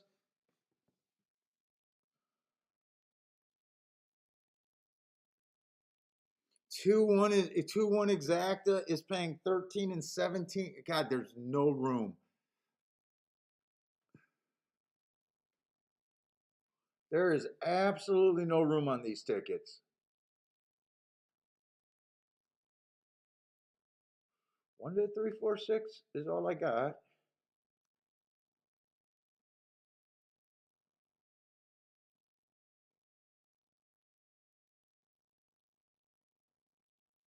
Who is this pit horse in that last race?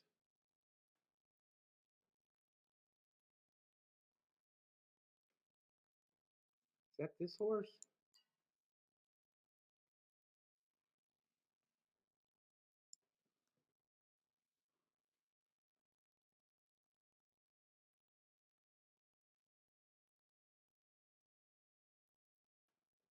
So I want to do that. I think I want to do something with this 5 a little bit. Who's that exacta paying? 2, 5, 1, 5. I think I'm gonna go a little exacta in here too. What about the 6, 5?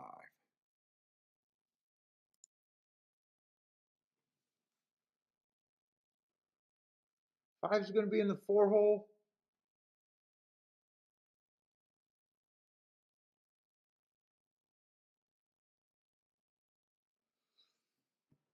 I think I'm going to do that.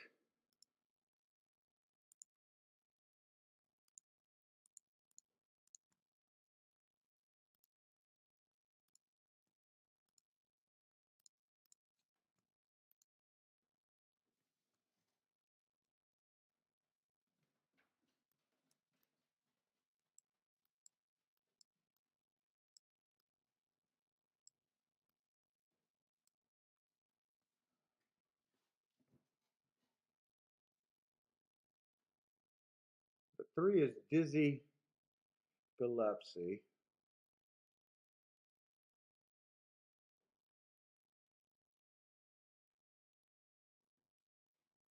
He had the 7 hole on the dirt.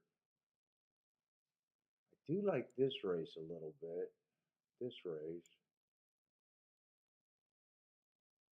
I probably didn't have to do that bet, but I decided to do it. He's going to be in the 4 hole.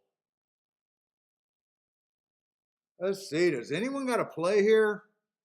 Frankie Tubbs did a 1-2-5 exacta box. God, I was hoping that someone would put a little pressure on this two horse other than this one. 5, I want you to go to the rail. Just go to the rail. Settle between he doesn't. The 4's inside of him. I don't like the 5 on the outside right now. Come on, 5. Just keep interested in this damn race.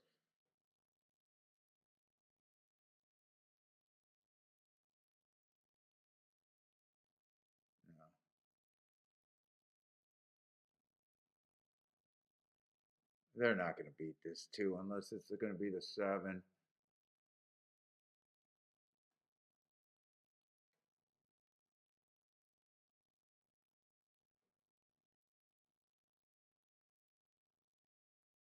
I got nothing. I'm fucking terrible. Finally, wait a minute. Is the chalk going to win? No.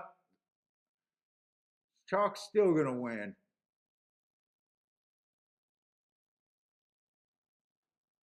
7 horse ran. Fuck it. I'm making bad bets. What the fuck am I supposed to do? I'm trying to make something happen. I can't make anything happen.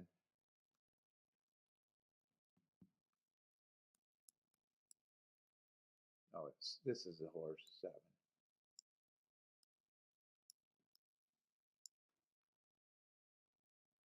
Boy, he made an eye-catching freaking move, didn't he? I read at 7-1. Wait a minute. Did Irad win that? No, Irad didn't win that race, actually. Irad gave that horse the best chance he could have had, though.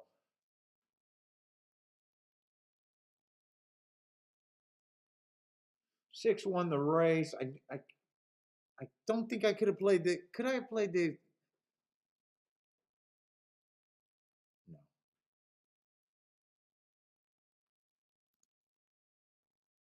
6 to the 3 is garbage. 6 to the 4 is garbage. 6 to the 6 is garbage. I shouldn't be in these races. I should just be waiting for the last race at Gulfstream.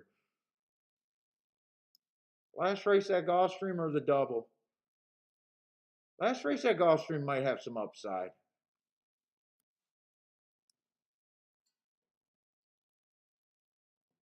And all the late money came to that 6. I was trying to get alive to that 6 in the double.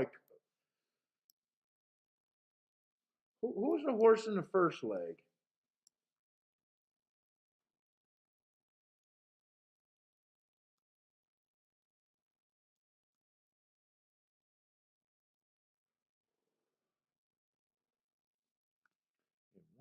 Oh, the 2 won the 2 won the last race. 2 won the last race. That double's garbage, right? Double has to be garbage, right? Yeah, $8 double. Oh my God.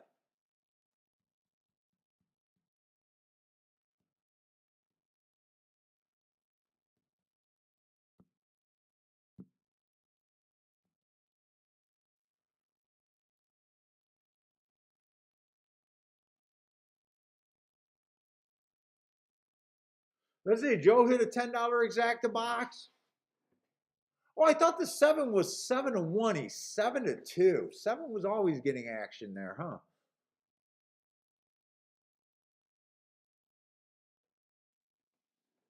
Man, I just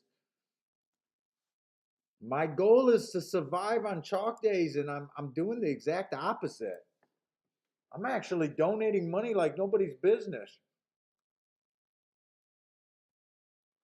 I know I can't win on these days, but man, I'm supposed to survive. I'm supposed to lose less than average. Let's say I do got a double. No, I don't have a double going at Gulfstream. The 4 did not, or at Aqueduct. The 4 did not win. The 4 did not win. I was trying to get alive to the 5, 7, 8. I thought 3 was going to be the horse to beat here. I'm not even sure if I want to do anything anymore. I did think at Aqueduct that it might be outside. I don't think you want to be on the rail today. Is that enough reason to try to beat the 3? Is that enough reason for me to beat the 3? 3 has all the advantages.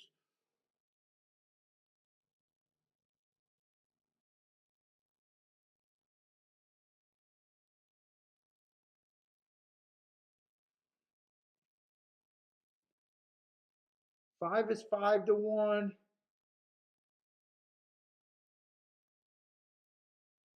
7 is 7-1. 8 is 5-2.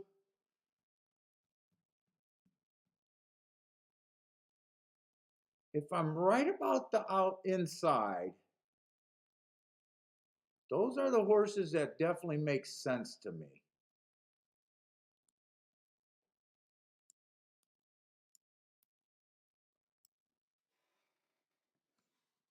Let me look at a double and let me look at an exacta. Let me see. I feel like, I don't know why I feel so pressured to play my way out of this instead of just accepting where the hell I'm at.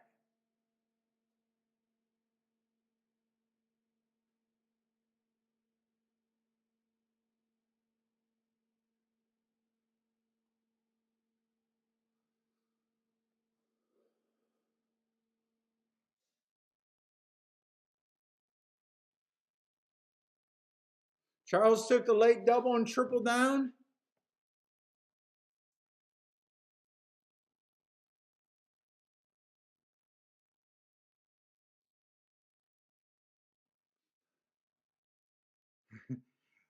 Max is going to be working behind Taco Bell at this rate. Oh, God.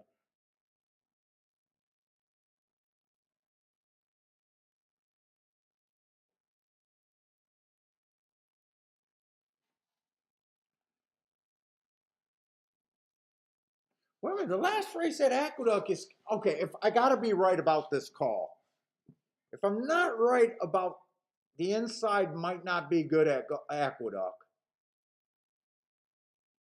This call is going to be terrible because I do like the one on the inside.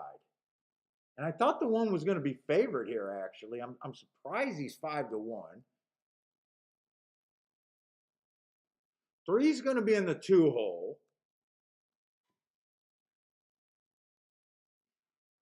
3's a solid horse.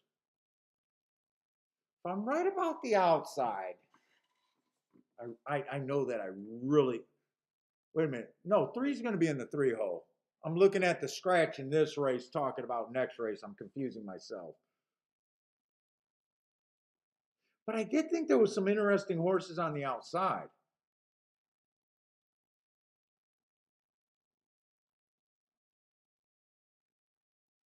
Boy, that last race is actually a tough race. What is the betting? What is the betting supposed to look like at Aqueduct next race? Am I already in that race? Nookie Trouble. No, I'm in the wrong race. Oh, I'm at Gulfstream. I'm Gulfstream trying to look at Aqueduct. Wow, I'm not sharp at all. Oh wow, the one's next race is supposed to be 10-1, and the 3's supposed to be 6-1.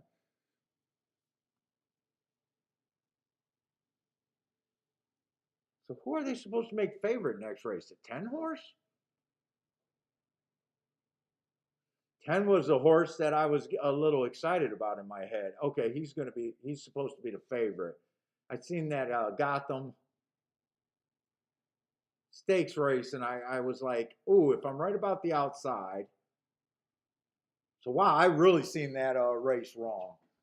I really see that. Is that supposed to be a sprint? So do I even want to play now? I mean, he's definitely done the most.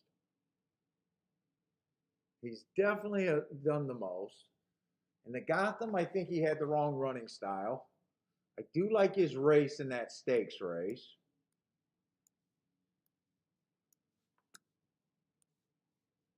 Let's see. Let me go back to the race. So they are going to bet him. So, all right, they are going to bet him. Let's see, the 5 is going to be second choice. Is this the 5? No, 5 is going to be that first time starter Chad Brown horse. Oh, and I don't get Aqueduct. I don't get Aqueduct. So now I can see why the 1 is a 10-1 morning line next race. Okay, now that makes sense. And the 3 does look like he can be cheap here. So maybe I don't want to do a double. So let me go back to the 7th race. Oh shit! I don't want to lose $500 on a fucking chalk day.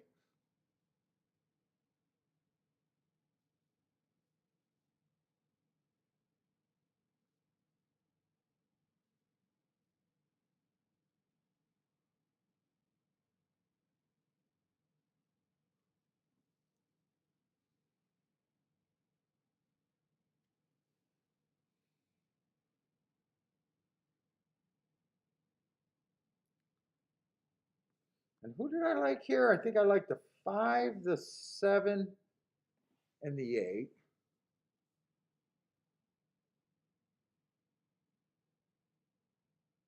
7 to the, let's see.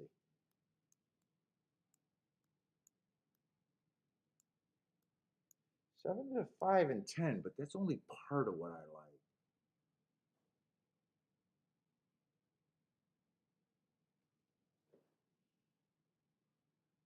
Could do that. I could do that in exactas.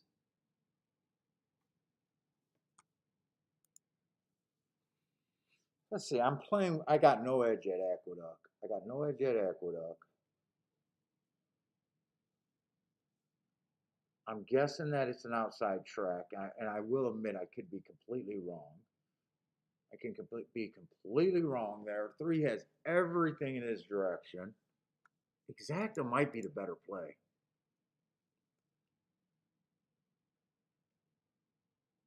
If 8 wins, 5 and 7 are going to be okay. If 7 wins those exactas, I might just box 5, 7, 8. I do want to try with money about this call.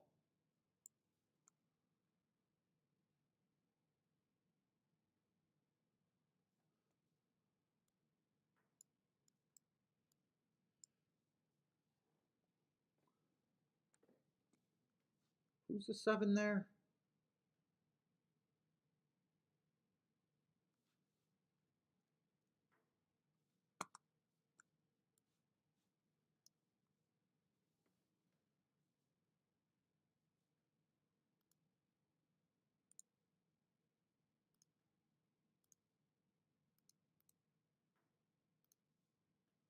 Five, 7, 8. 5, 7, 8 in the box. 3, 7 straight.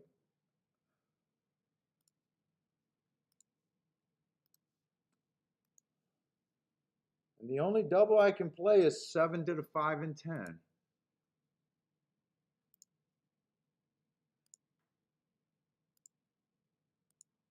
And if I do that double, I might as well bet the 7 to win at a 10 to 1. I might as well do that.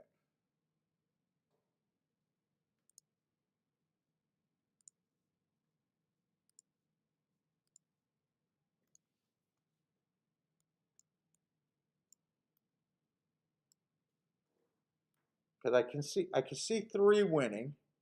I don't know why I squared that. I can see 3 winning. 3, 7 is the only exacta that it's going to be worth it. If I'm right about the 7 or the inside, I can see the 3 losing, and then I think I got the 5, 7, 8. So I like that. 7 was the only horse that I can bet to win on the outside. At 8 to 1, I'm okay with that bet. And then I wanted to do something with the 5, 7, 8, but I'm not that creative in the next race, so only 7 to the 2 big, the two big chalks are the only ones that I went. Oh God, it's like I don't even have all that much room. Let's see, Frankie 888. What's up, 888? Likes the 8 to win Aqueduct.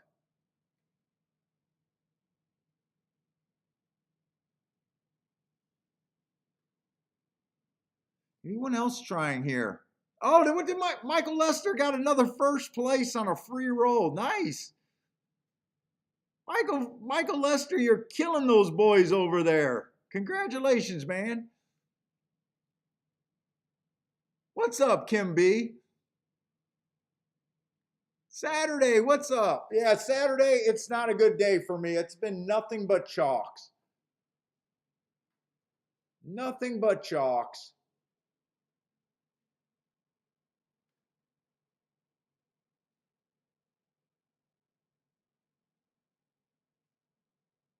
Yeah, I'm not so sure. Well, I think I might be right about the outside call, but I don't think I'm going to be right and get the exacta.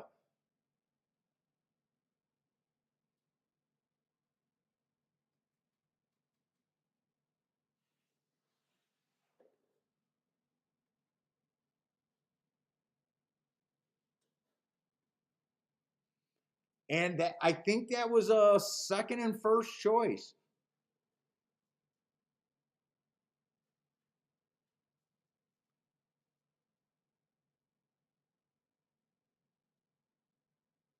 Frankie with the boom over there. What did Frankie play?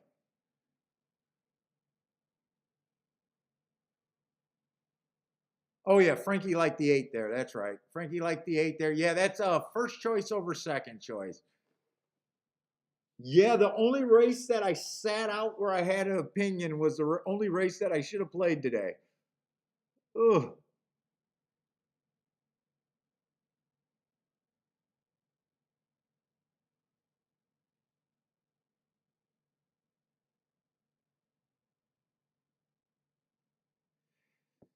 Yeah, we'll see. I don't think I'm gonna want to play the next race at Aqueduct. I think I'm just gonna watch it. I think I'm almost done there. I think I should have been done earlier today. Really. I mean, I'm making all my bets other than that $90 bets has been $60 and under. But shit, they're adding up. When you don't hit any of them, they're definitely adding up. So I am not reaching my goal for losing less than average.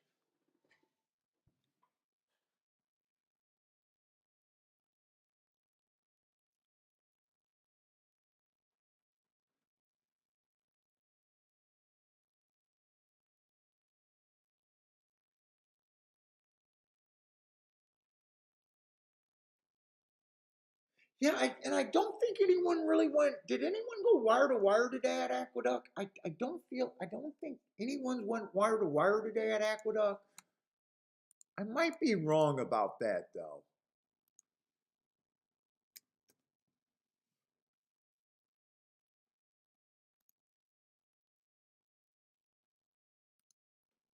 All I know is it's.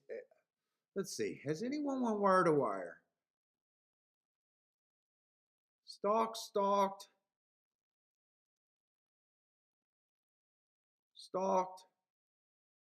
stalked. That four horse. There was a four horse at 8 to 1. I don't even remember that race. Holy shit! I don't even remember a 6 to 1 winning over there at Aqueduct. Fourth race. Oh, that was all first time starters. What? Wait, no, he wasn't a first time starter. Fourth race. Fifth race. Fifth race.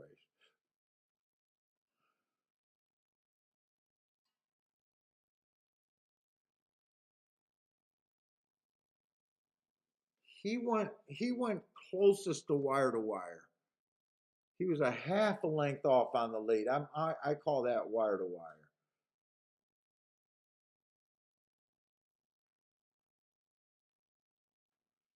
And the two held up for second there.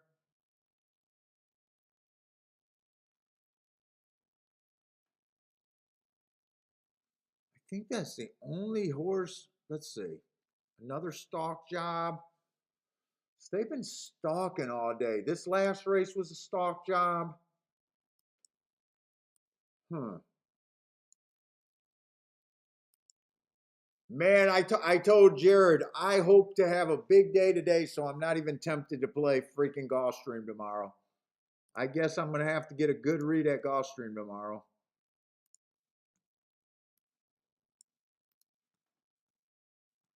Although I had a great last week, so actually I don't have to do anything I don't want to do, but fuck.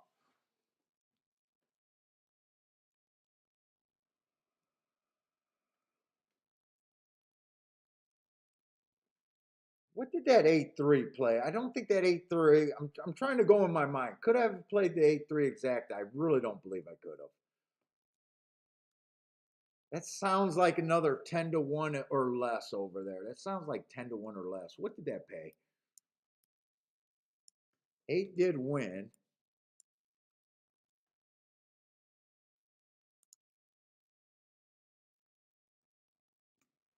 Let's see, Aqueduct. Oh my god. Let's see. Seventh race. Results.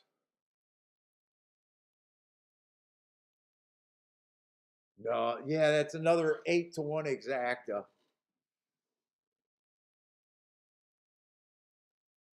Definitely couldn't have played that. Let's see. Gulfstream, I definitely think I need to look at the last race. More so than this race. And I got this nagging thought in my head right now. Just let today go. Just let today go kind of deal. Let's see if there's something. Last race going to be a Tapeta route. But I glanced at that race and I didn't see a lot of speed.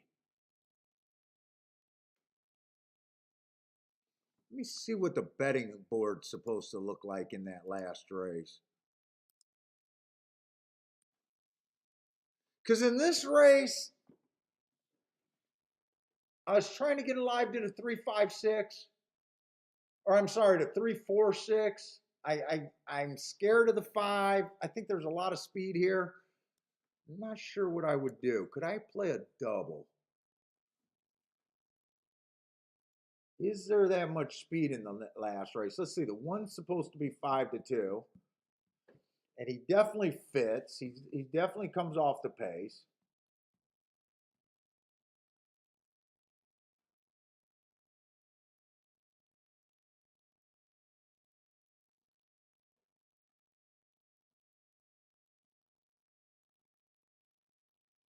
There doesn't look to be a lot of speed in that race, really. Everyone looks like a stalker closer from what I'm looking at so far. So kind of everyone fits the profile.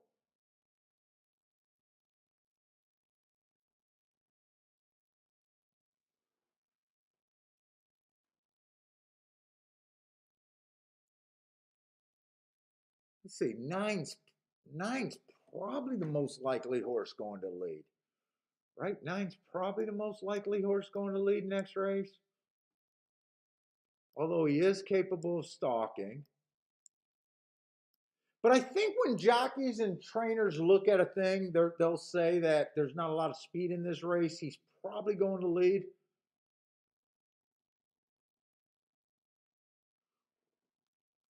Let's see, make sure he's the last one. He's in sharp form.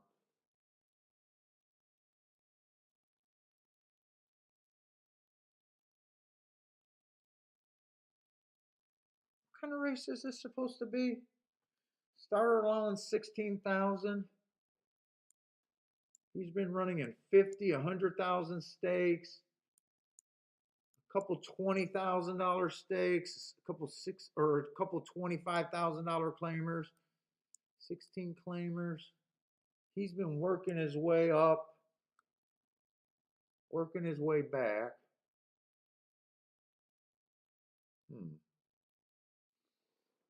I think if he goes to the lead, he gets beat, but I don't know where extra pressure's coming from. That might force the 8 to go.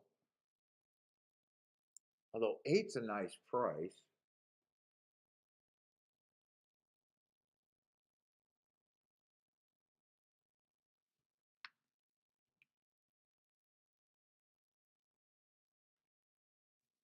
Six is at 4-1. He kind of fits. He looks like a first run type of horse.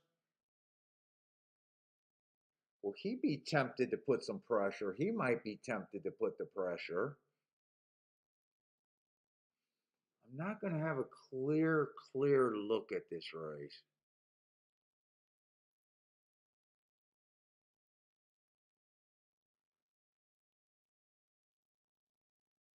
Five has a 15-1 morning line. Five looks the same as the one horse.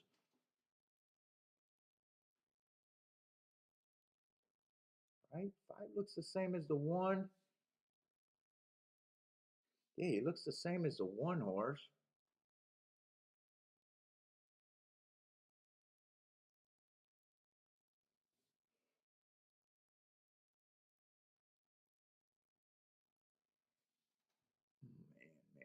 Man. I'm not sure what I want to do here.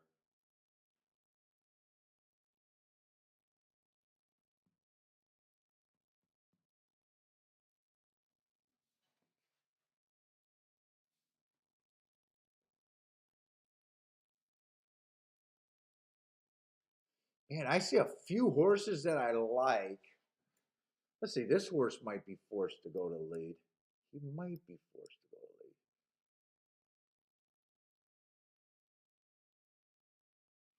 I think the last race, I think the 9 gets beat on the front end.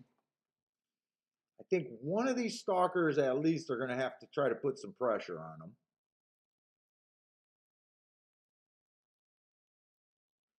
I do think there's some interesting long shots that can get first run over this one. So if I play this race, I'll be playing against the 9, and I know I got to beat the 1. Do I want to do that?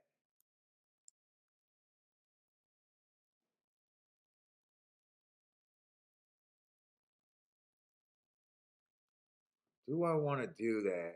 I'm not sure.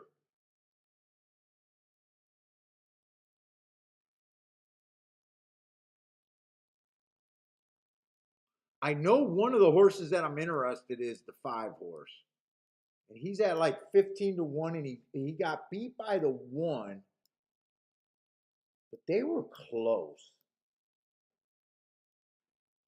And he came back to win at 40-1 last race.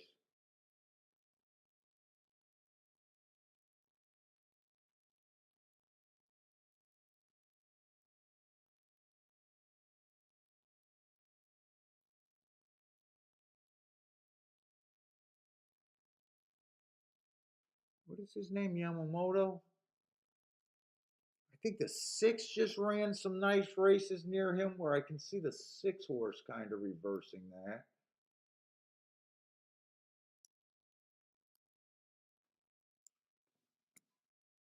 Six is only 4-1. I think I want to do something with the those 2 horses.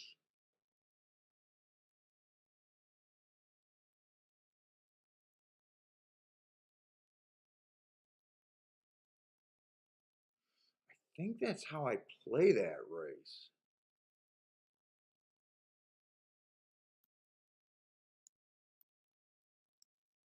I have no idea if the Gulfstream just went off or not. Did Gulfstream go off? Oh no.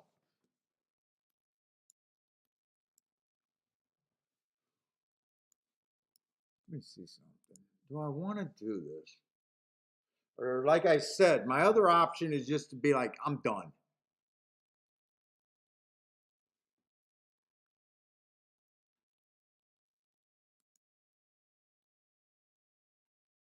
Oh, 6 to the 5 is paying huge. Everything to the 5 is paying huge. I think I'm going to do this.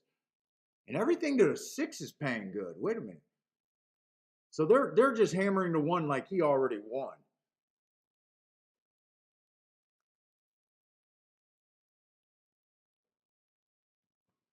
I think I'm playing this.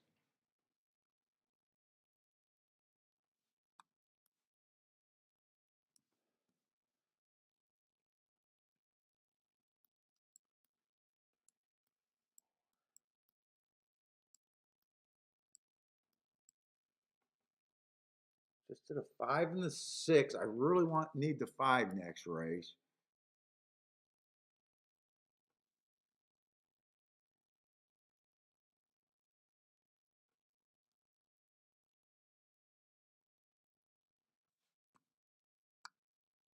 Let's see. That's race 8. Gotta make sure double.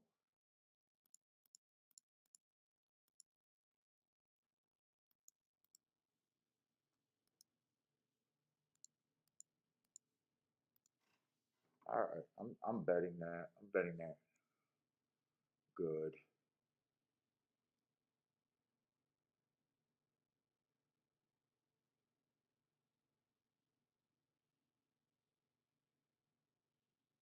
In fact, I'm gonna have at least one live ticket going. You know what? No, I'm gonna be guaranteed. I'm guaranteed going to be alive the next race. Those are paying a ton.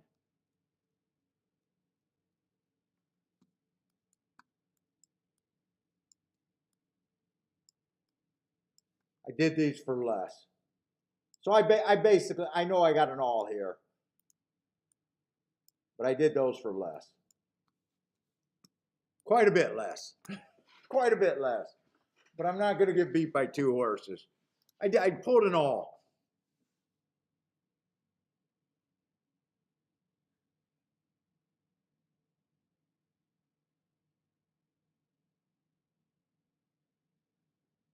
Let's see, Grandma got second-itis today. I can't even say I got second-itis. I can't even say I got second-itis. Second-itis is a terrible disease in the racetrack and at the poker table.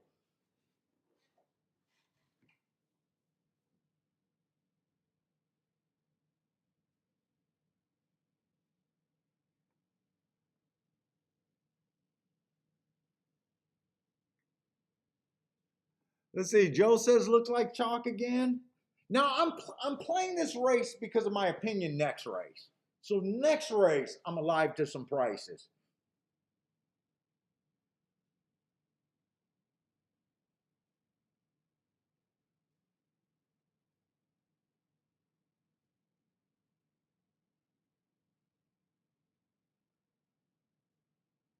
And really I want to be alive to the 5 horse. Everything to the 5 is paying a hundred to 1.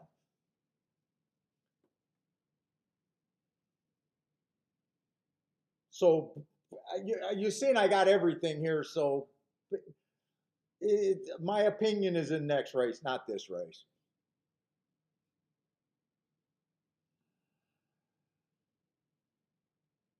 And shit, give me a 2.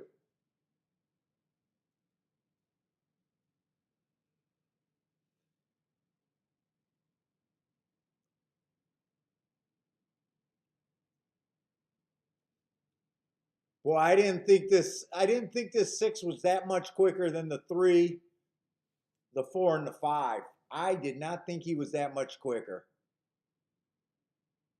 He definitely was quicker early. Come on, you guys got him. He's been off a year. Okay. I did think he could get beat because of that year off and then coming back.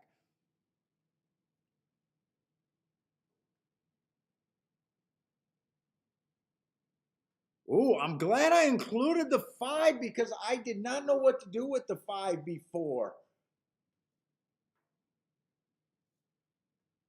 Five was the horse that I said I liked. I didn't know what to do with him. I didn't include him in that double. You know, this double.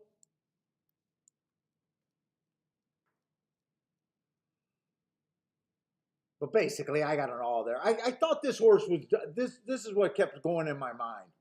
But I wasn't willing to leave him off the ticket.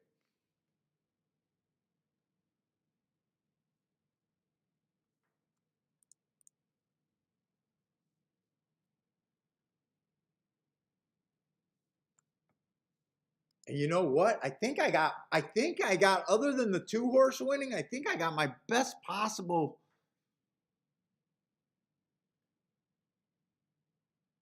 Other than the 1 or the 2 winning, I got the best ticket I could have got to the 2 horses I wanted to play. The 5 winning was the best, but that's not even handicapping. I got an all there.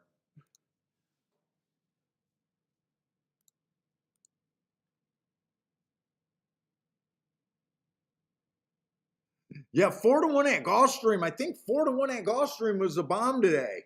I think that qualifies as a bomb today. I mean, Gulfstream's been brutal. Is 4-1 the highest price today? Let's see. $5 winner.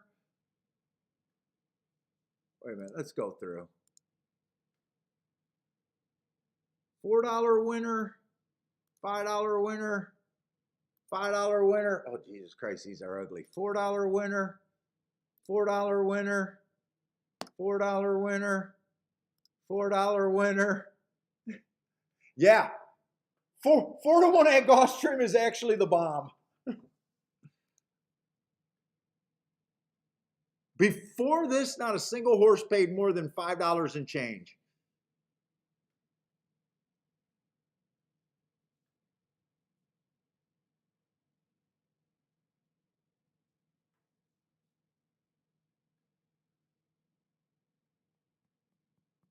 That try might not be terrible, Mizzou, man. That try might be okay. What did the 6 go off there, by the way?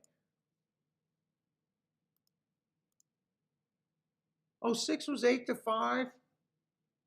It is. There was only really 4 contenders in that race.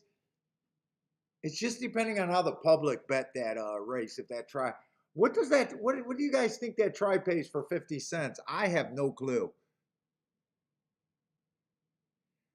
It did come the best possible way it could have came for those 4 contenders. It did come the best.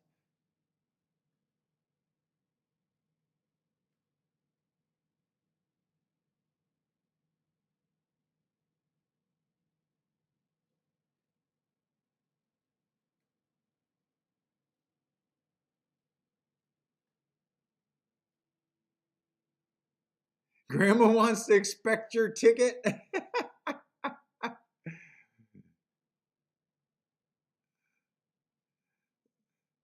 Let's see. Oh, you hit the try for $3. So, 6 times on that try. What do you need that try to pay?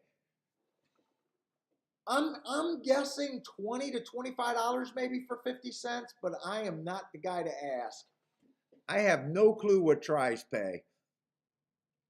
Oh, you're thinking $52 for 50 cents?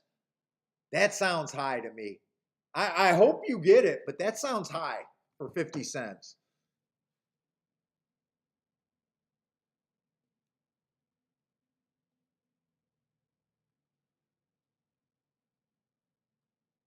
Jay says he's down 280. I wish I was down 280 right now. $25 for 50 cents. $25 for 50 cents.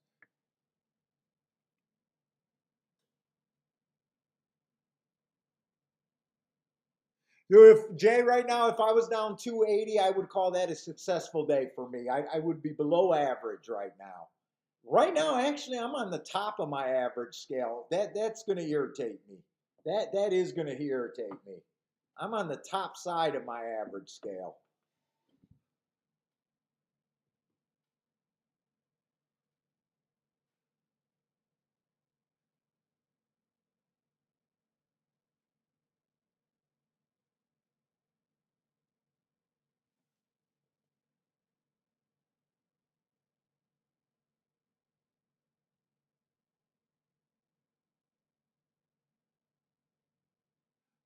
Oh, you're saying 52. Oh, okay. So it paid. Oh, you're saying it paid like $50 for $2 or for a dollar, for a dollar.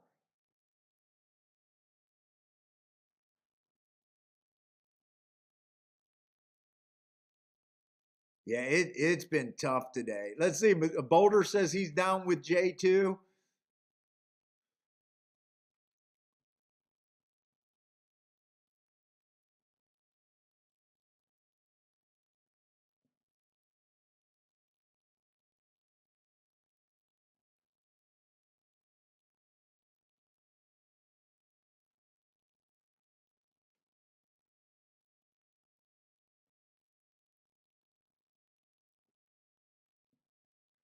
Let's see. Charles alive in the double.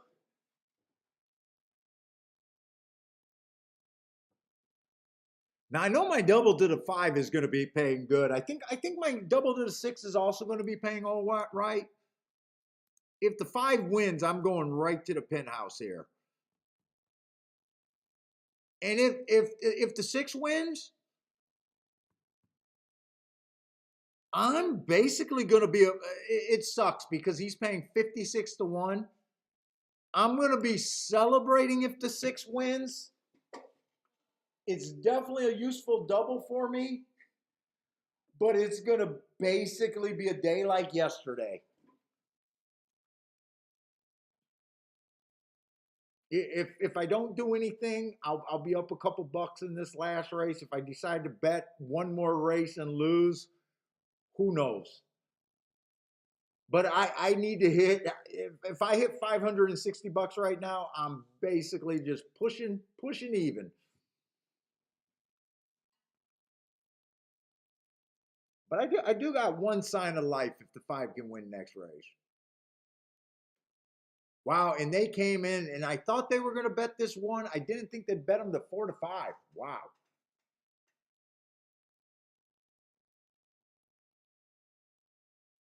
And I did want to look at Aqueduct because I thought this 10 was going to be like a big chalk. I knew the 5 was going to be a big chalk.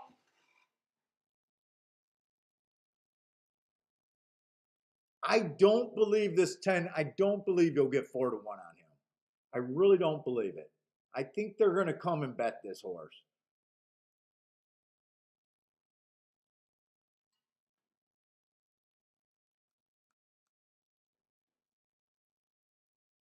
If I get 4 to 1, I might be tempted to do something.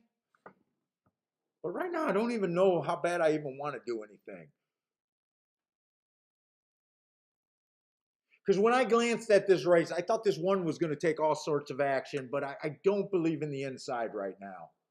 If the one wins, it's just I'm not going to bet them just because I don't think the inside. I don't think speed's been especially good today. 3 was the other horse that I liked. When it shocked me, but he does look a little short in class though.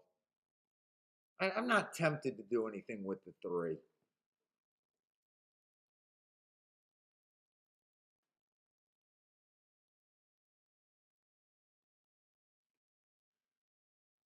Four ran against a couple biases, but I still think he got to run a little bit better. He has to take another step forward. I think to be competitive with this 5 and a 10. 10's now at 7 to 2. I'm not really tempted. I'm not really tempted. Man, it's been last man, my ticket cashing is down. Last week I cashed 3 tickets, 3 full tickets. I played Wednesday, Thursday, Friday, 1 race Saturday, and no races on Sunday. I only cashed 3 tickets, but I still ended up having a Rolex day or a Rolex week off of those 3 tickets. 2 of the days last week, I took myself down to meltdown days. That was a tough week, and then this week,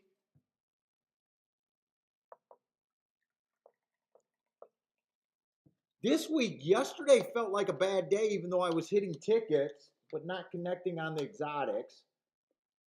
I was shocked to find out that I only lost like 30, 40 bucks yesterday. I was surprised how much I cashed yesterday. Yesterday was a missed opportunity, really was. And then today was just terrible. So really, yesterday I cashed 3 tickets, probably out of 7 plays, something like that.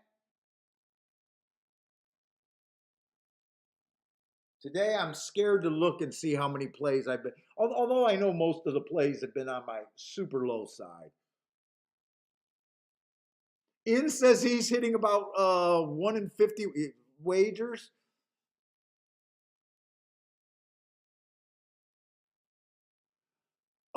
Steven, I have not obviously I have not done any charting today. I think I'm gonna chart. Let's see, they didn't run Wednesday. Oh no, I didn't. That's right, I didn't play Wednesday this week. I didn't play Wednesday this week because Gulfstream did not run on Wednesday. So I haven't did any charting. I didn't chart yesterday's races or tonight's. I think I'm gonna chart them tonight. Let's take a look at it. Today's really hard to say. Let's see. Now remember, on a lot of these big days on Saturday, it has seemed like they've been doing something to cause an outside bias there. So, Steven, tomorrow I'm going to be looking at the early races on the dirt to see if that outside might be there. We have noticed that trend on the big days. First of all, let's look and see what the card looks like tomorrow.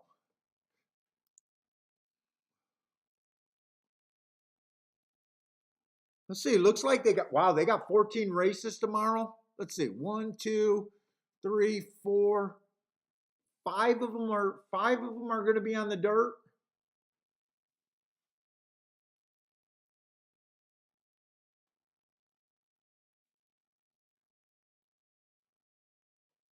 Most of them are going to be stakes races. They do have one oddball maiden special weight. So it kind of sucks that you won't see a dirt race until the 6th race tomorrow. So I would be watching to try to get a clue about that. They only have one all-weather race in the first race tomorrow. That's a claiming race. Hopefully that's a cheap race. That might be my best spot tomorrow. Unless I think there's a bias on the dirt. And the rest of the races are going to be on the turf. They got quite a few turf races. If you can get a clue on the turf, that would be nice. They do have a couple 1.5-mile races, though. But let's see what they did yesterday.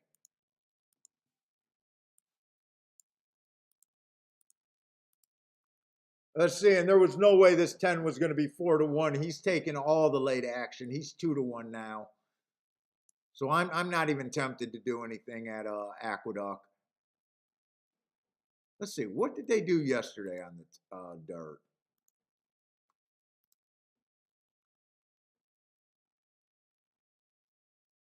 Oh my God, that water dripping. They had kind of a chalk exacta all inside. They had a 7-horse that Starship won on the outside, but it was all inside after him. He was $1.30 to 1, paid $4.60. Gulfstream, I keep saying on the show that I got one leg out the door on Gulfstream.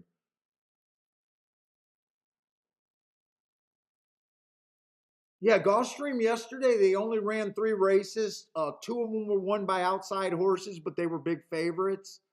Today, everything's been a favorite. It's probably going to even be hard for me to decide on these numbers that we're looking at.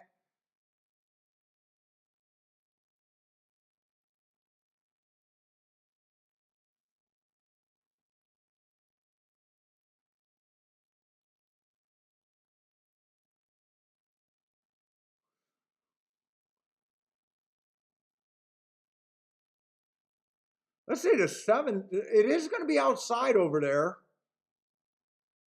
It's either going to be 7-5 or 5-7. It's going to be close, but I think the 7 held on. I do like the call. Okay, I'm going to take a look. I got to take little victories. I did start thinking that the track was favoring outside at Aqueduct.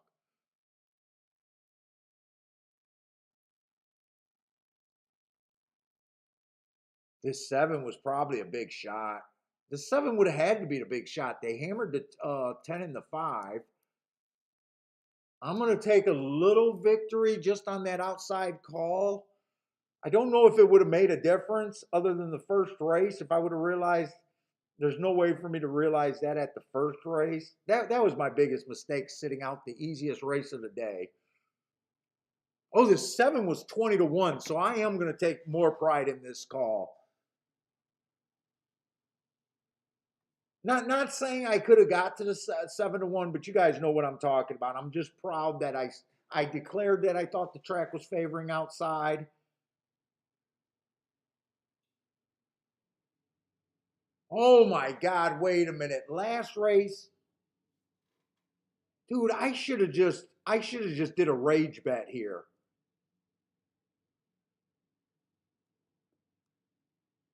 Dude, I was playing with the outside doubles. I should have kept going 5, 6, 7 and just played all the outside horses that played. I do that on a sharp day. I did get intimidated once I seen the 10 and the 5. I will admit I did get intimidated. 7, I got no problem with him winning. Actually, I'm proud that he won. Did anyone hit that 7?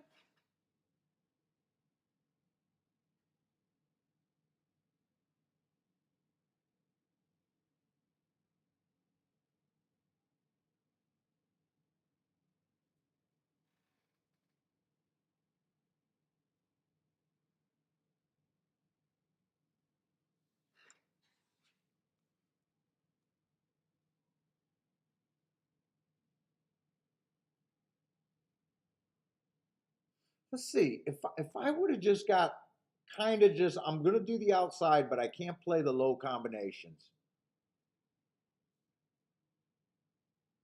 That would be these two horses. You can't play the 5 or the 10. That leaves you with the 7. It leaves you with the 9. And it leaves you with the 11.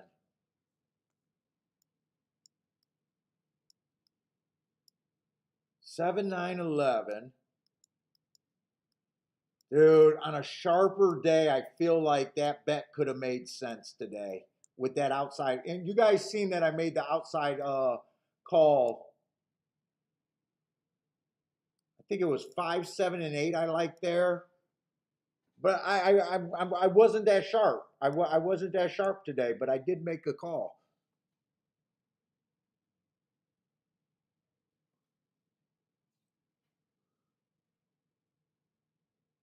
Let's see, that double paid $78. That would have been a nice bailout. For a $90 bet, you would have got $780 back. Ugh. I couldn't put it together in the state of mind today.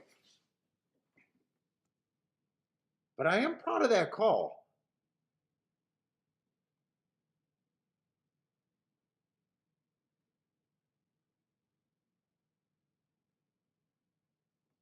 It would have been a gutsy bet, though. I will admit it would have been a gutsy bet there.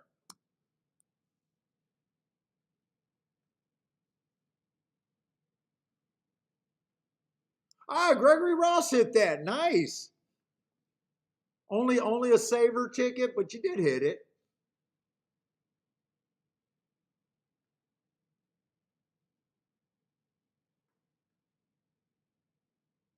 Dude, I got to take small victories like that to keep my head sane.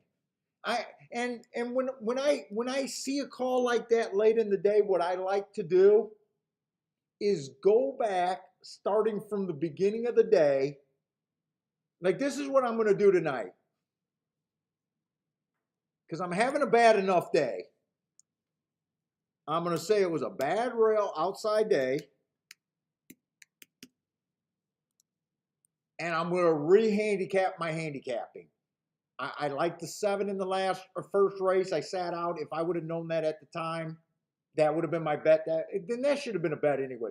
And I'll go through every bet. I know I'll lose the only exacta that I hit, but that was a $12 exacta that I hit.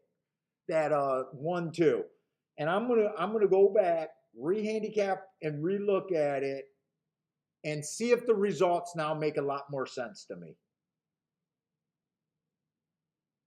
And maybe Aqueduct, maybe tomorrow I'll look at Aqueduct and hope that outside. I'm going to look at the results on yesterday's show too. Yesterday's show too to see if it was there too.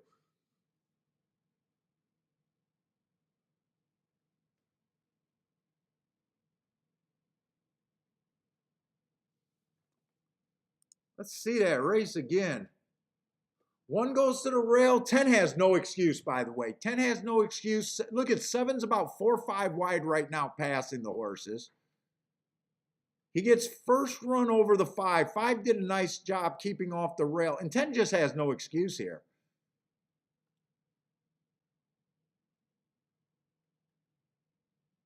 Three's the only horse that's running. Look at how wide the 3 is. It looks like all the horses that actually, and even the 2 is making up a lot of ground and he's 7 wide, even though he's a kind of a non-event horse.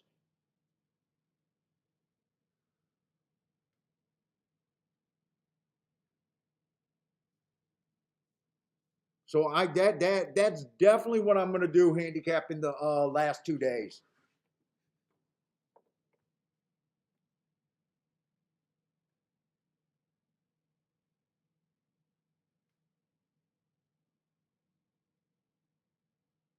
And a lot of times when you do that, and you'll all of a sudden be, yeah, that result made sense. That result made sense with that in mind.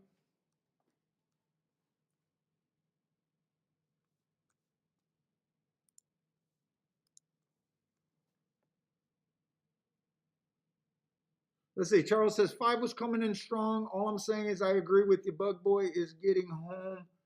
Comes from park, can't get it done. That's all I'm saying. It sounds like he's in a debate with someone else.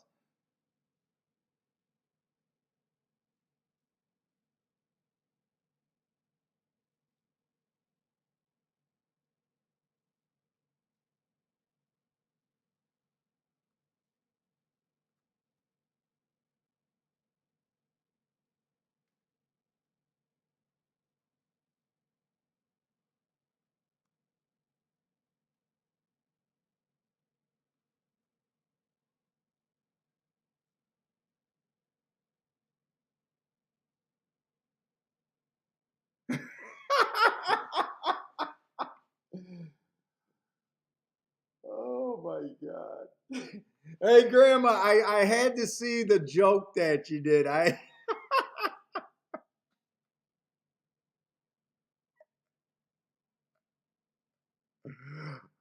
all I know is when my wife estimates the snowfall, she's so bad at inches.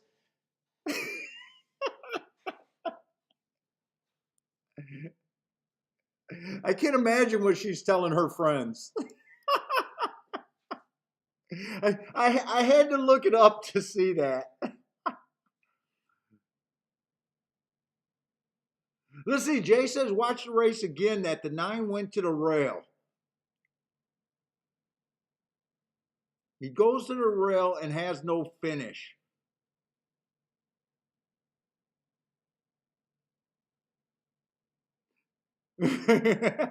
Grandma loves girl dirty talk. That's because girls do it and it always hits you with the extra. That's funny. Guys just do it all the time. Take it too far.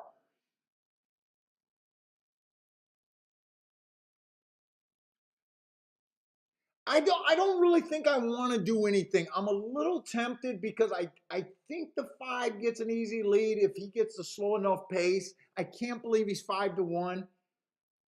There's some places I would go on a better day, or if this was the first or second race of the day, I would be more interested in playing against this one here.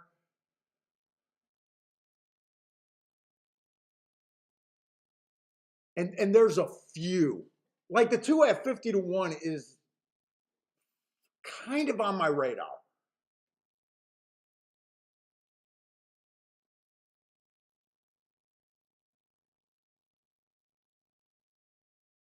but I'm in a spot where I got two horses. One of them puts me in a winner today, a big winner today, and the other one fucking gets me back to just being basically in a good spot, non-factor day. Ah, Lester's still hitting. Now he's hitting Laurel. Ah, look at it, Lester, dude. I love rooting for you guys, man. Lester is building a serious bankroll. Lester's on a very nice run lately, on a small wagering budget too.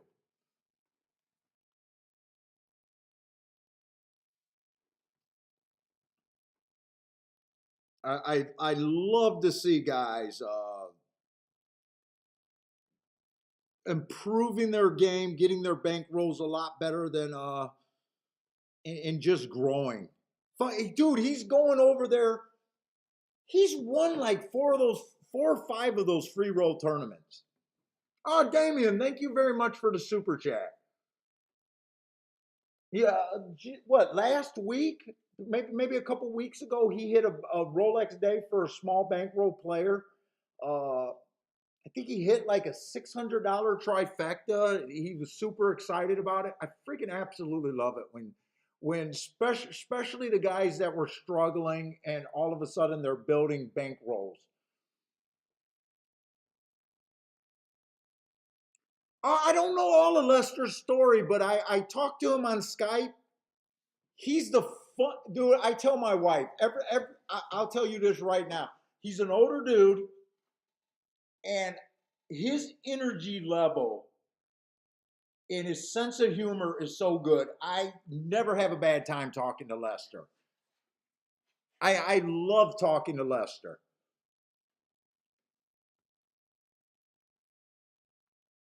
I know he had to take a break. I think he's taking care of an older sister or something like that. But Lester's a great guy that I definitely cheer for. I'm alive to the 5 and the 9, or I'm sorry, the 5 and the 6, 5 and the 6.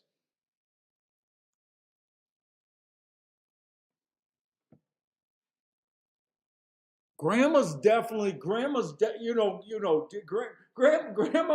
had to break the copyright rules to have me talk about grandma on her show. Grandma, I love what grandma's been able to do in a short period of time. Just fucking absolutely love it. He's 74 years. He was going through a time where he's like, Paul, I love the game. I started late. I think it's because I started too late. Some of these concepts and stuff. And for a while he was scared of he liked having the chalk on all his tickets for a while. And he was getting the marks and he was doing really good with the marks. I felt bad that I had to stop selling the marks. Uh, and I send him some of my forms sometimes. And he started with the bias reports. And then I was, with mixed results. And it just seems like in the last month or so that it's clicking for him really good.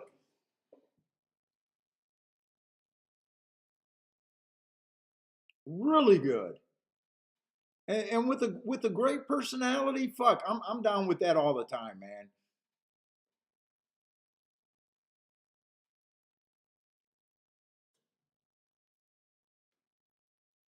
And I hope I didn't embarrass him. I don't think I have.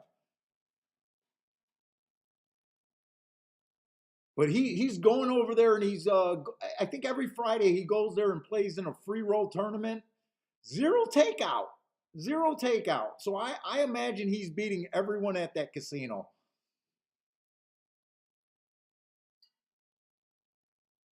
And just building his bankroll off of that.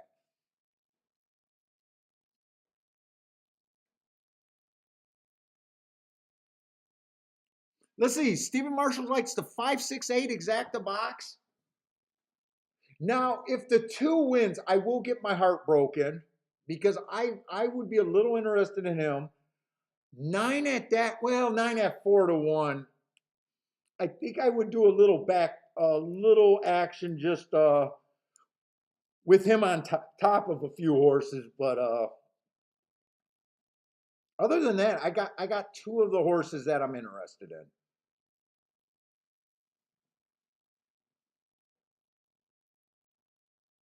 Let's see, Mizuman would like the 8 here. Who's the 8?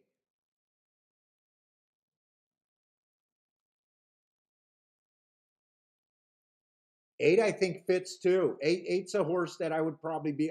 There's a few horses, and I would just be like, I want the one not to be first or second. Kim likes the 9 over there. Kim also likes the 369 or 389. Is that what the old Xbox was called, or are you just saying that's the exact box? Why do I think that was a console at one time? Maybe I'm wrong about that. No, why is 5? Why did 5 go to the lead? Wait a minute. I want 6 to be in pretty good position. I want him to be like 4 lengths back at the farthest.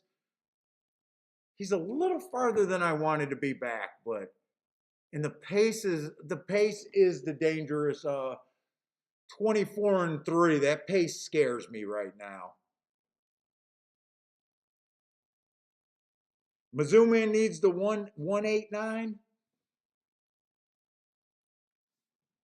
24-3 does scare me with the 9. And I was going to write the horses that I was going to use under the 9.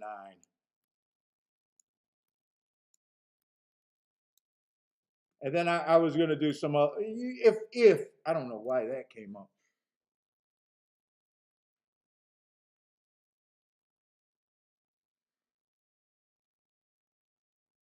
Come on, 5. Can 5 get second? No, 5 can't even get second. I would have had no shot anyways, other than the 9. I don't know if I would have took the 9 to win at 4-1. He clicked down to 7-2. I definitely would not have played the 9-1 exacta. I know I wouldn't have played the 9-1. So I'm glad I didn't do anything more, but I had a worse day than I want to admit on a chalk day.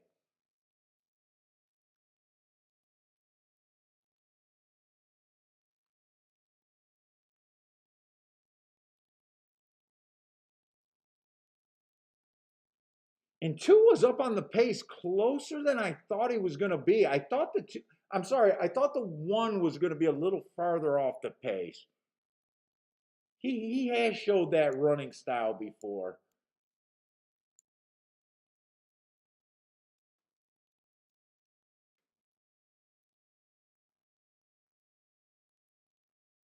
I don't think I could have. I didn't check what the 9s exactas was playing. I don't, or I'm sorry, the 9 doubles were playing. But what are they paying with the 4-9 or 5-9?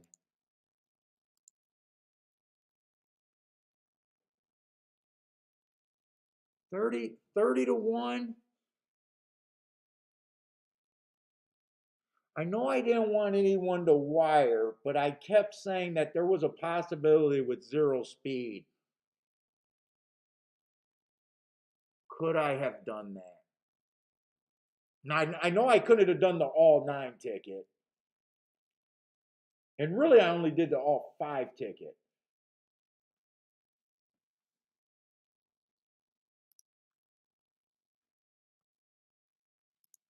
Yeah, I wished I would have felt better about my handicapping day today if the 5 or the 6 would have got second. Oh, the 3 actually beat the 1.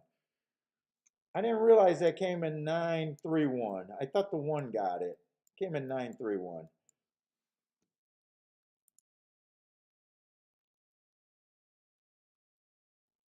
Hey, what's up, Elliot?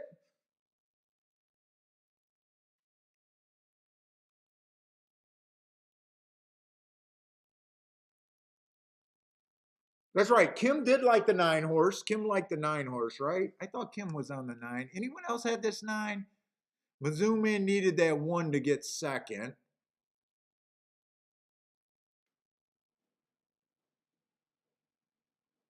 Attila needed the 5 to run if the 9 won. Yeah, Kim did like the 9.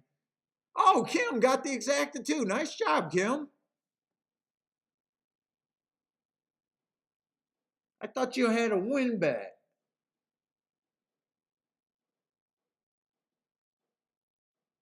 Dude, that's Kim. That's I'm going to guess that this is probably the biggest exacta ticket today at Gulfstream.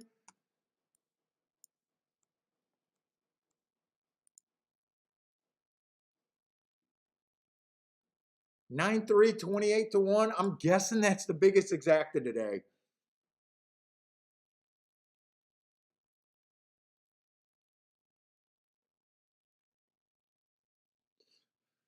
Yeah, you know what, Mizzou, man, I did think that there was a chance. I think I even said it that the 9 could win if he got the slow pace, and 24-3 was definitely the slow pace. I seen that scenario when he was 6-1. I was thinking about maybe I should have did a win bet, but I knew I didn't want to do. Grandma, thank you very much for the super chat, Grandma. Oh my God. Thank you very much.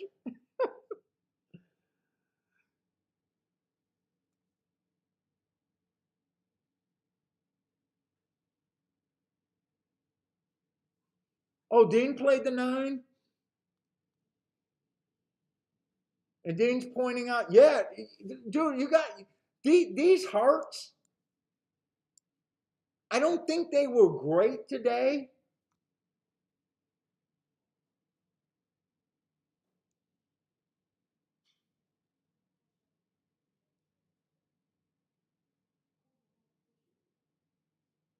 I don't think they were great today.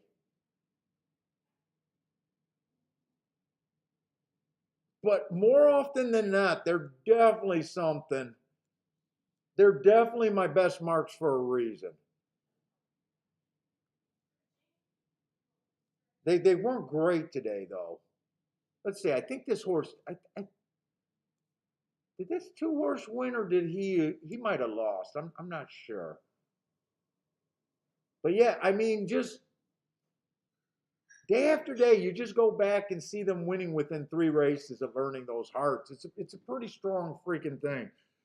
But anyways, thank you for the super chat, people. Damien and Grandma, thank you very much.